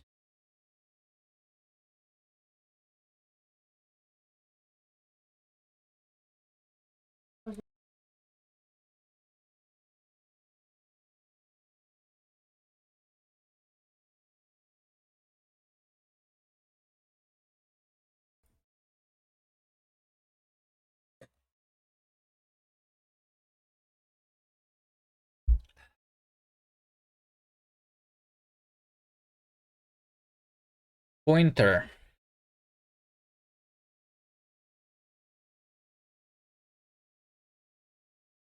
Extract the metadata component of a pointer. Values of type star mut t, at t, or at mut t can be passed directly to this function.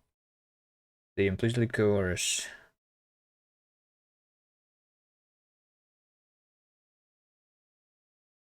I cannot compare them here. Address equality.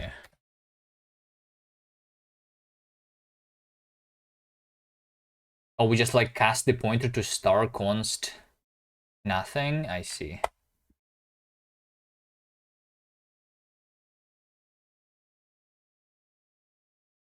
Star const nothing. Arc as pointer self 0.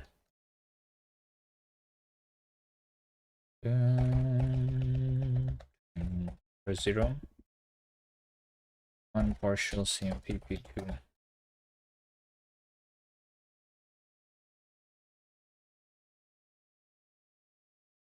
Simple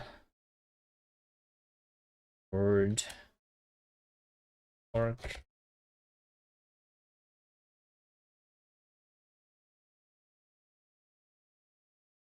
Non-canonical implementation of partial CMP on an ORD type. Wait, hold on. It should be like just some self CMP other, right? That's the canonical one.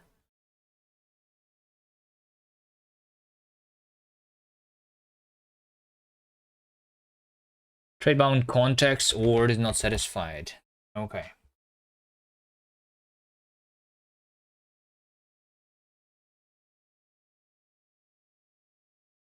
I can just do partial ORD.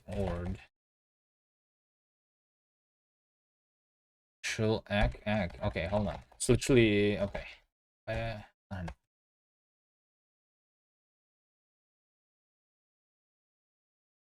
Can compare context with context. Partial.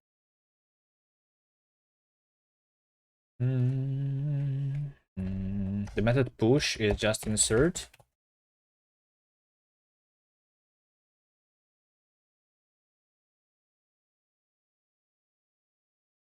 We do multi-set.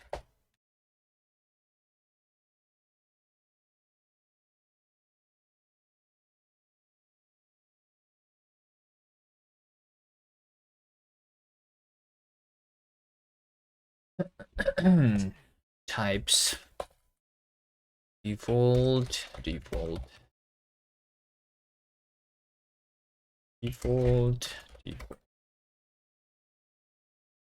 Okay, is that it? That's probably not it.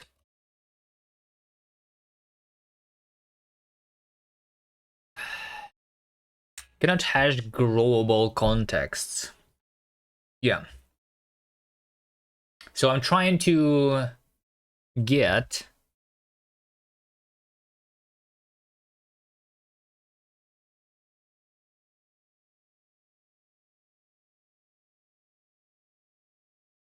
okay, I'm just trying to insert the output context here. Okay.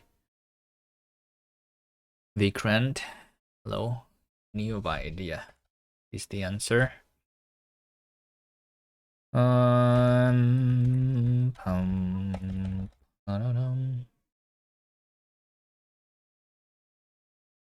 Output context.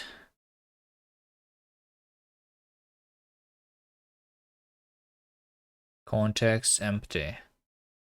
Wait a second.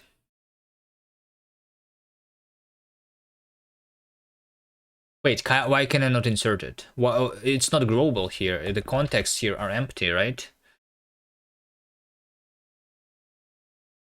The contexts are empty.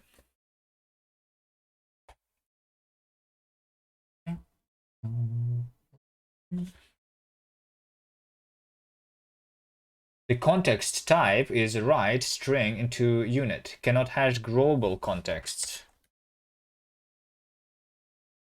It's literally the opposite of what I wanted to write there. Okay, so now once again cannot hash global context, but this is now when I'm evaluating.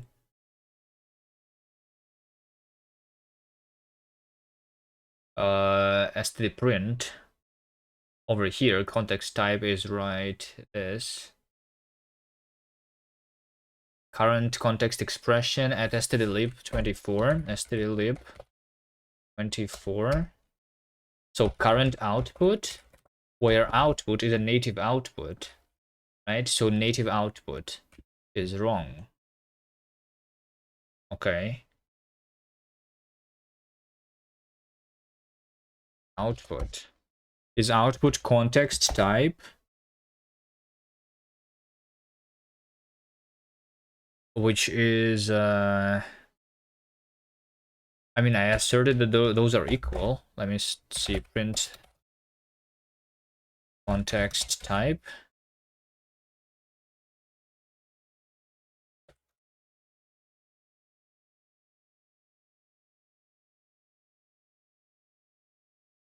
Is it extendable there?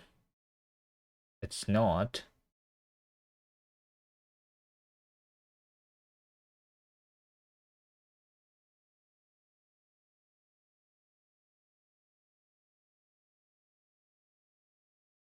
Okay, I think I know why though. Hold on. Wait, do I know why? I don't know why. Let's try the standard library instead. Let's try over here. DBG. I just want to have the DBG.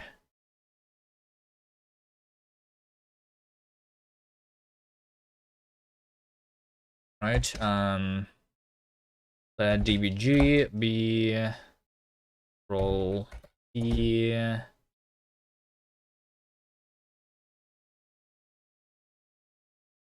Let's just have something like native print native DBG output.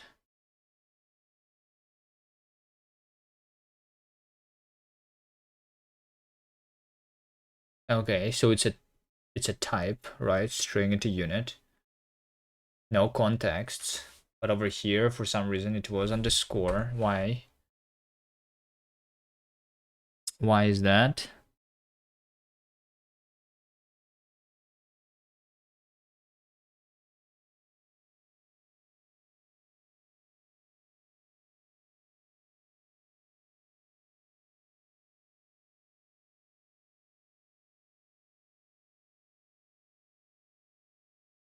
Just REPL. For std output is this thing, right? Let x be underscore. Let, I don't know, let's just say this, underscore is x is std output, which is going to make sure that those are the same, right? Expected type got this. Do I do it like that? X is a type which is not inferred.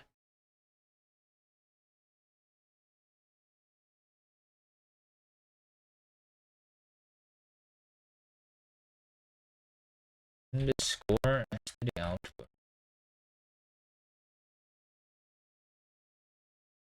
Wait, what? std output? No, std output is a type.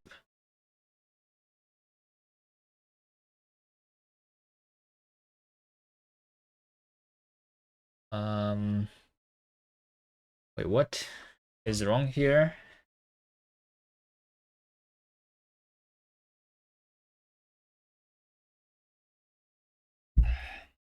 It's because I'm trying to evaluate it? No, I'm just trying to compile it here.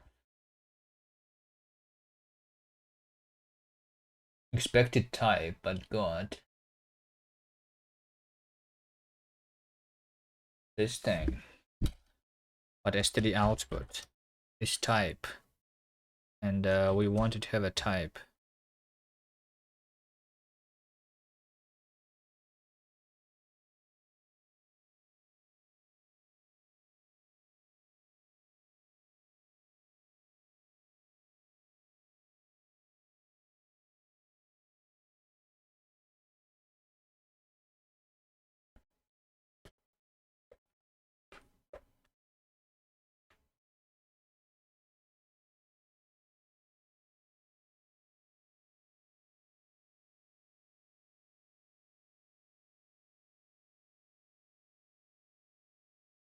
Expected type got unit. std int32. Expected type got int32. Wait a second. What's wrong here?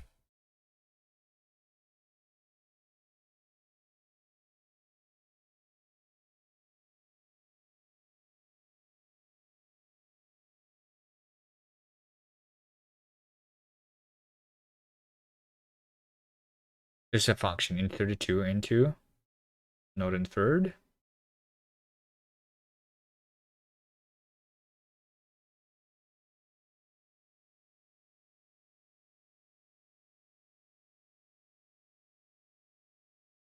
Oh, because this is supposed. Wait, hold on. No, this is supposed to be a type. So, yeah, okay, I understand. It's because the underscore, the placeholder is only like I cannot have inferable values yet. I need to do that at some point. I only can have inferable types. That's fine. So we do a fake function then, like this, where I say that type of this is x. Okay, let x be underscore, right? So, okay, let x be underscore. X is not inferred, right? We say a function where the argument is x. I say that this is the same as. It probably would be easier to debug if I just added the type of operator. Should not be very hard. I just have a type of. I do that real quickly.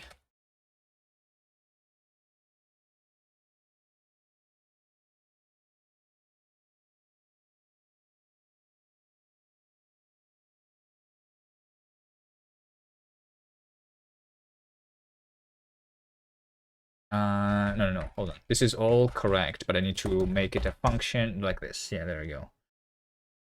So x is this. Okay, so yeah, it's not extendable, so it looks fine to me. std print I. While evaluating current context expression. So current context expression.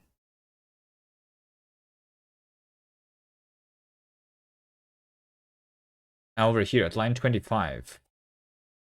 The type of this, for some reason, was inferred to be. Oh wait. Hold on. Maybe I actually know what it is. If this is output, I can even say that, I think. std print I think I know. Yeah, I think I understand now. So the problem is not this statement, but the problem is this statement, where I use the dot notation to access the field of output. over here, then I'm calling it. Whenever I'm calling something, I'm making sure that the function is a function, right? And I initialize it with the inferable context, right? I think it's where when I unify two contexts together. So what I said, since the contexts are inferable, right? I'm extending them together, and then I say that growable of the result is growable A or growable B. But if one of them is not growable, then I actually should make them ungrowable now. Growable A and growable B. There we go. This is the correct thing, I think.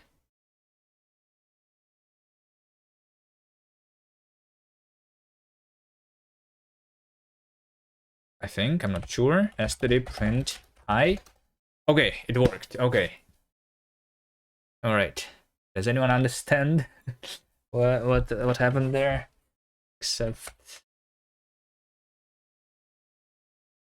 so you do. I made hello world. Yeah, I did.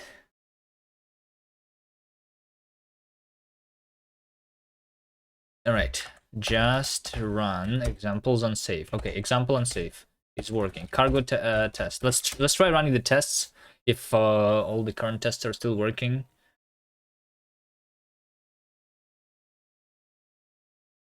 Default number type failed. 1 second.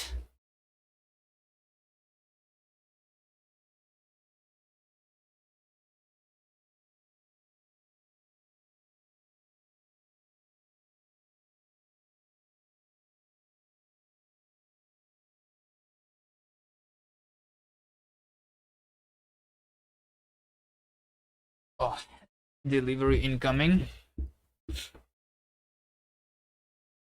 All right. Dev Ninja waste points.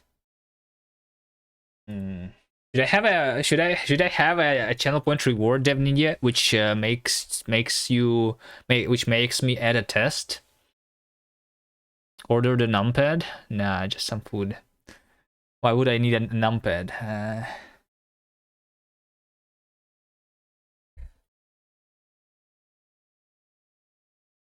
All right, let me see why the just run examples default number types. Why does this not work? Cannot hash global context because context type is default number type is this. Built-in macro comp time while evaluating inject context expression at this thing.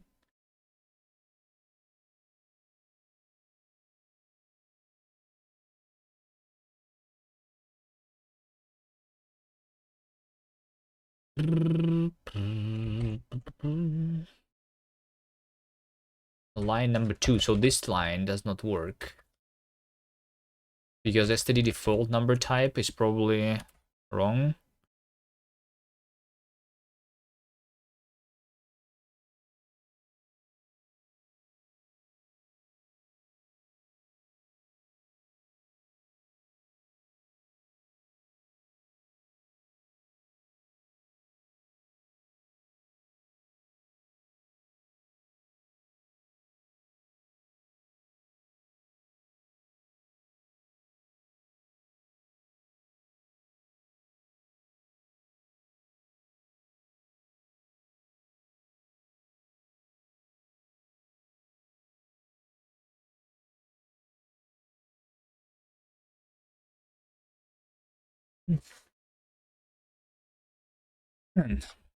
It should cost 100,000 to write a test.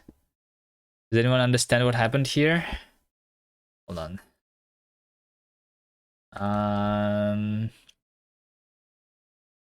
Their default type. Okay, I think it's over here. I think it's over here.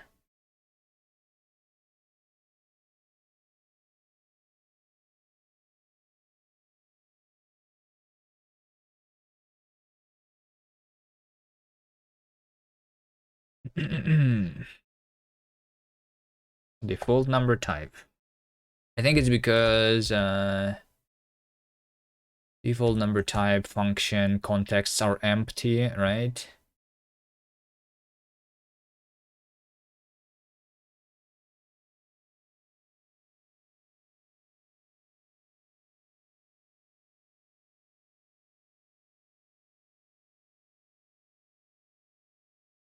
stdlib. Maybe example default number type. How about I do something like comp time std print std default number type. Can you do that? Expected string got type.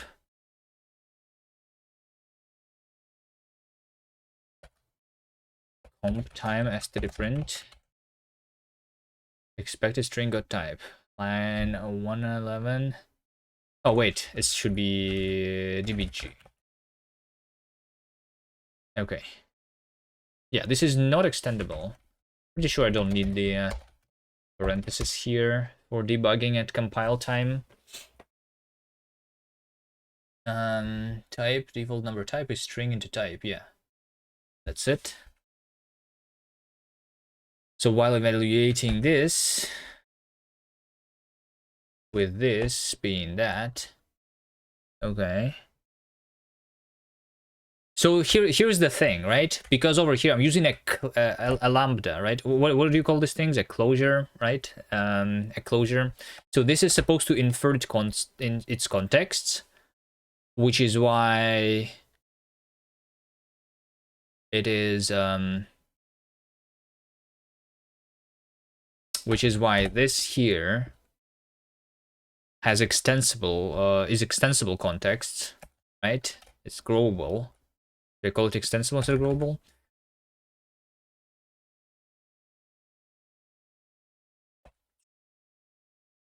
Let's try this. Bum, bum, bum, bum, bum.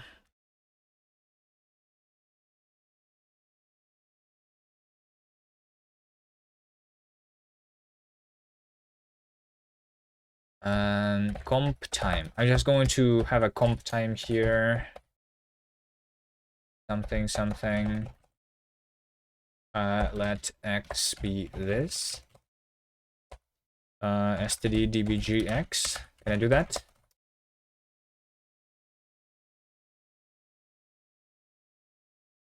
Assertion failed. Left is right failed. Interpreter 150. Assert equals value type and type. Function type.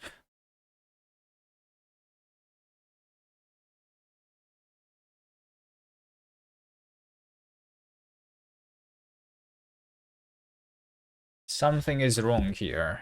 So the difference is global true, global false. Global true is on the left side, which is value type. Right?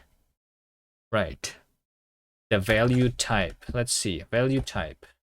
Maybe I'm not getting the function type correctly.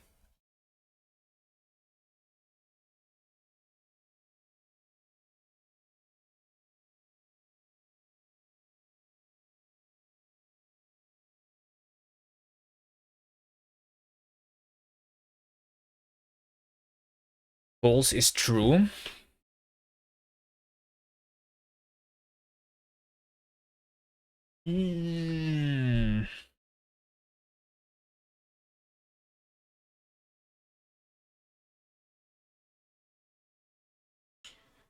Left, right. True, false.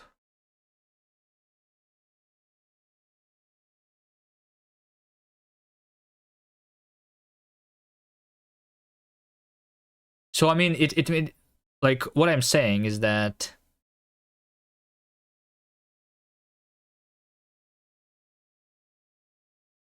it makes sense that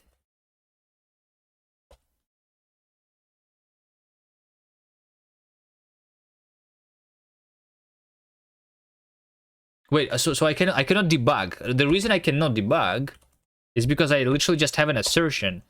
that the type inference was correct, and the type of the argument that I passed is equal to the type that was inferred. So the inferred type here, I guess, is the STD default number type, right? But the type that I get for some reason is different.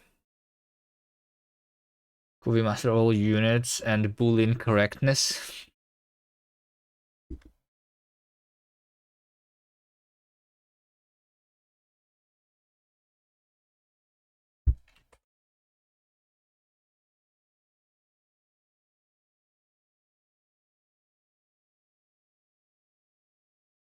Sort equals the value type equal to type. All right.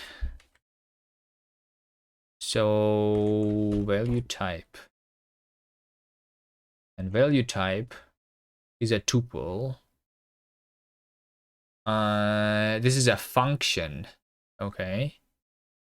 Global true. Okay, so the question is, how do I get this there? Can I print the value to see it? I mean, I'm seeing the value. Yeah, I mean, this is like not the best way to see it, but I see it. Yeah. I'm just like wondering, where does it come from? So the issue is that over here I'm constructing a closure. Closure is supposed to have inferable context, just like we are inferring this. The type of this underscore is a string technically, right? But we do infer this, and we should infer the context too.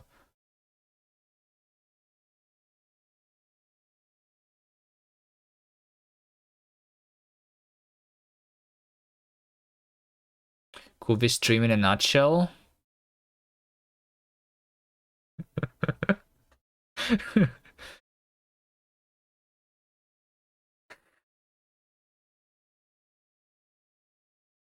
Right, this is funny. Good job.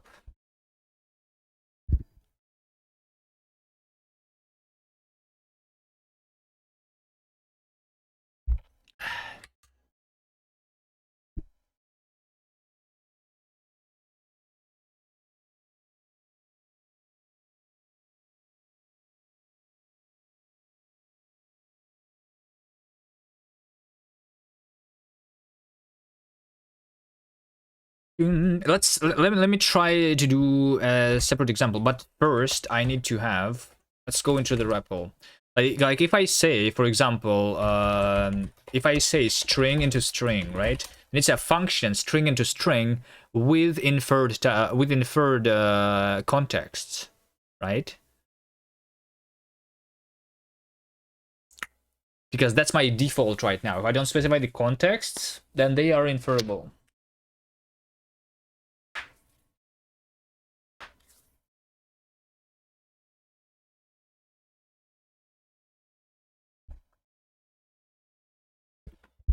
But I should be...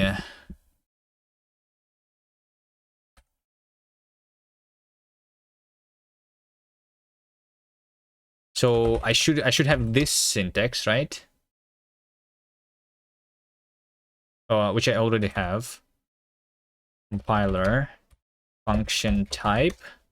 So function type, I have the contexts here, right? And this is a function type where contexts are box new, self-compile result, contexts. Okay, well, we need to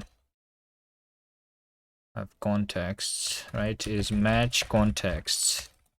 If it's some contexts, then box new self-compile contexts await. If it's none, then it's box new expression constant.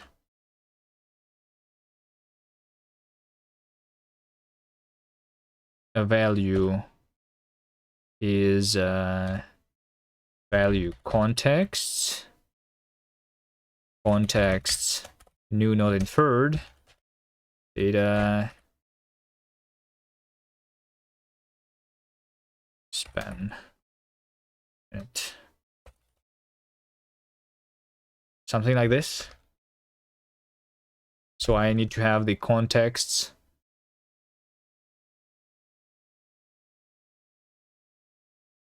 over here. Contexts is a boxed expression. Like, it could be an optional box expression, but yeah, sure, let's have it an optional box expression actually. Instead of generating the constant here, I will just say none. And this will be some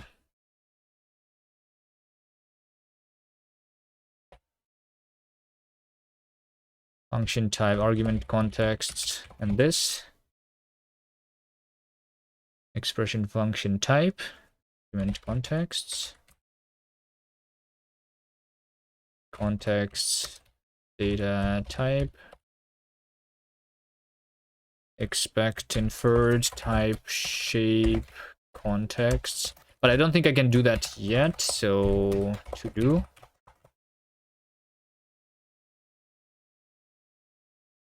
And when I evaluate this thing with context, so yeah, it's not always not inferred here now. It is going to be contexts. Let contexts is match contexts. If it's some context, then it's self eval contexts into contexts.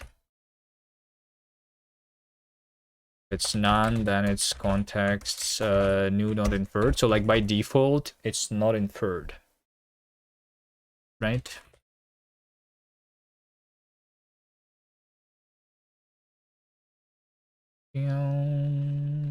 So if I say this into that, with that, this is not context.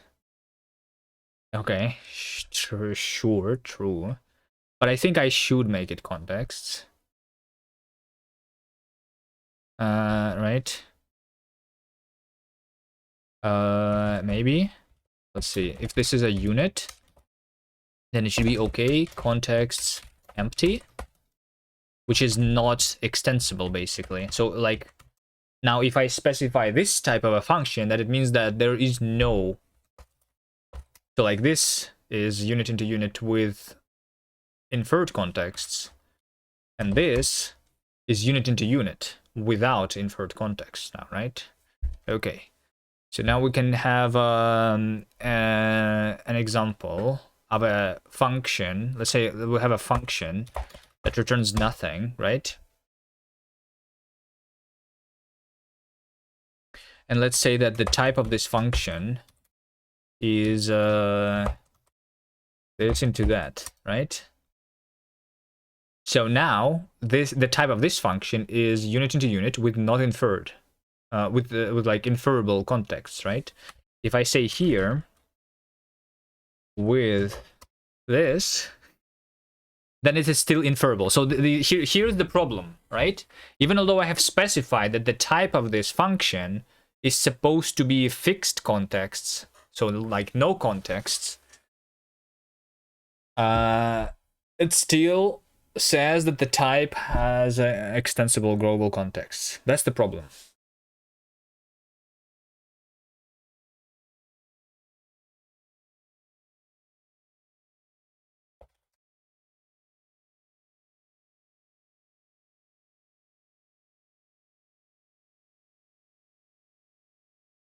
Exploration, left and right field, pattern and expression. Okay.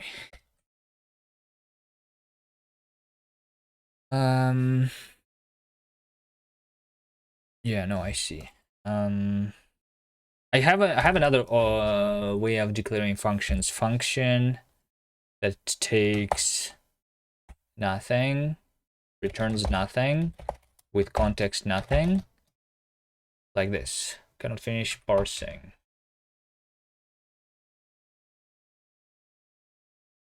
This requires to have our the thing there.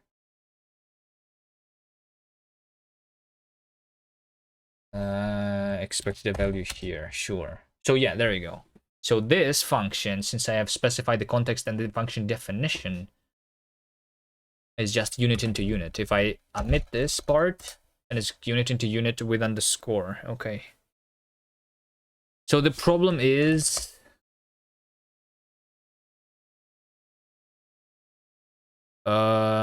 function type inferable. Says inferable make same contexts b contexts inferable a extent b extent growable is a growable and b growable.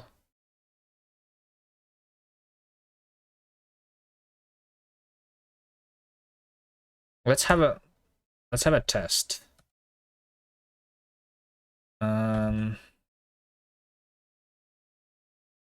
Can I have like a test ks somewhere, test ks, and that I would ignore?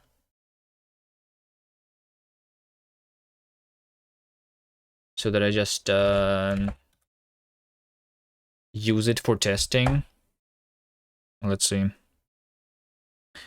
So function type that I want to have is unit into unit with empty contexts, right? Just REPL test case, right? We test function type. We can filter on type unit. I mean, sure. Let's just run it instead of doing REPL. Run test case.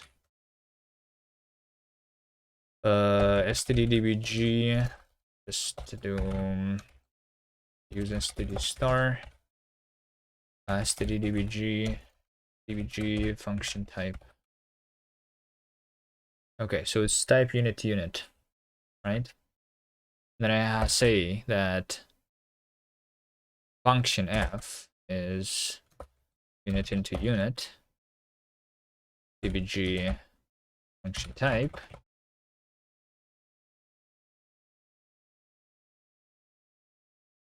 No, dbgf.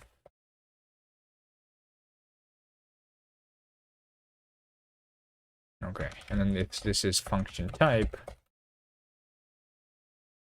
then this is wrong. Okay. There's just like some like I'm somewhere not saying that the types are the same, maybe. Wait, hold on. Function unit unit unit.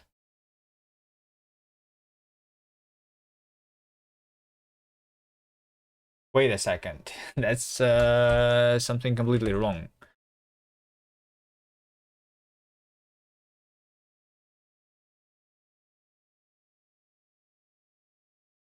That is actually completely wrong.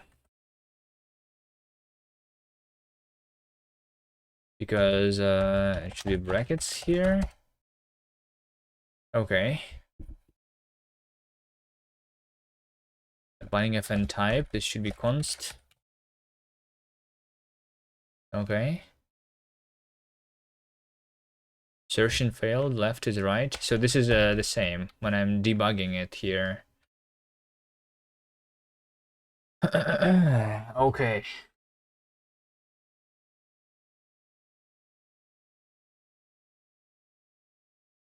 So, okay. I think the problem is when I am evaluating a function. Interpreter, expression, function. Over here. Compiled clone. Type clone, substitute bindings.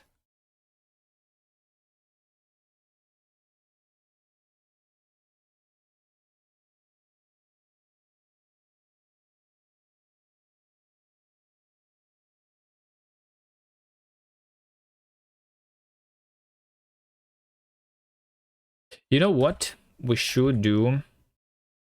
I should do dbg.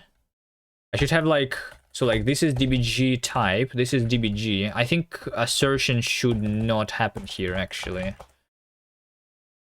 I mean, it would be nice to have an assertion here, but let's have it without the dbg. And then I want to have another function which would be called dbg type of value, dbg type of value, which is going to get the type, but not the type that it was inferred, but the actual type, right? So it's a value type to string, right? Did I do that?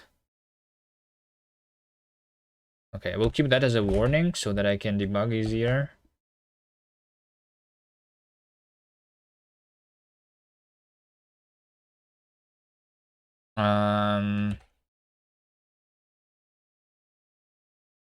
So yeah, over here it says that the function is of type unit into unit, right? But if I, but because the type is different, dbg native dbg type of value f, right? That's what I want to do. For the unit, you got string, std print. Okay, so yeah, see the type of f as a value is string into unit with underscore. Wait, what? Why is it string into unit?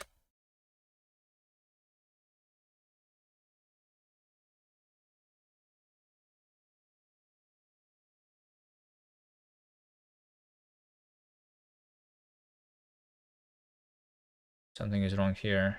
Why is it string into unit? F.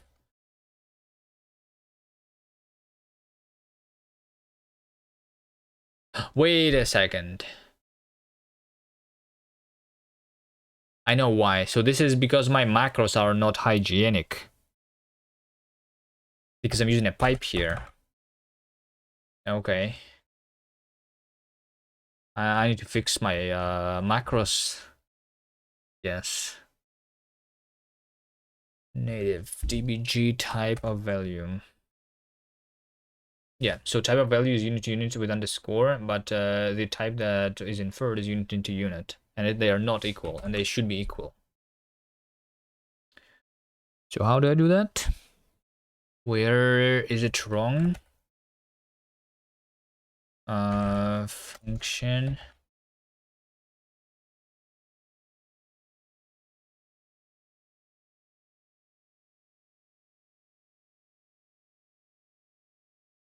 Interpreter. Expression function.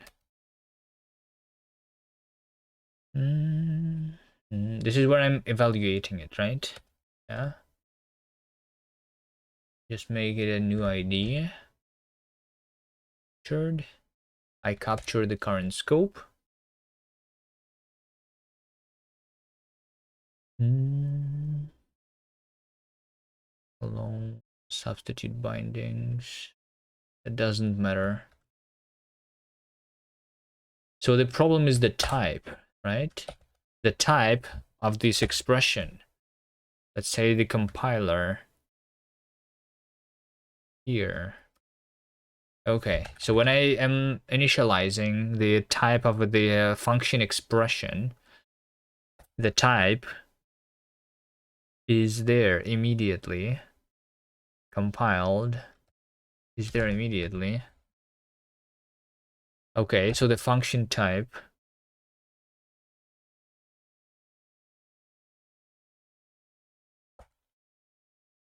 so the type of this is a function with the type specified. Yes. Seems like this is unnecessary, but okay. Yeah, I mean, it doesn't matter.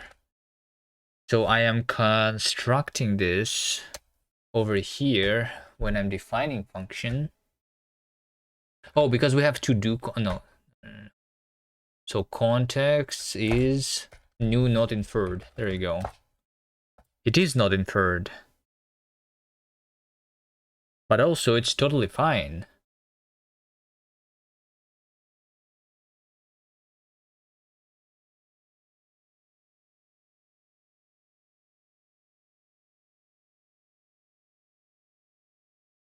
Isn't it totally fine here?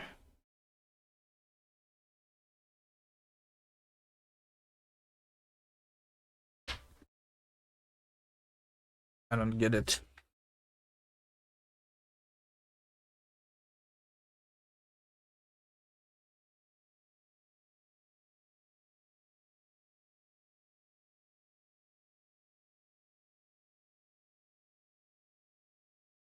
Let me, when I'm constructing a function, whenever I am constructing a function, like literally anywhere, I will say dbg here.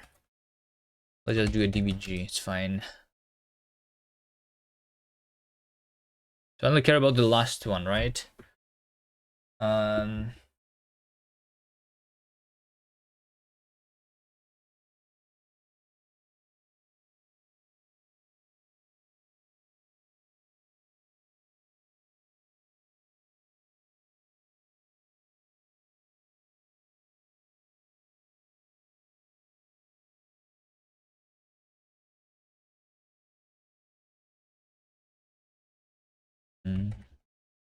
Let's make it easier. Type.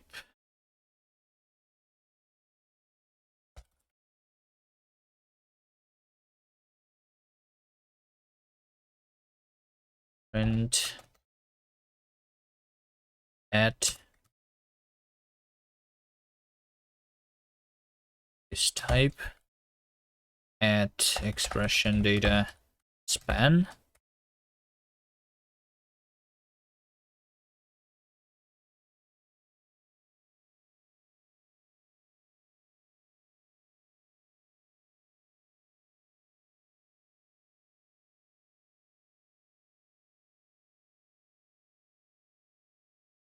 Okay, this over here at test ks 710 718. The function is this. Is it because of the substituting of the bindings? Potentially. No. The global is here.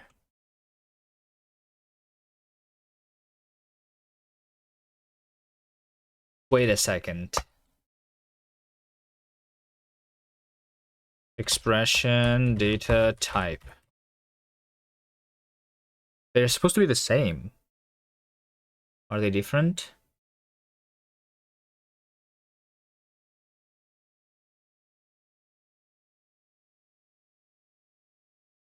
They are not. They are not. Okay. Yeah, they are not.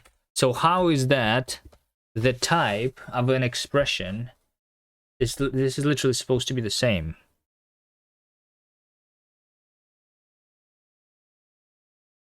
Wait, what? Expression function, when I'm initializing it, the type is literally the same.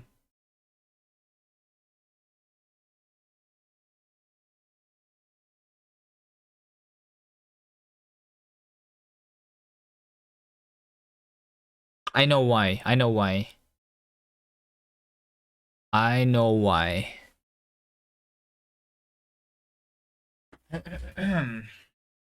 I know why. But how to make it work? The question.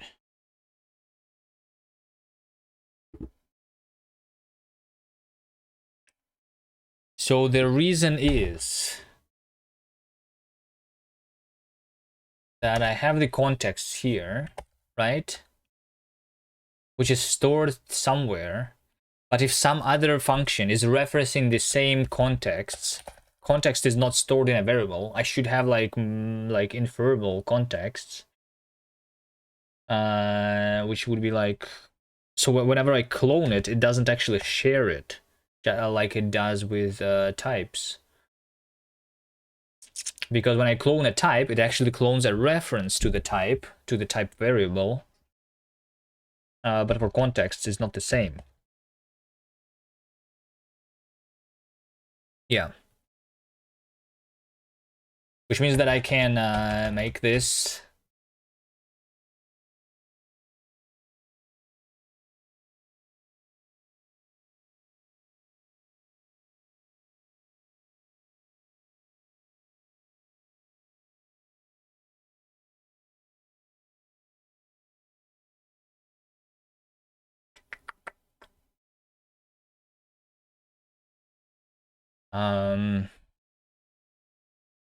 Also a variable.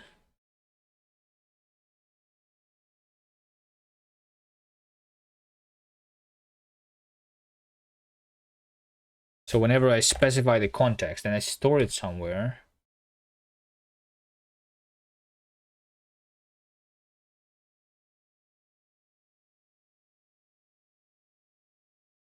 I only store it inside a value.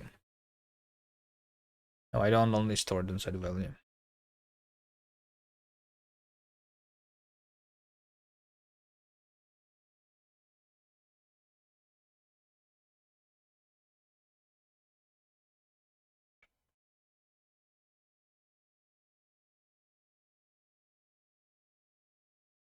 All right, I'm going to make it.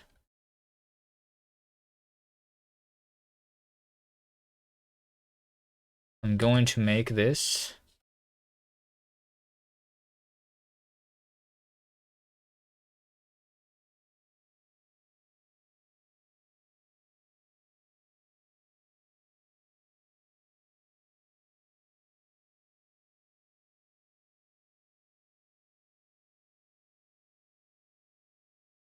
Should I have the same where type context is maybe not inferred? No, but like, I know that it is contexts already. I think it's literally just the global. This should be like a cell or something.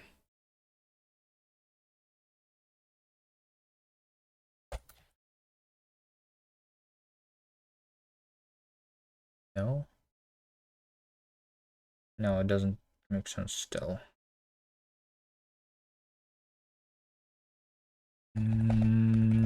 How to do this? Colon contexts.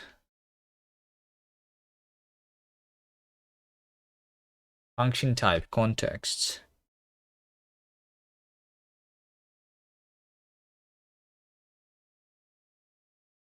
Can I have just...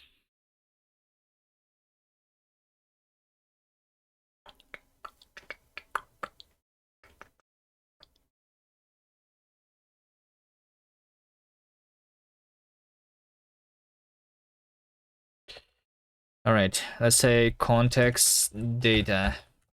And then I will say that type context.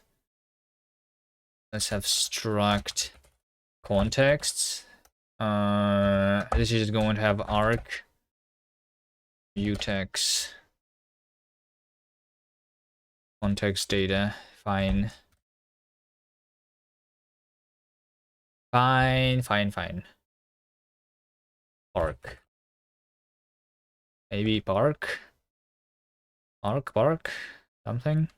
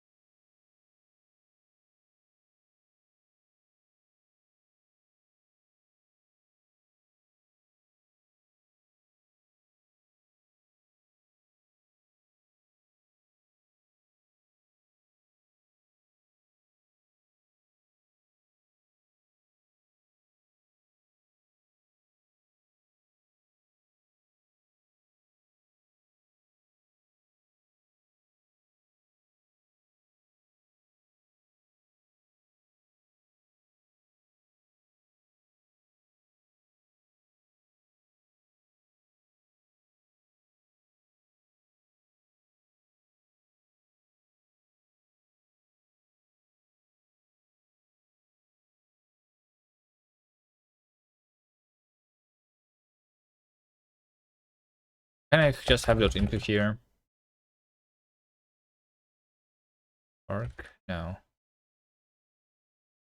Arc, new text, new. New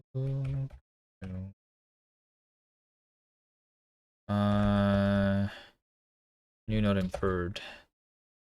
Self, arc, new text, new context data.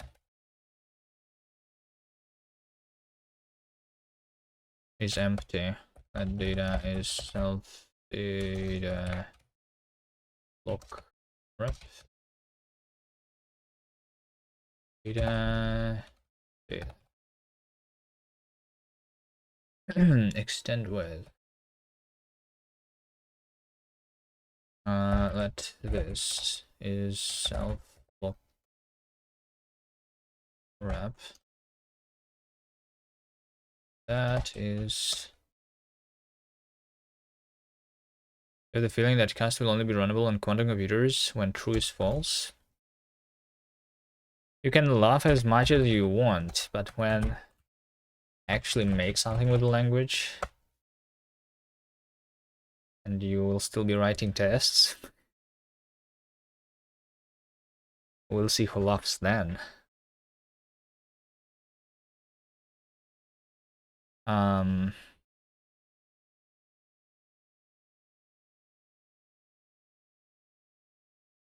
Types this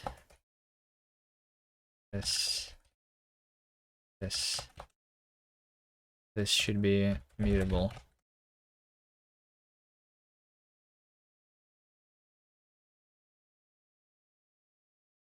Substitute bindings.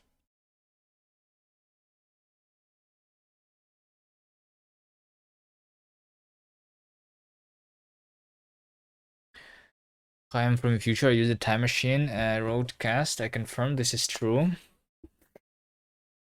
Are you sure that true is not false though in the future?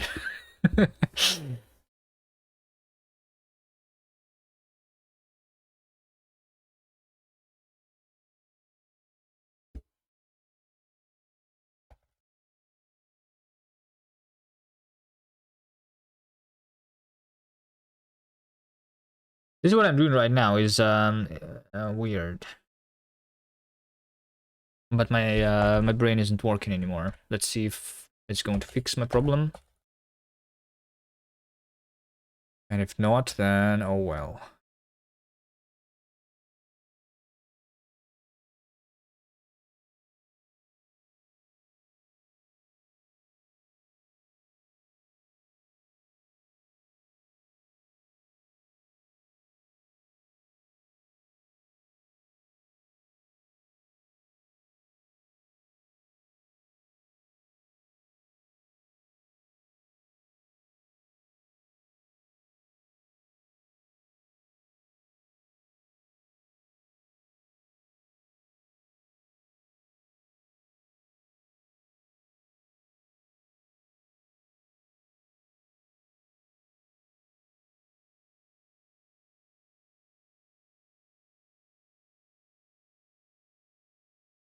Mm-hmm. Mm-hmm. Yeah, I think I should just use the normal inference thing. It's just like, even although it cannot be not inferred,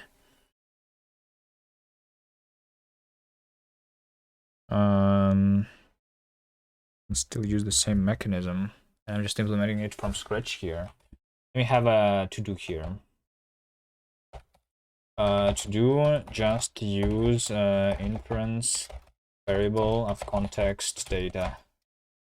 Right? I think that's how I'm supposed to do it, but that's for now. Say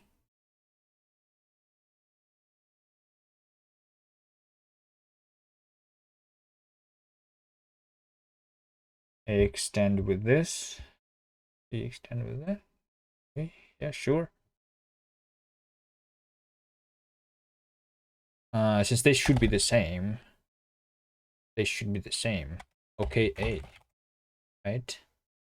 Then I say a lock, a0 lock unwrap global.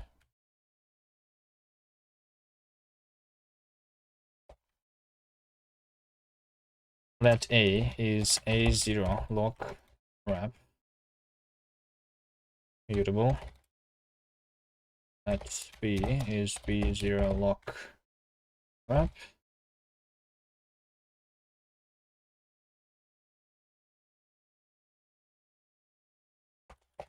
A global is a global and b global.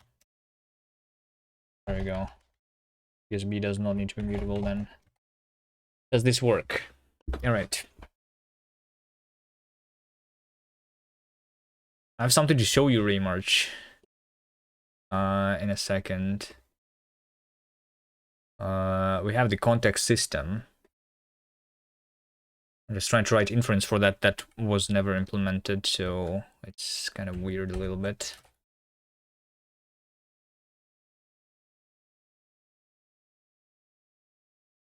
All right. Context types. Value 66.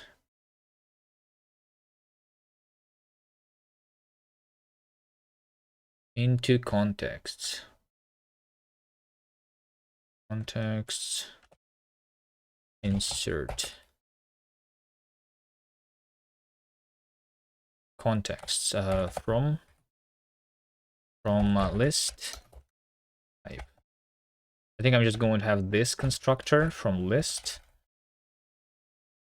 That's fine. Contexts. Public function from list. List is impl iterator. Item is type.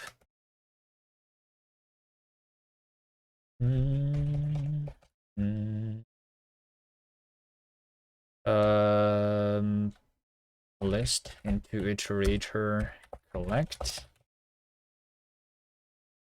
That's right. Self from list, empty list.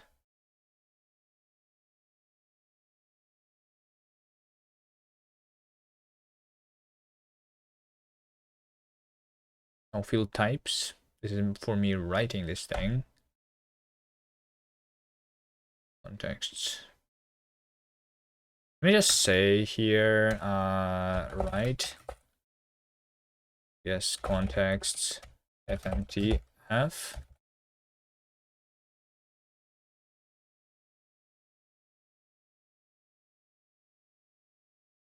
I mean, I do have, yeah, I have that here already. It's fine.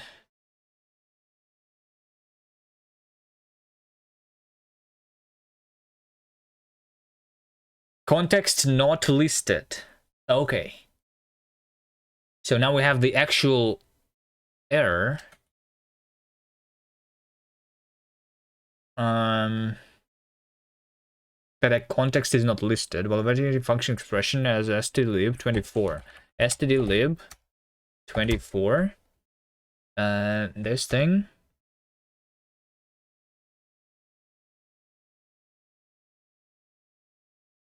Okay.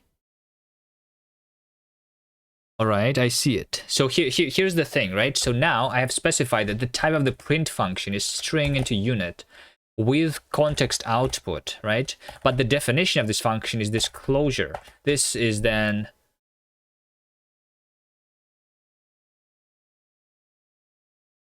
Wait, hold on. What's the problem? I don't hold on. The context is not listed. Expression evaluated to incorrect type. While evaluating function expression. Okay. Because context was not listed?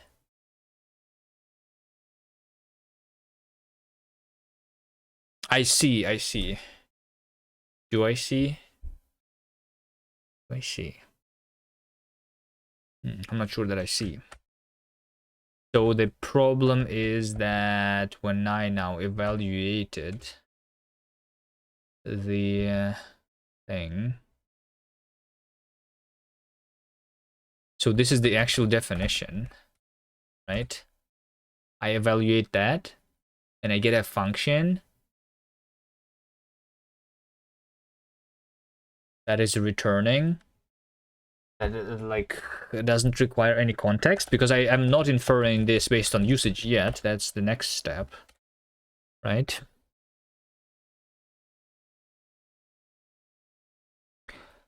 But the definition says that I should require output, but this actually does not require output.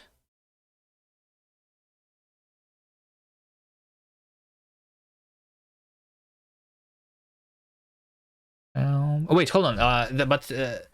But even then,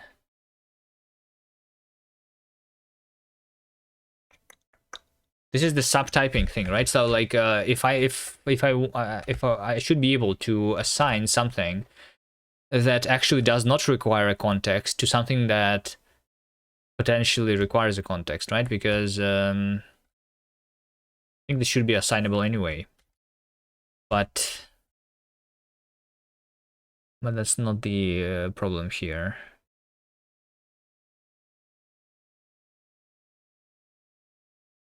Put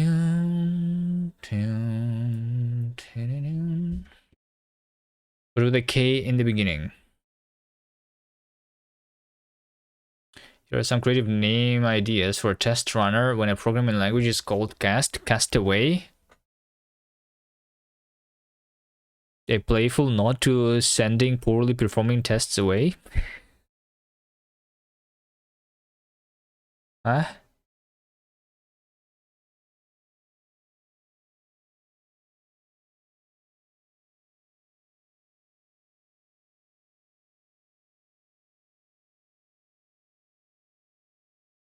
Output line.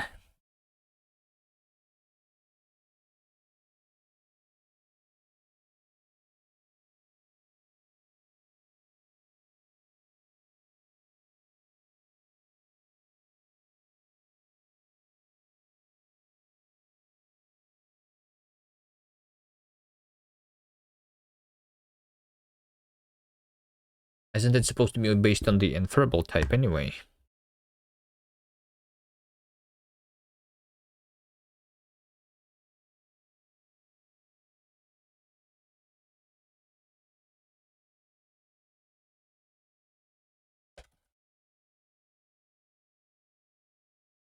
And to this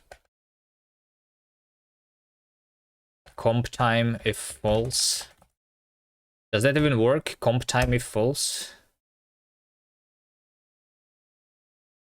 Steady lib inferred cannot finish. Okay, because this is supposed to be a then. Unexpected token const semicolon. All right. Now steady lib 26. Oh, because it still is trying to compile it. True. It's still, this is still trying to compile it.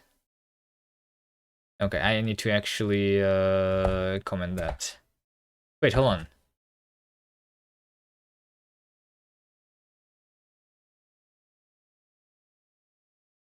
Yeah, it's fine. It's just trying to compile it because a comp time if should be like its own thing, I guess.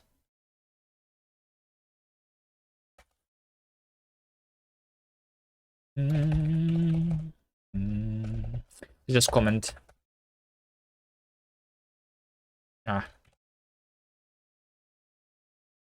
We do not have print. Just REPL. Let's see. If I say x into x plus x, which is std int32, is a function from int32 into int32 with underscore, right?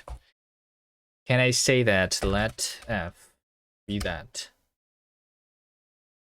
Can I say that this is std int32 into std int32? This is the same because underscore is what we want. But if I say that this is with no effects,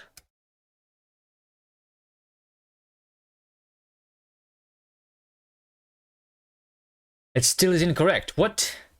Did I not just fix it?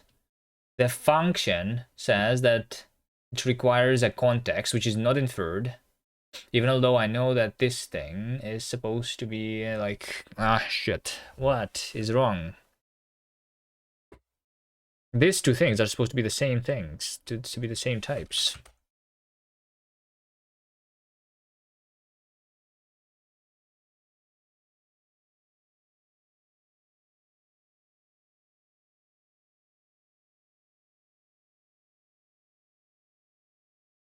Contexts.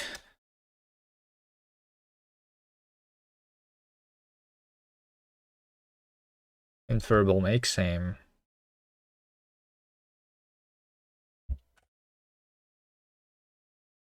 I am calling this over here.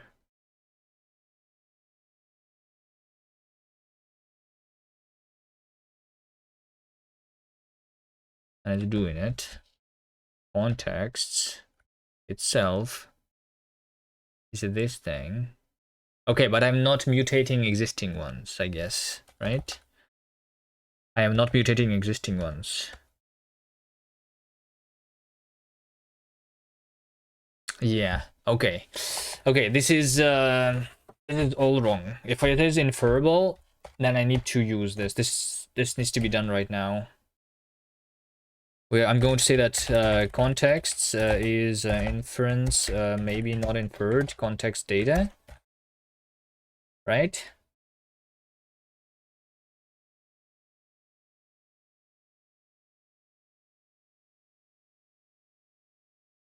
So context data is the thing that needs to be inferable. Context data.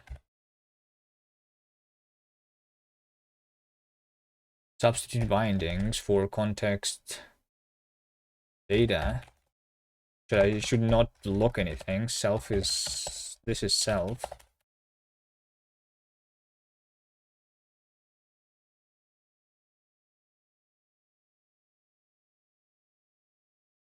Self.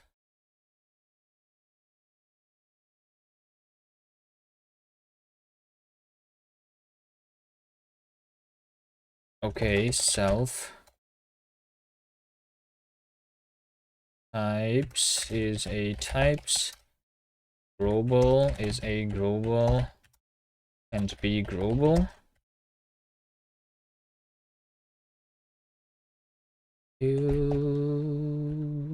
To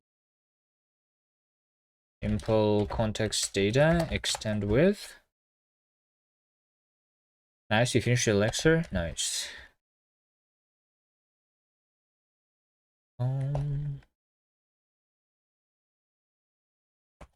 This at self self self.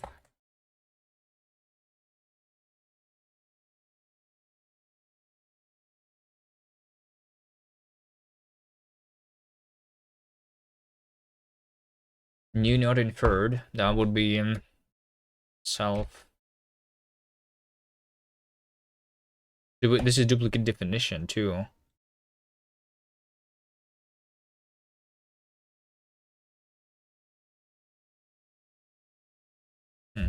Wait, maybe it should be a new type over this thing? Like a struct context, which should be inside this variable. Maybe not inferred.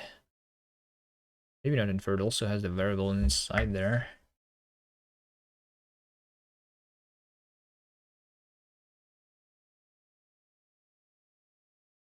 I don't know. Sure.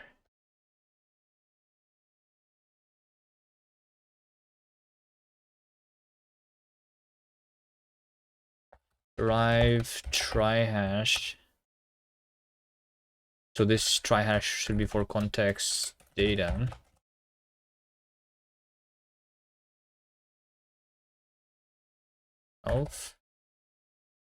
self try hash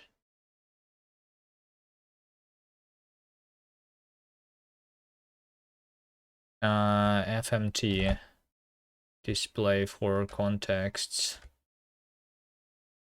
self 0 fmt f. This is simple sd fmt display for context data.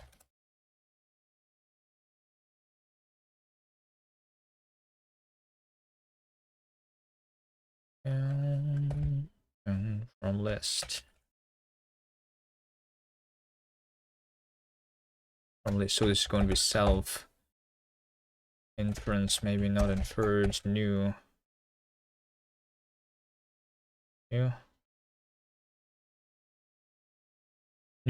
set to context data. I think maybe something like this.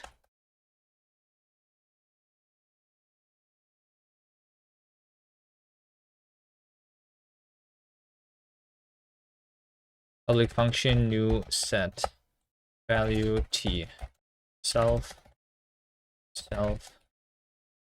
var new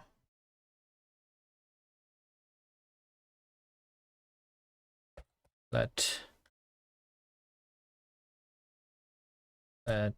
var is var new var set the value unwrap. Since it's a new one, this should be unwrappable, self variable, I guess.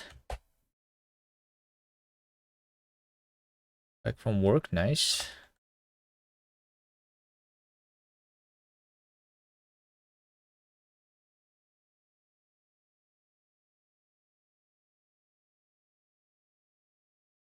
All right, method lock is not binary operation equals context need to be a partial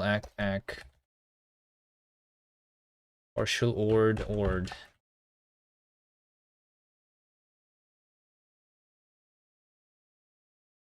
No field 0 fmt for context data is just self. Data is just self. I said data is just self.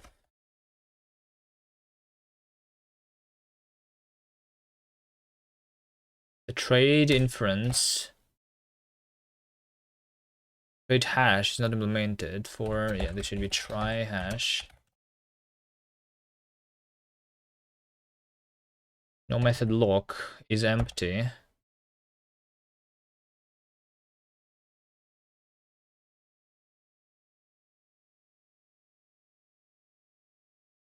New not inferred. So this is just self inference. No.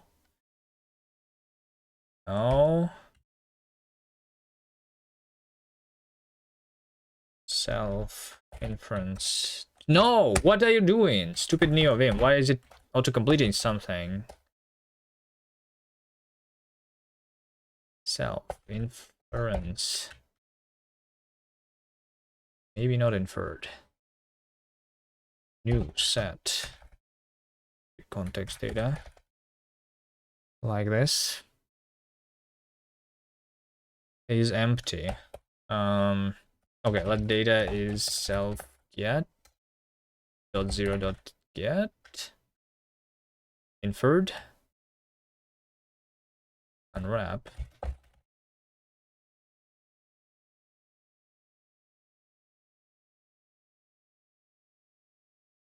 Okay, data global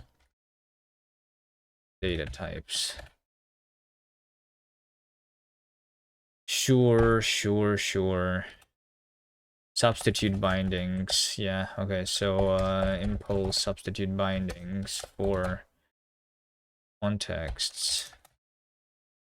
Bindings self 0 substitute bindings kast. No method substitute bindings. Wait, hold on. Have I not implemented that?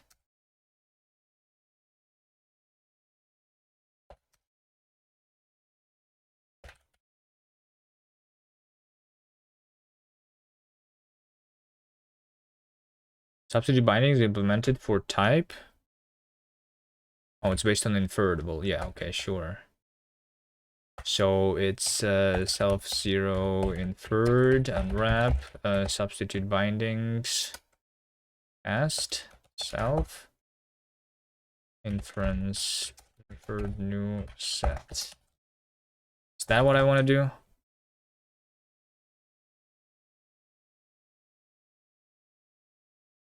Context. Clone is not... Okay, clone.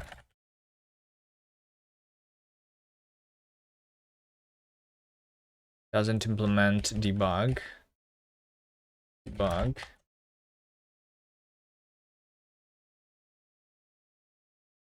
Driven context inferable is not satisfied. Impl inferable for contexts. Make same is self zero.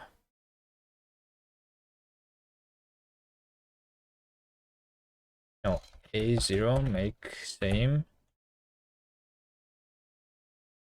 as b.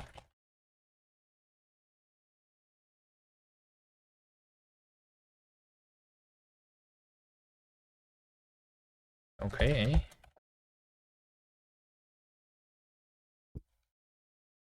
Make same b0.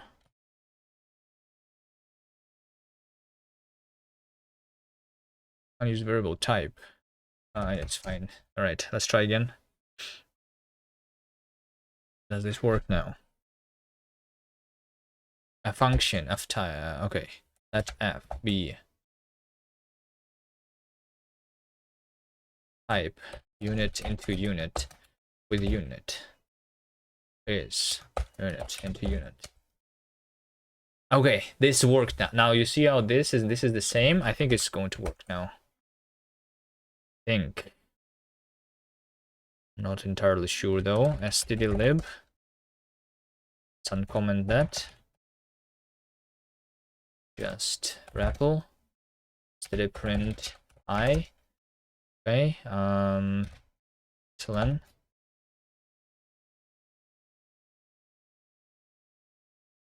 Tracing trace. I have a question about my Rust project. Do you think you can give me advice? Don't want to bother you. Seem busy? No, it's fine. You can bother me all you want. Ask your question. I'm literally just done with my thing, I think. I want to test it a little bit. Cargo test. See if my old tests still work. Default number type is still not there. But that's because in the default number type I'm now debugging something, right? This thing no longer needs to be debugging. Now all the tests are passing, okay. And then I was writing just run test. Test doesn't need any more examples. I was making a new example, right? Unsafe. I think, yeah, I was making unsafe. So here we go. We have unsafe. Oh, I am so nice. Oh, thanks. Did you told Kubi the same thing you told me yesterday with OSS stuff? What do you mean? What did you tell Devninia? What did you tell?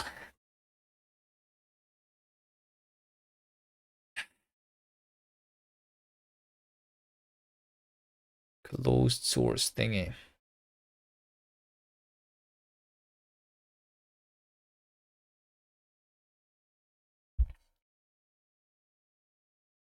Okay, so the entire thing is that the unsafe function should not be callable, right?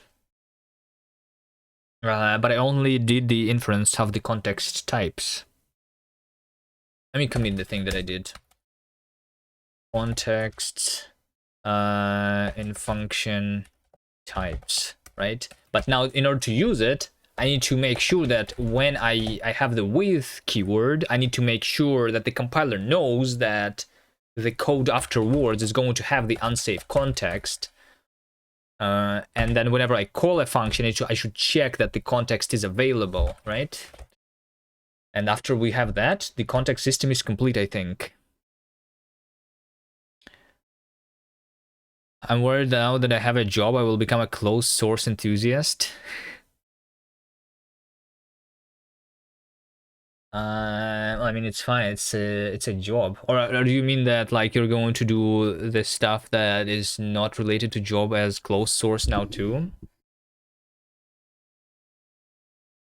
Is that what you're saying? So all the people who are doing open source are the people without jobs?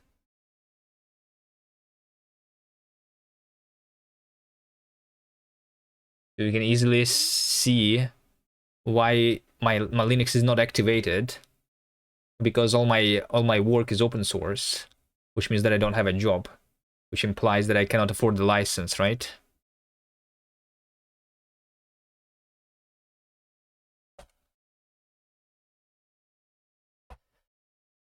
Yeah, it all makes sense.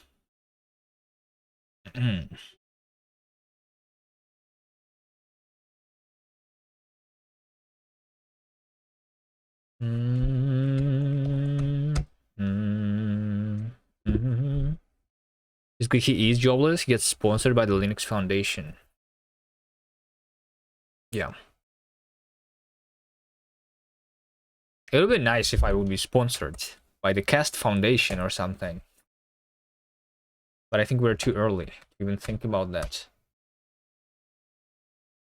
All right. So the context availability in the compiler is going to be, I'm going to have contexts. Compiler is going to have a state. Obstruct state of the compiler. We're going to have contexts. I mean, it's just the interpreter. It doesn't matter. Compiler interpreter. State struct state over here. This is the contexts that are available, and then I have something like the contexts that are going to be available in the code that I am going to compile, right? Contexts.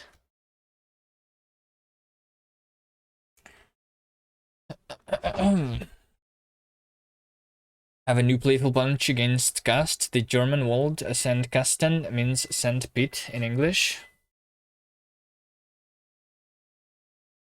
Well, Sandkastel is like the opposite though.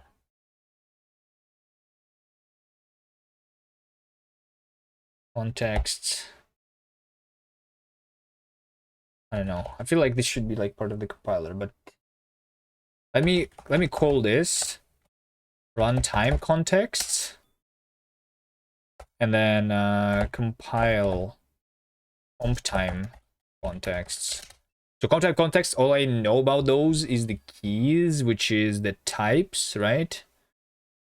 Hash set of keys, basically.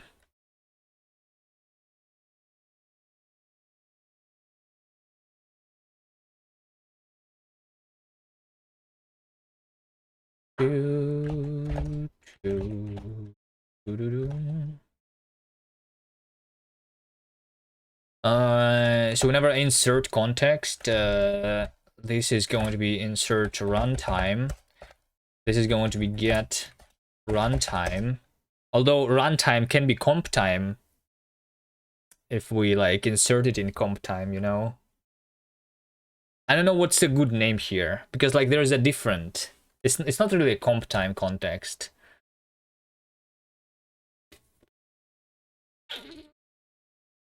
You say kast is the best slang to be funny on stream. I say kast is the best slang because I believe it. We are not the same. Well, it really is not the best language yet because it doesn't exist. Right now it's only exists in imagination, right? I mean, it's starting to take shape here, but it doesn't exist yet still, right? What's the good naming here? So, okay, Nerdstill, maybe you can help with the naming here. So we have contexts, right? I can have context that is going to be available at compilation time. But in compilation time, it still is technically like the interpreter. So like runtime context is like also the compile time context, right? But what I mean here by compile time context is something different. It is when I'm compiling code, I need to know what is the set of context that is going to be available to the code that I'm currently compiling. So it's not comp time contexts, because I'm not going to be able to get the value of that context at comp time, but I want to know. But it's the set of contexts that is going to be available at runtime after I compile the code that I'm currently compiling. This is Kovi when you write a sentence like this. Environment. I mean, context and environment is basically the same thing. So we just choose to call it context.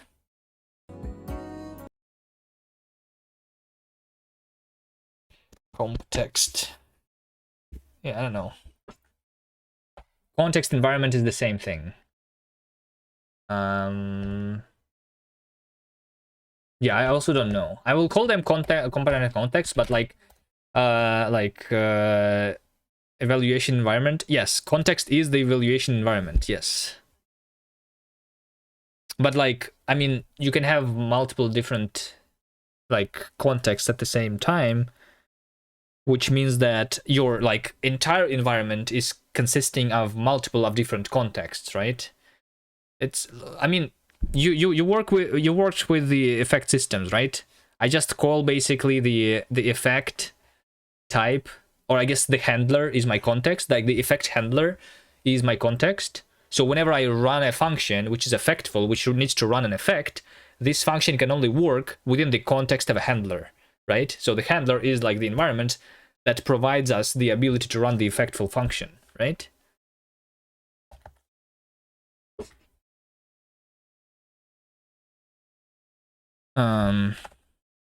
Something like that.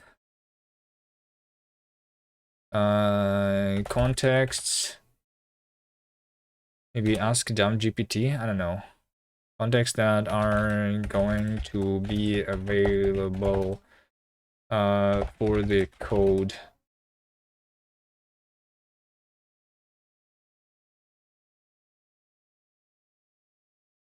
Wait a second. That's not what I want. Or is that what I want? How am I going to use it anyway?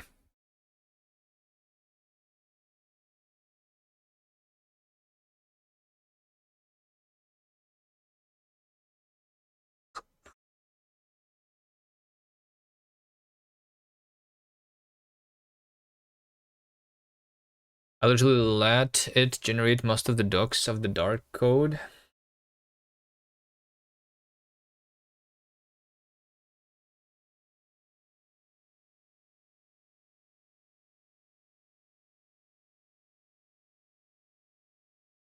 I think I need to think more about how I will implement this actually.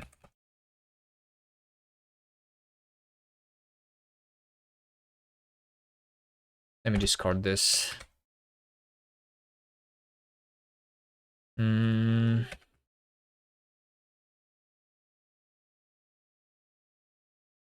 So the thing is, I think the context is actually going to be the extra information on the intermediate representation, maybe. So like, because this is an expression, right? In order to compute that expression, I need to compute it with given contexts in my thing, right? So the expression data contains not only the type, I'm not only inferring the types of expressions, but also the contexts that need to happen there, right?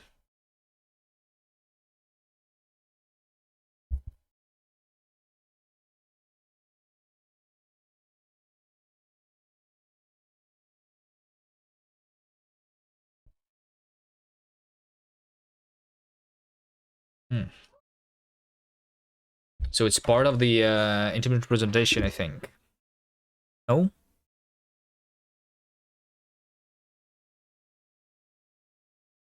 And then I will need to say that when I doing the call, when I am initializing an expression call of a function,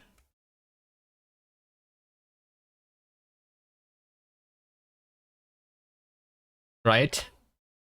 So I am doing the type inference here that like my argument type is the same as the argument.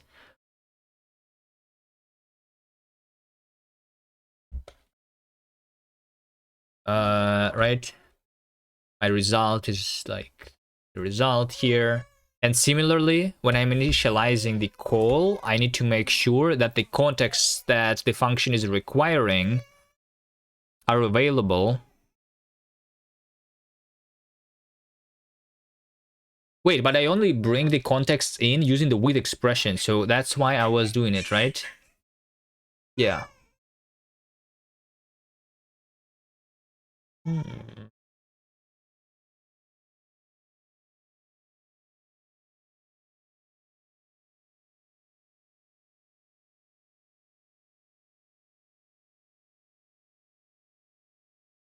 So I need to check whenever I am like doing this thing, I need to check that the function that I'm trying to call, the contexts are available to me right now. Yeah, okay. I think I was doing it correctly. So once again, this is going to be, I guess, I don't know. Let's just have a compile contexts. Let's do this. Hash set of keys, right? So this is the contexts brought that are going to be brought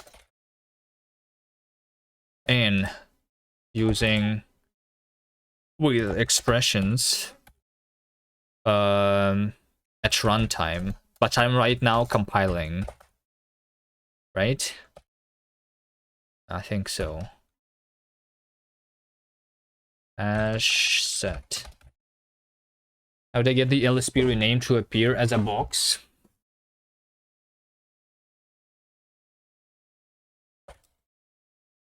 Do I have this? No, I don't.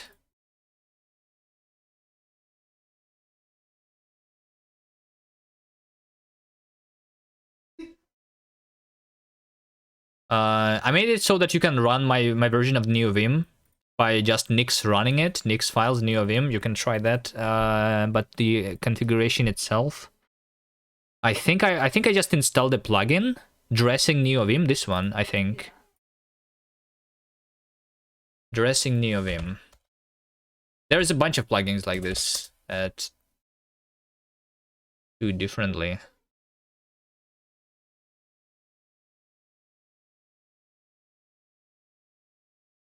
Yeah. I don't even think that I configured it at all. Let's see.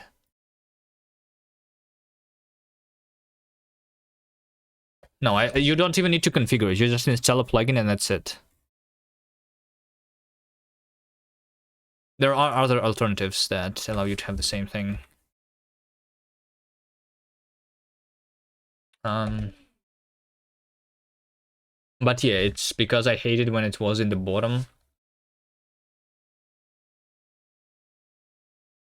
Yeah.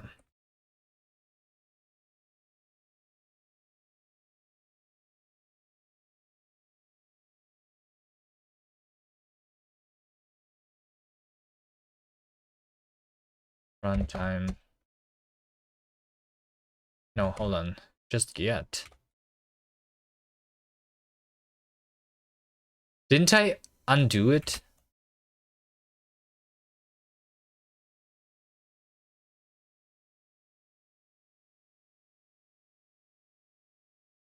Get runtime.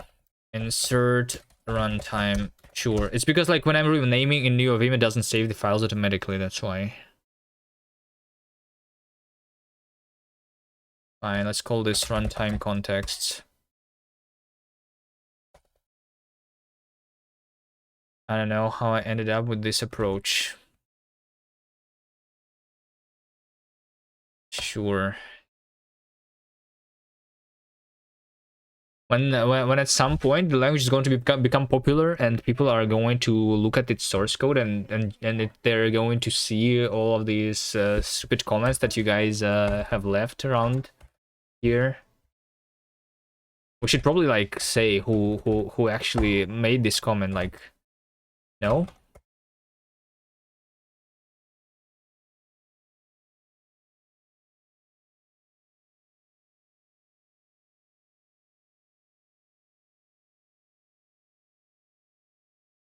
Okay, anyway, compile context. I'm going to have function insert compile on insert compile self context. So in this case, I'm just inserting the type, which is going to be type result. Right, and this is just going to be key is key new type. And then I'm going self compile contexts, insert key. Okay.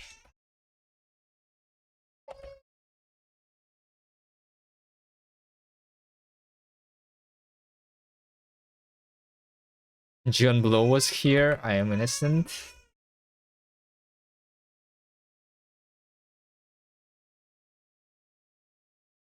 Is that what John Blow said?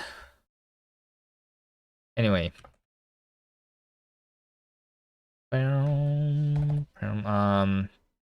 So now, whenever I am compiling the expression, which is the width,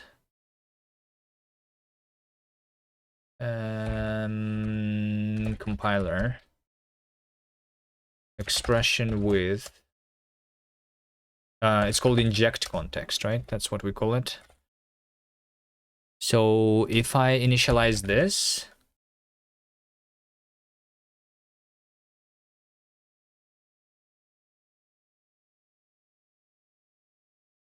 okay, I guess it's not in initialization then. Inject context.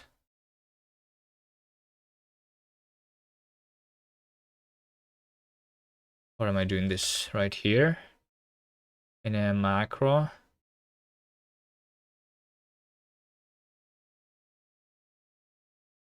God, please forgive me for the sin of creating kast, huh?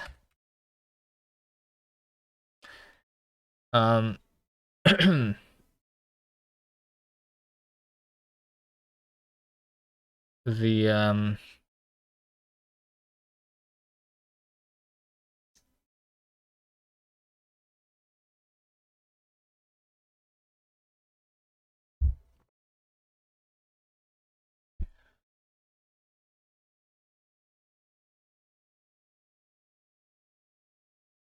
so it also means that the context must be known at compilation time, right? So this is the context.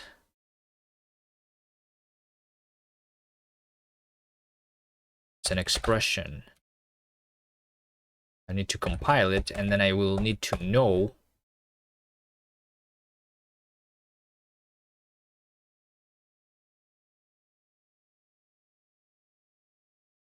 so the thing is, I might not know the type of this yet, right? Because it's going to be inferred, and then later I will need to like do this stuff. It's a little weird.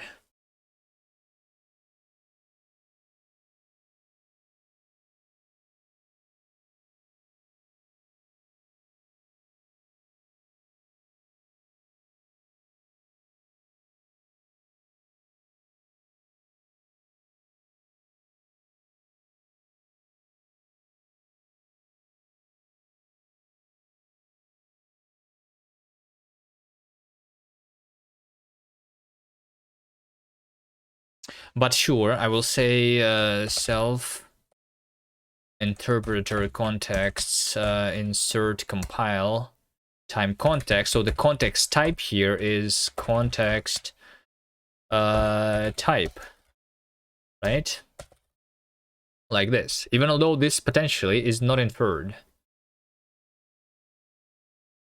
right? Maybe like I will handle the inference over here, since this may be not inferred yet. Maybe we'll like subscribe to it or something and then check later. Let's see.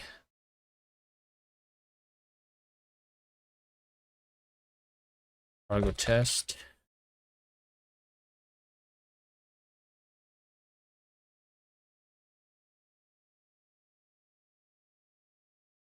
Okay, like that works.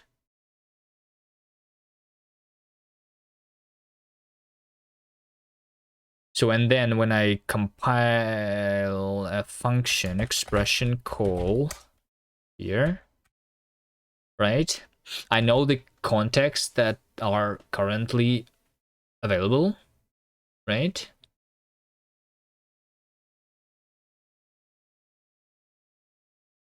Yeah.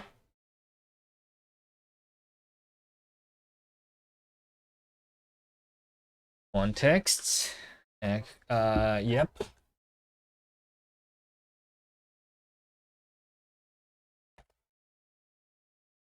So I have this type of the function type, right? And this is my contexts.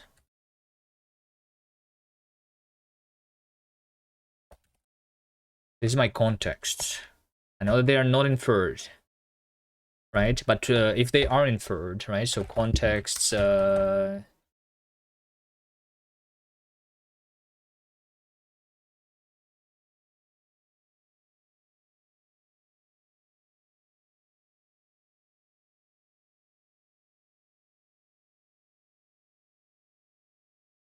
Add check.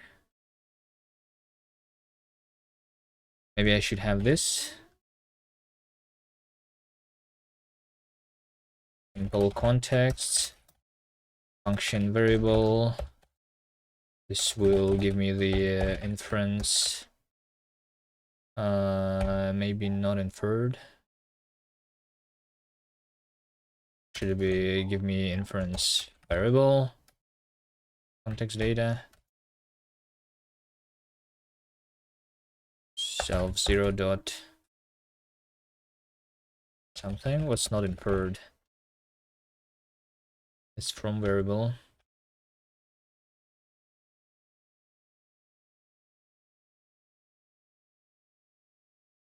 Add check. It's down here because I'm making it from a variable. Okay.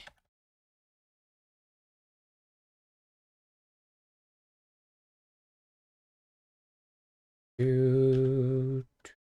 Maybe not inferred. Okay, variable self variable t self 0. So self 0 var here.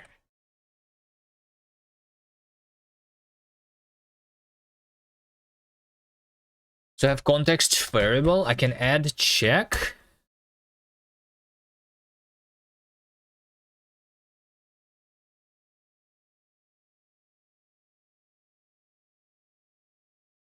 I can add a check. Context. So whenever I infer the value of the contexts here, I will say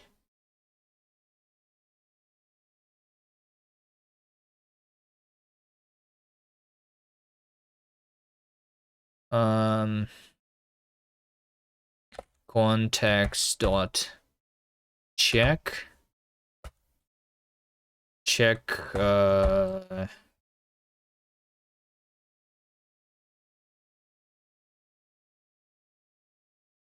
let's call check. I'm going to move in the Current contexts is going to be self interpreter. Going to be kast interpreter. Contexts. Clone. I think.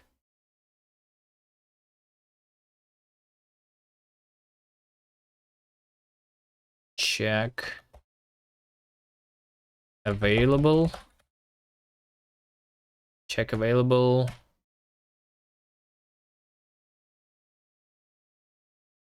In the current contexts. I mean, I can just clone the kast.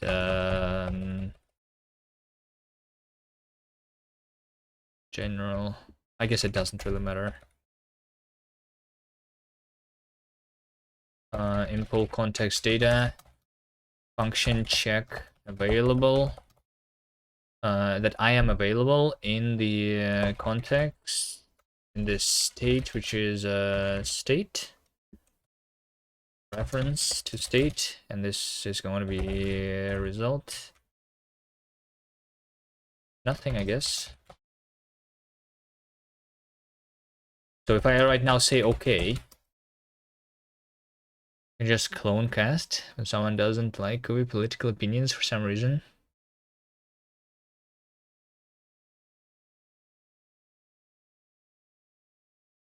Photo of the moved value.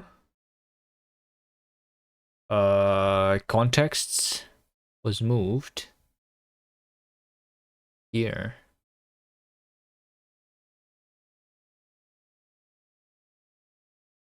That contexts is contexts clone and contexts. So this is going to be like a function required contexts, and this is like available contexts, right?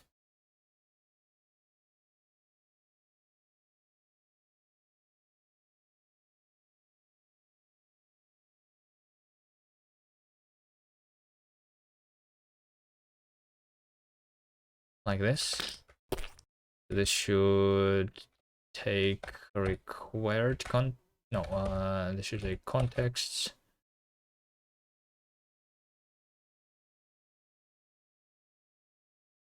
Oh, context is moved here. Okay, context. Oh.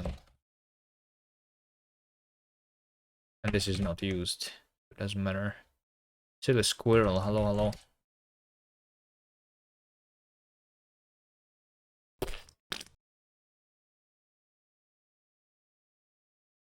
Okay, tests still work. This means nothing, obviously. Okay, but at least I didn't break everything. So now, when I say check available, I will say something like for type in self types, right? State dot compile contexts should be available, right? Contexts contains if the compile context don't contain the new or the type, then I rebail type context is not available here.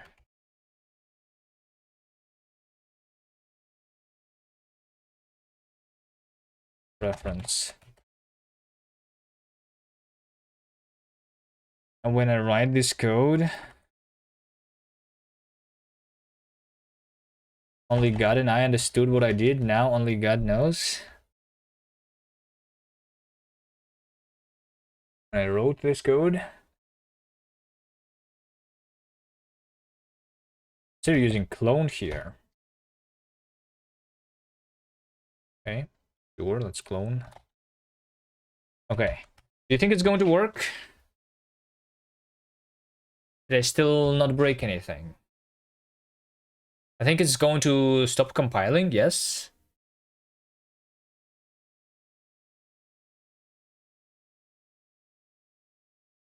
Context is not available here. Wait, what? Hold on. Failure is hello world even. Right, okay, just REPL.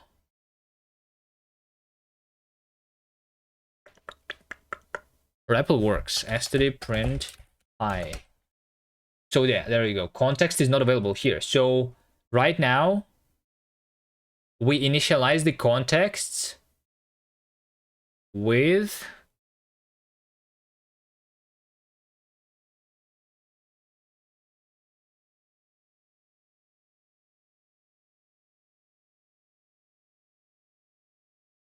it's not available on file. Context, hold on. Context is not. Well, okay, I mean, sure. Context is not available.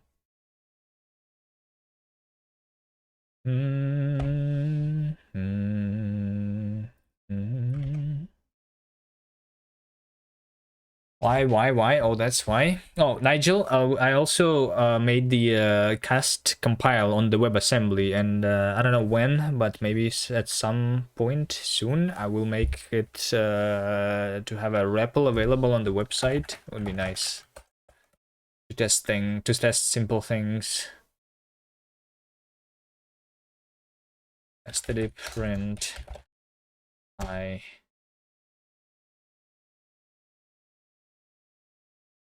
So context is not available. Okay, so here's the problem. The problem is that the context that I need is so I have two contexts that I inject already, which is the output context for me to be able to write stuff, right? And the default number type, which should be available at compile time. So since I am injecting those, right, and when I'm inserting something into the runtime, I also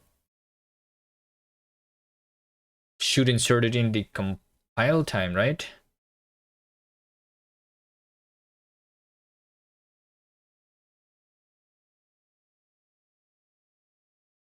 Should I?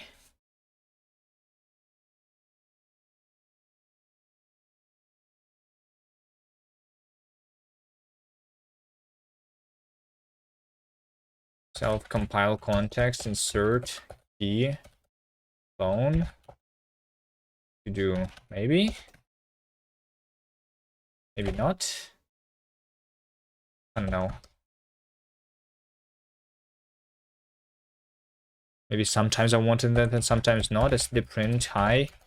Okay, so now because I have inserted this into compile time, std_print is a function that requires the context of knowing how to write to be in scope, and now we know it, that it is in scope. So now if I just run the unsafe example, it doesn't work. Oh wait, hold on, it works. Wait, hold on, it actually works because look at this. So I have an unsafe function. The function is marked with unsafe, even although I'm not using it like inside this function. The function is marked.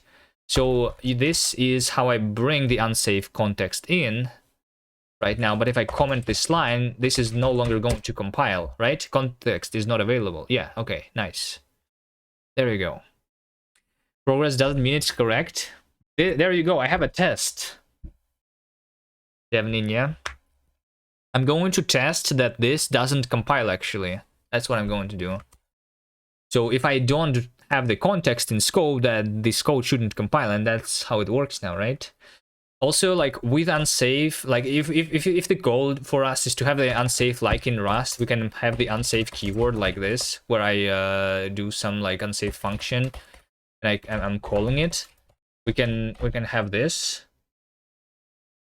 as a syntax if we want to, or I can have instead of like with as statement, I can have with as like before the scope or something. I'm not sure which one. Like, I think this one is more.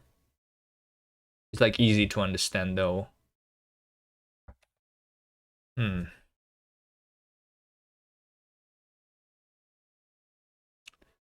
So it's a like, in order to clean this up, I would just make this to be like a simple tag type so that I don't need to have a colon unsafe. I would just say with unsafe, right?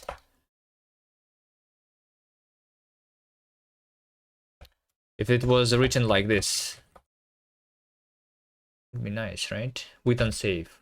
Although, like, it means that I, like, since I want this to be specified here and here the same way, right? It means that I should be able to have, like, similarly to how units can be treated as types and as values, the thing that is unsafe should also be treated as both type and as value, right?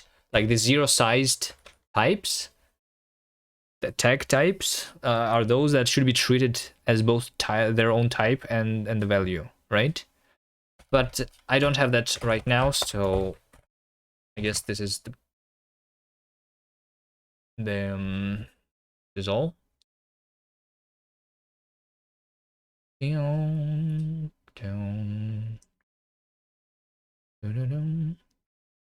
Corporate world insists on UAT instead of internal testing.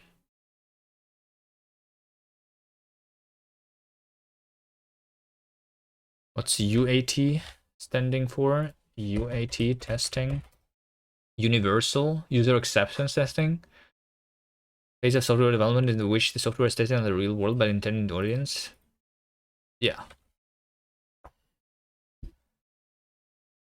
Makes sense. I mean, the more tests you have, the better.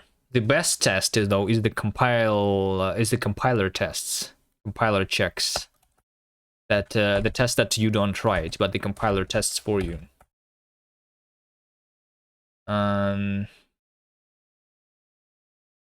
Okay, let me maybe like checking contexts at compile time.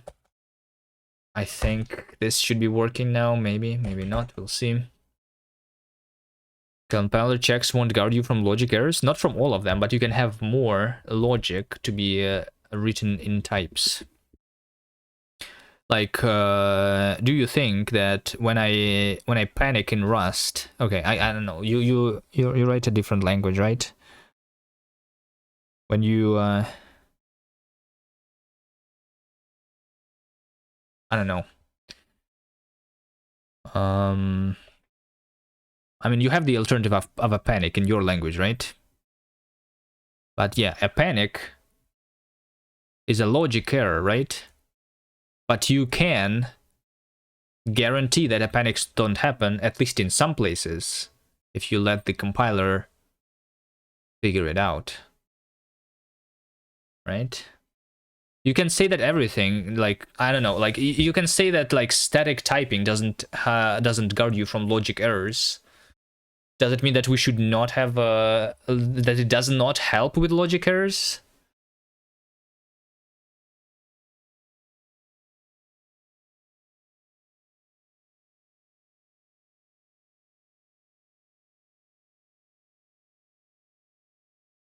It does not help, but it does.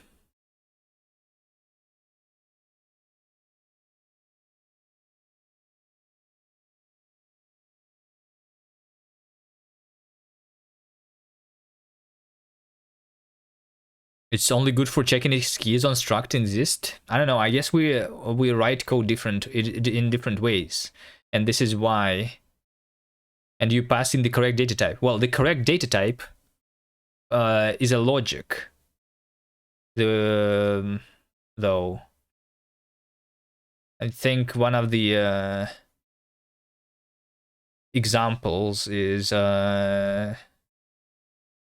one day we'll have a language that won't compile unless your exact specific indented logic is perfectly implemented. Well, I mean, yeah. So like, you should be able to tell the compiler what is your intended logic. Because if you don't have a way to tell it to the compiler, then the only way of you to prevent the logic bugs is to write a documentation comment and then check it manually every time, like try to remember it. I think the example that is shown usually is when you have like type safe HTTP, maybe. Um, like when you are writing an HTTP request, you are supposed to write the headers first, and then you are supposed to write the content of your request, right? I'm familiar with JavaScript. I mean, yeah. So like if you write your content before you're writing an HTTP header, is that a logic bug or is that a type bug? But you can prevent that with types. Oh, the bug that you might do where you write content before the headers, right? I don't remember where I like saw this example.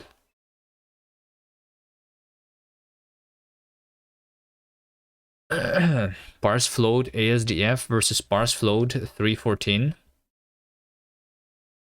So what's the problem? What do you want me to do with it? Parse float ASDF none. So in both cases the compiler won't complain since it's a string. Yeah, and it should not complain. But like the compiler should complain about the fact that this can fail. The problem, first of all, like this should not be none. This is a problem with JavaScript. This should not be none. This should be a result. That's why in Rust you have like it's just because the JavaScript is a bad language. I don't know what to tell you. Like if you have function main and you say like ASDF dot parse what, like F64, right? This is going to say that it is an error, parse float error. It's an invalid string. It's a JavaScript issue.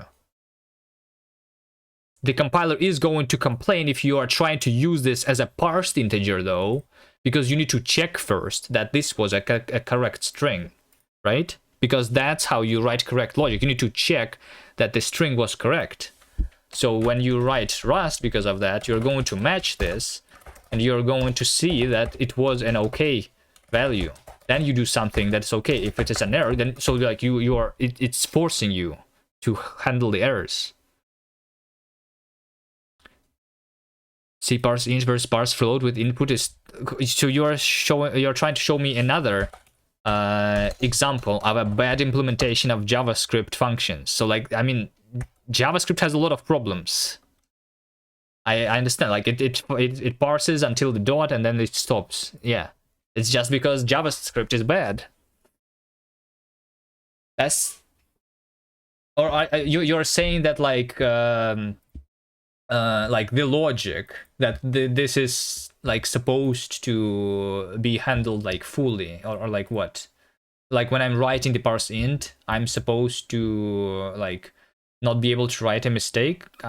I think that's not like the like I said, you're not you're not like preventing all the logic bugs when you're having a type system, but you are preventing a lot more. Just JavaScript basic type inference issues. Well, this is not the inference issue. It's just like even in JavaScript, even without the type inference, you could implement this as like, I don't know, throw in an exception if there is a dot here, right? When I'm trying to parse an int, like why is it even succeeding? It should throw an exception, right?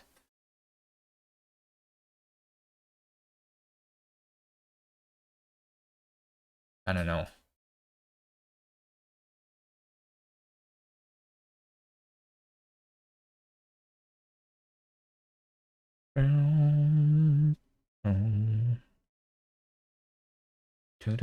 But I guess you could also let's say that I am writing a function parse int, right? And this has a string, right? Like this. I think we can actually guarantee in the types that I am like looking through the entire string. This feature is called like linear types, I guess. So when we go for character in string, something like this, and I say that if character is like a digit somehow, right? Then I say like result is like, I don't know, result times 10 plus plus this digit, right? But otherwise I break the loop. So like you see, this is like the implementation, like in JavaScript, that would stop on a dot, right? And we can make this not compile if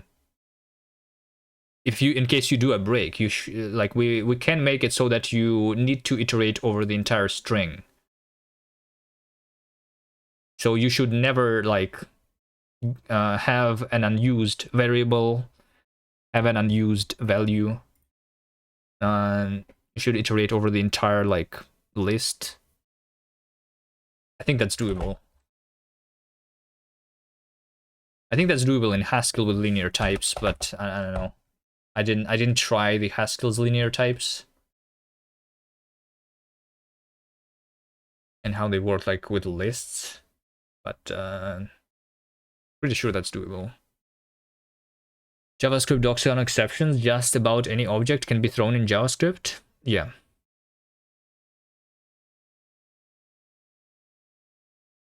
I mean, it's going to be the same for us too. In Rust, you can also have a result type where the error type can be literally anything, right?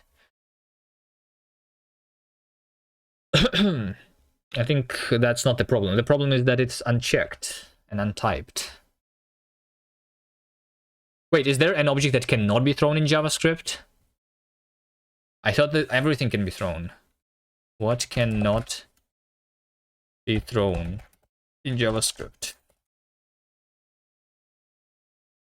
Throw.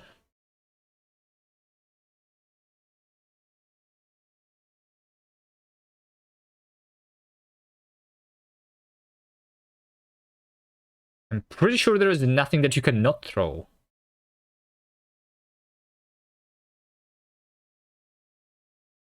Expression to throw, just like anything.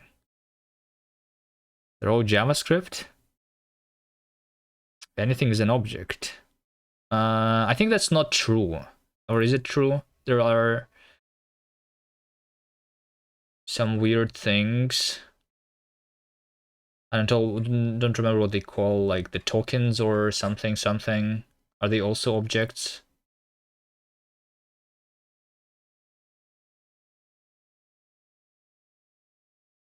Int isn't object.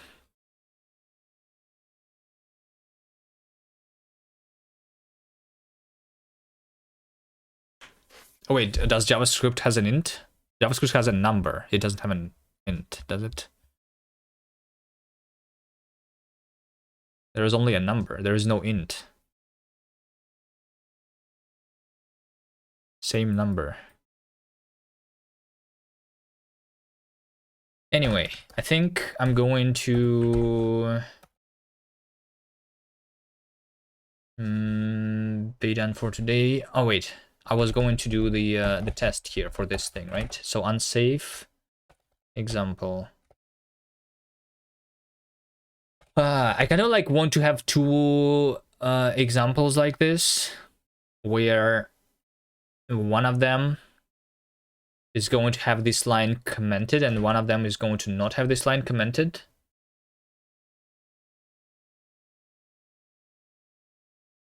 Let's try that. Source, no, tests, examples. I'm going to test test unsafe, safe, private test. I think I should rename it. It's not really unsafe or anything. It's just a custom context, I guess. The simplest example. So this is saying hello, right? But then I'm going to say this. I'm going to have test unsafe without unsafe context. So this one is going to be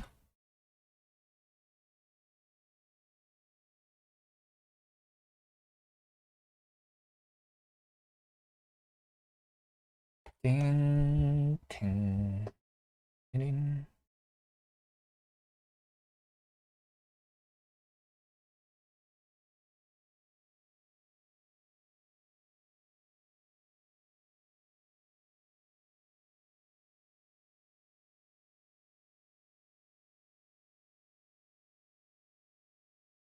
Do you have like an enum here, or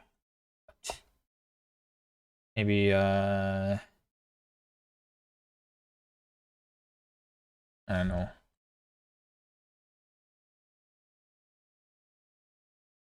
Down.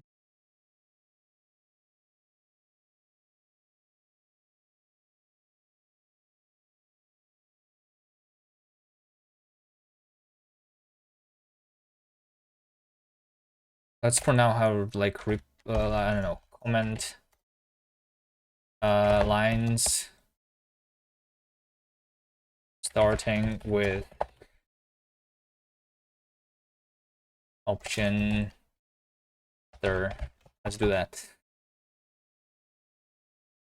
I'm going to say that if flat,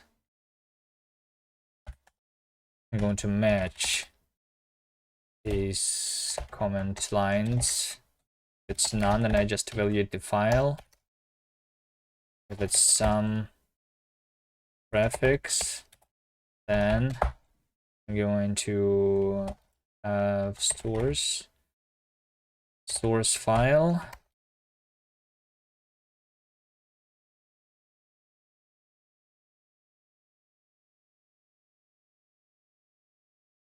File name is going to be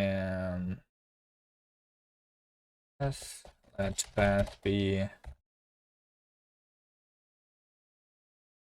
path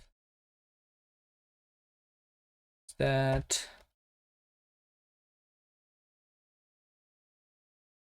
contents is stdfs read to string path.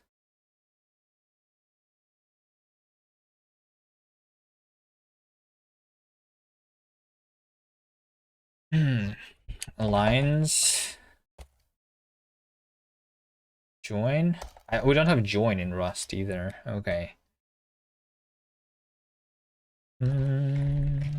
Let mut result is string new for line in ins result.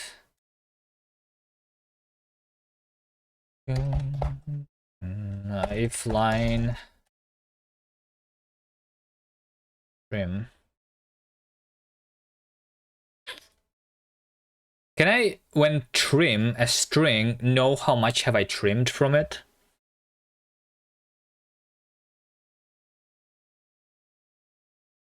Can I know that? I don't think I can.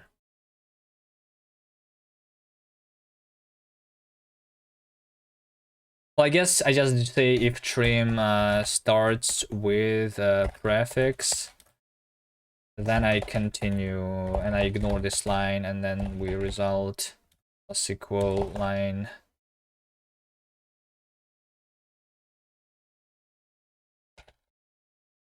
Then I say kast eval source.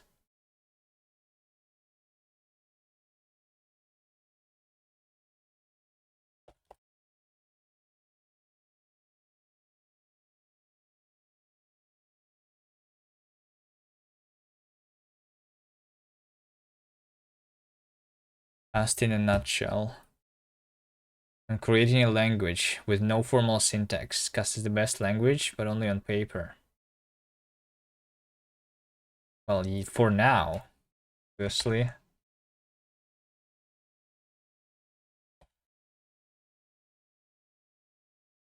I just have a way to like not need to specify this in every single test case, right? I should have like a builder pattern here, I guess.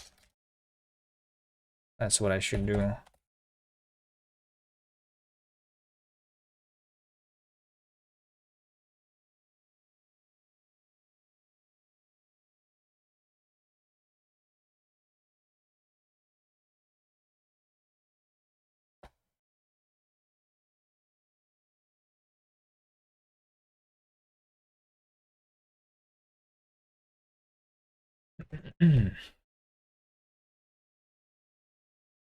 Okay, so over here, without unsafe context, I'm going to comment the line starting with literally with the with keyword. Literally, that line is going to be skipped And let's go to fail now, because it's expected to fail because unsafe context is not available, right? So this test is shoot panic, context not available, right? Test. Trimmed characters is original string length minus string length after trim. I mean, yeah, but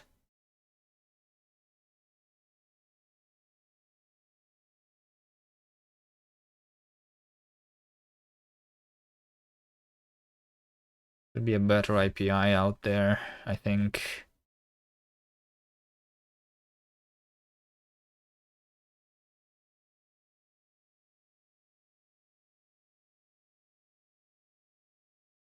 Expected substring, context not available.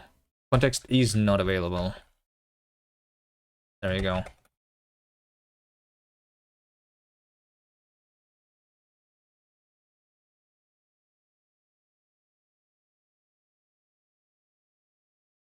All right, there you go. So I'm now testing that without unsafe context, we cannot compile, and with like if I forget to call my function, if I forget to bring the unsafe context, it's not even going to compile. There you go.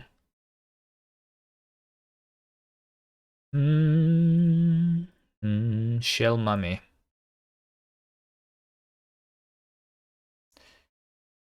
Mommy git push. That's a good girl. Mommy believes in you.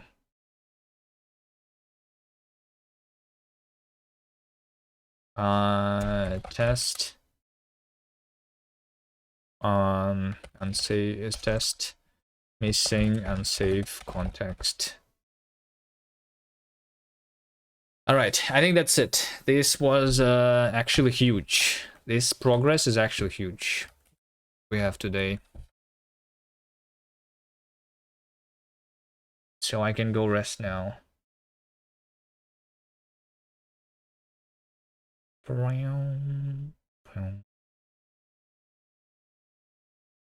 So a kast is mid license. They can legally make kast mummy. Well, I don't plan to change the license.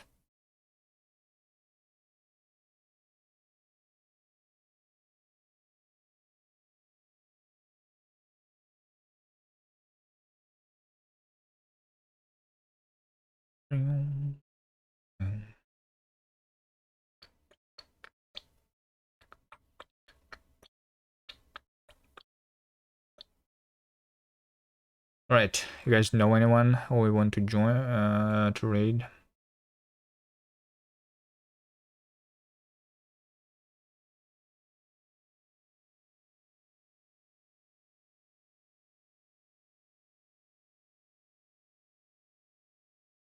You're back, so what's up with the type inference? All right, I just made the context system, the effect system basically to be compile checked, but well, I guess what I wanted to show you is look at this.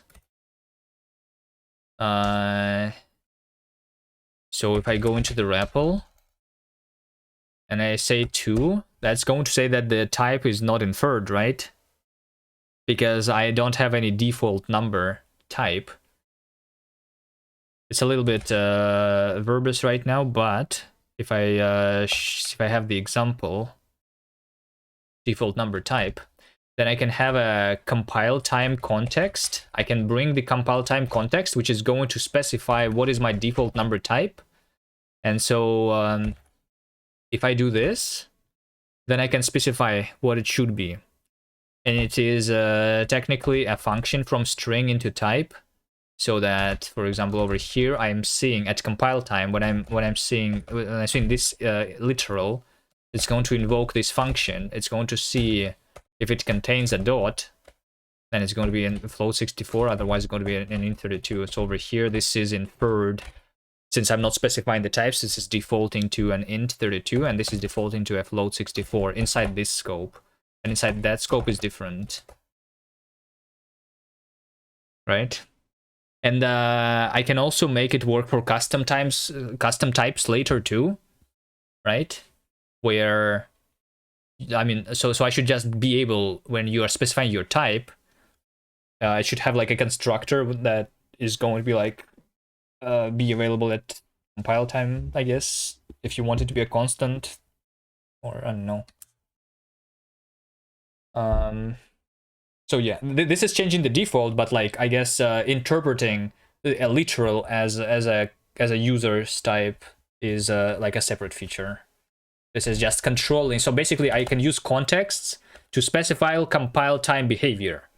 That's what I'm saying, because context is not just a pure runtime feature. It is because compiler is an interpreter. I can use the same feature that I'm using at runtime at compile time, right? And I can configure my compiler because of that. So if I wanted to like configure how like some lints, for example, if I want to enable a warning that is disabled by default, I can do that with a context system too. Like that's it. It's like Z comp time on steroids. I mean, yeah, basically. Yeah, that's it. And then the only thing that I did in addition today is that it's not just runtime checked, it's also compile time checked. So I have this example, the last one that I did, where I have an unsafe function where I define the unsafe context. It's a little like don't mind the syntax, but I specify the unsafe function, and if I call it, I need to have this function in scope. If I comment this line, it's not going to compile. If I have this, then it's going to compile successfully. It's a mixture of comp time and proc macro. Yeah. I mean proc macro is a comp time, but it's like weird. Yeah. I already had like the AST based macros work in the same way, right? So whenever you define your own syntactic construct, it should be defined as a macro, and the macro is just a function that operates on ASTs and like can do like operations with them. So that's also literally like can do any code in compile time. And also, since I'm using contexts, I can also restrict what is available at compile time. I guess I will have to the compiler, or to I don't know, interpreter, compiler, whatever. I can, for example, disable the access to the file system during compilation, or so that I don't know, because there is like the security problems with crates like SQLX which connect to your database, for example, right? I think we want that controllable, so that also is handled through the context system. We can disable things easily.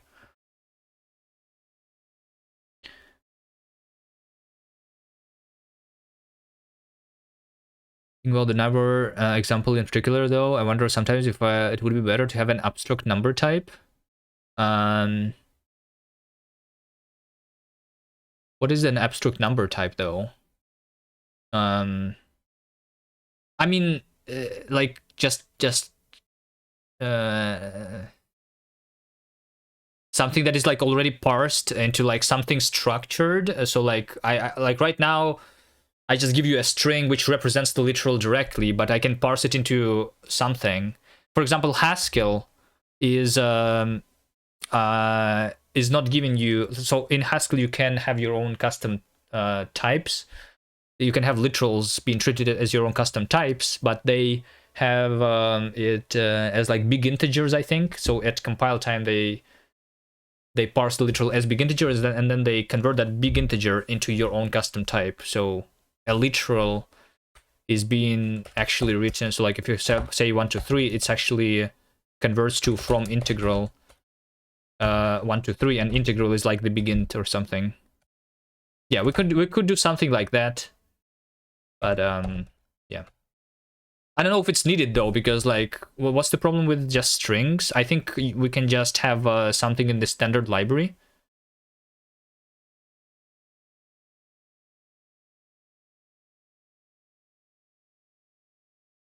Which is parsing it. I think I'm going to have big int in the standard library, because I kind of want it, if I want to use kast as just a calculator instead of Python or Node.js as I was using before.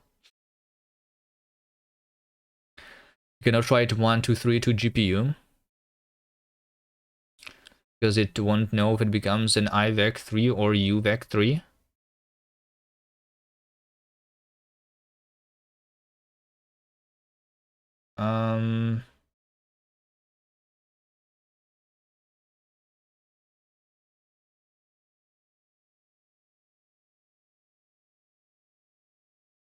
If it later gets used as UVEC3 if one understand it.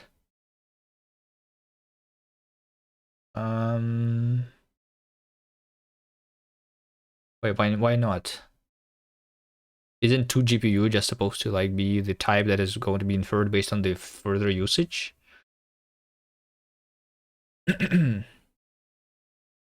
Anyway, I'm trying to end the stream here. If you have a suggestion of who to raid, we can go there. Or we can see at this person building Linux or something. You're thinking about the trace system isn't smart enough? And we'll see how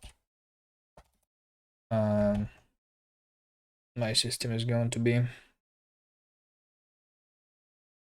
We don't even have the trace system, we have the casting system. And the traits is just a side effect of the casts. But yeah, alright. See you guys next time. Thank you all for watching. Bye.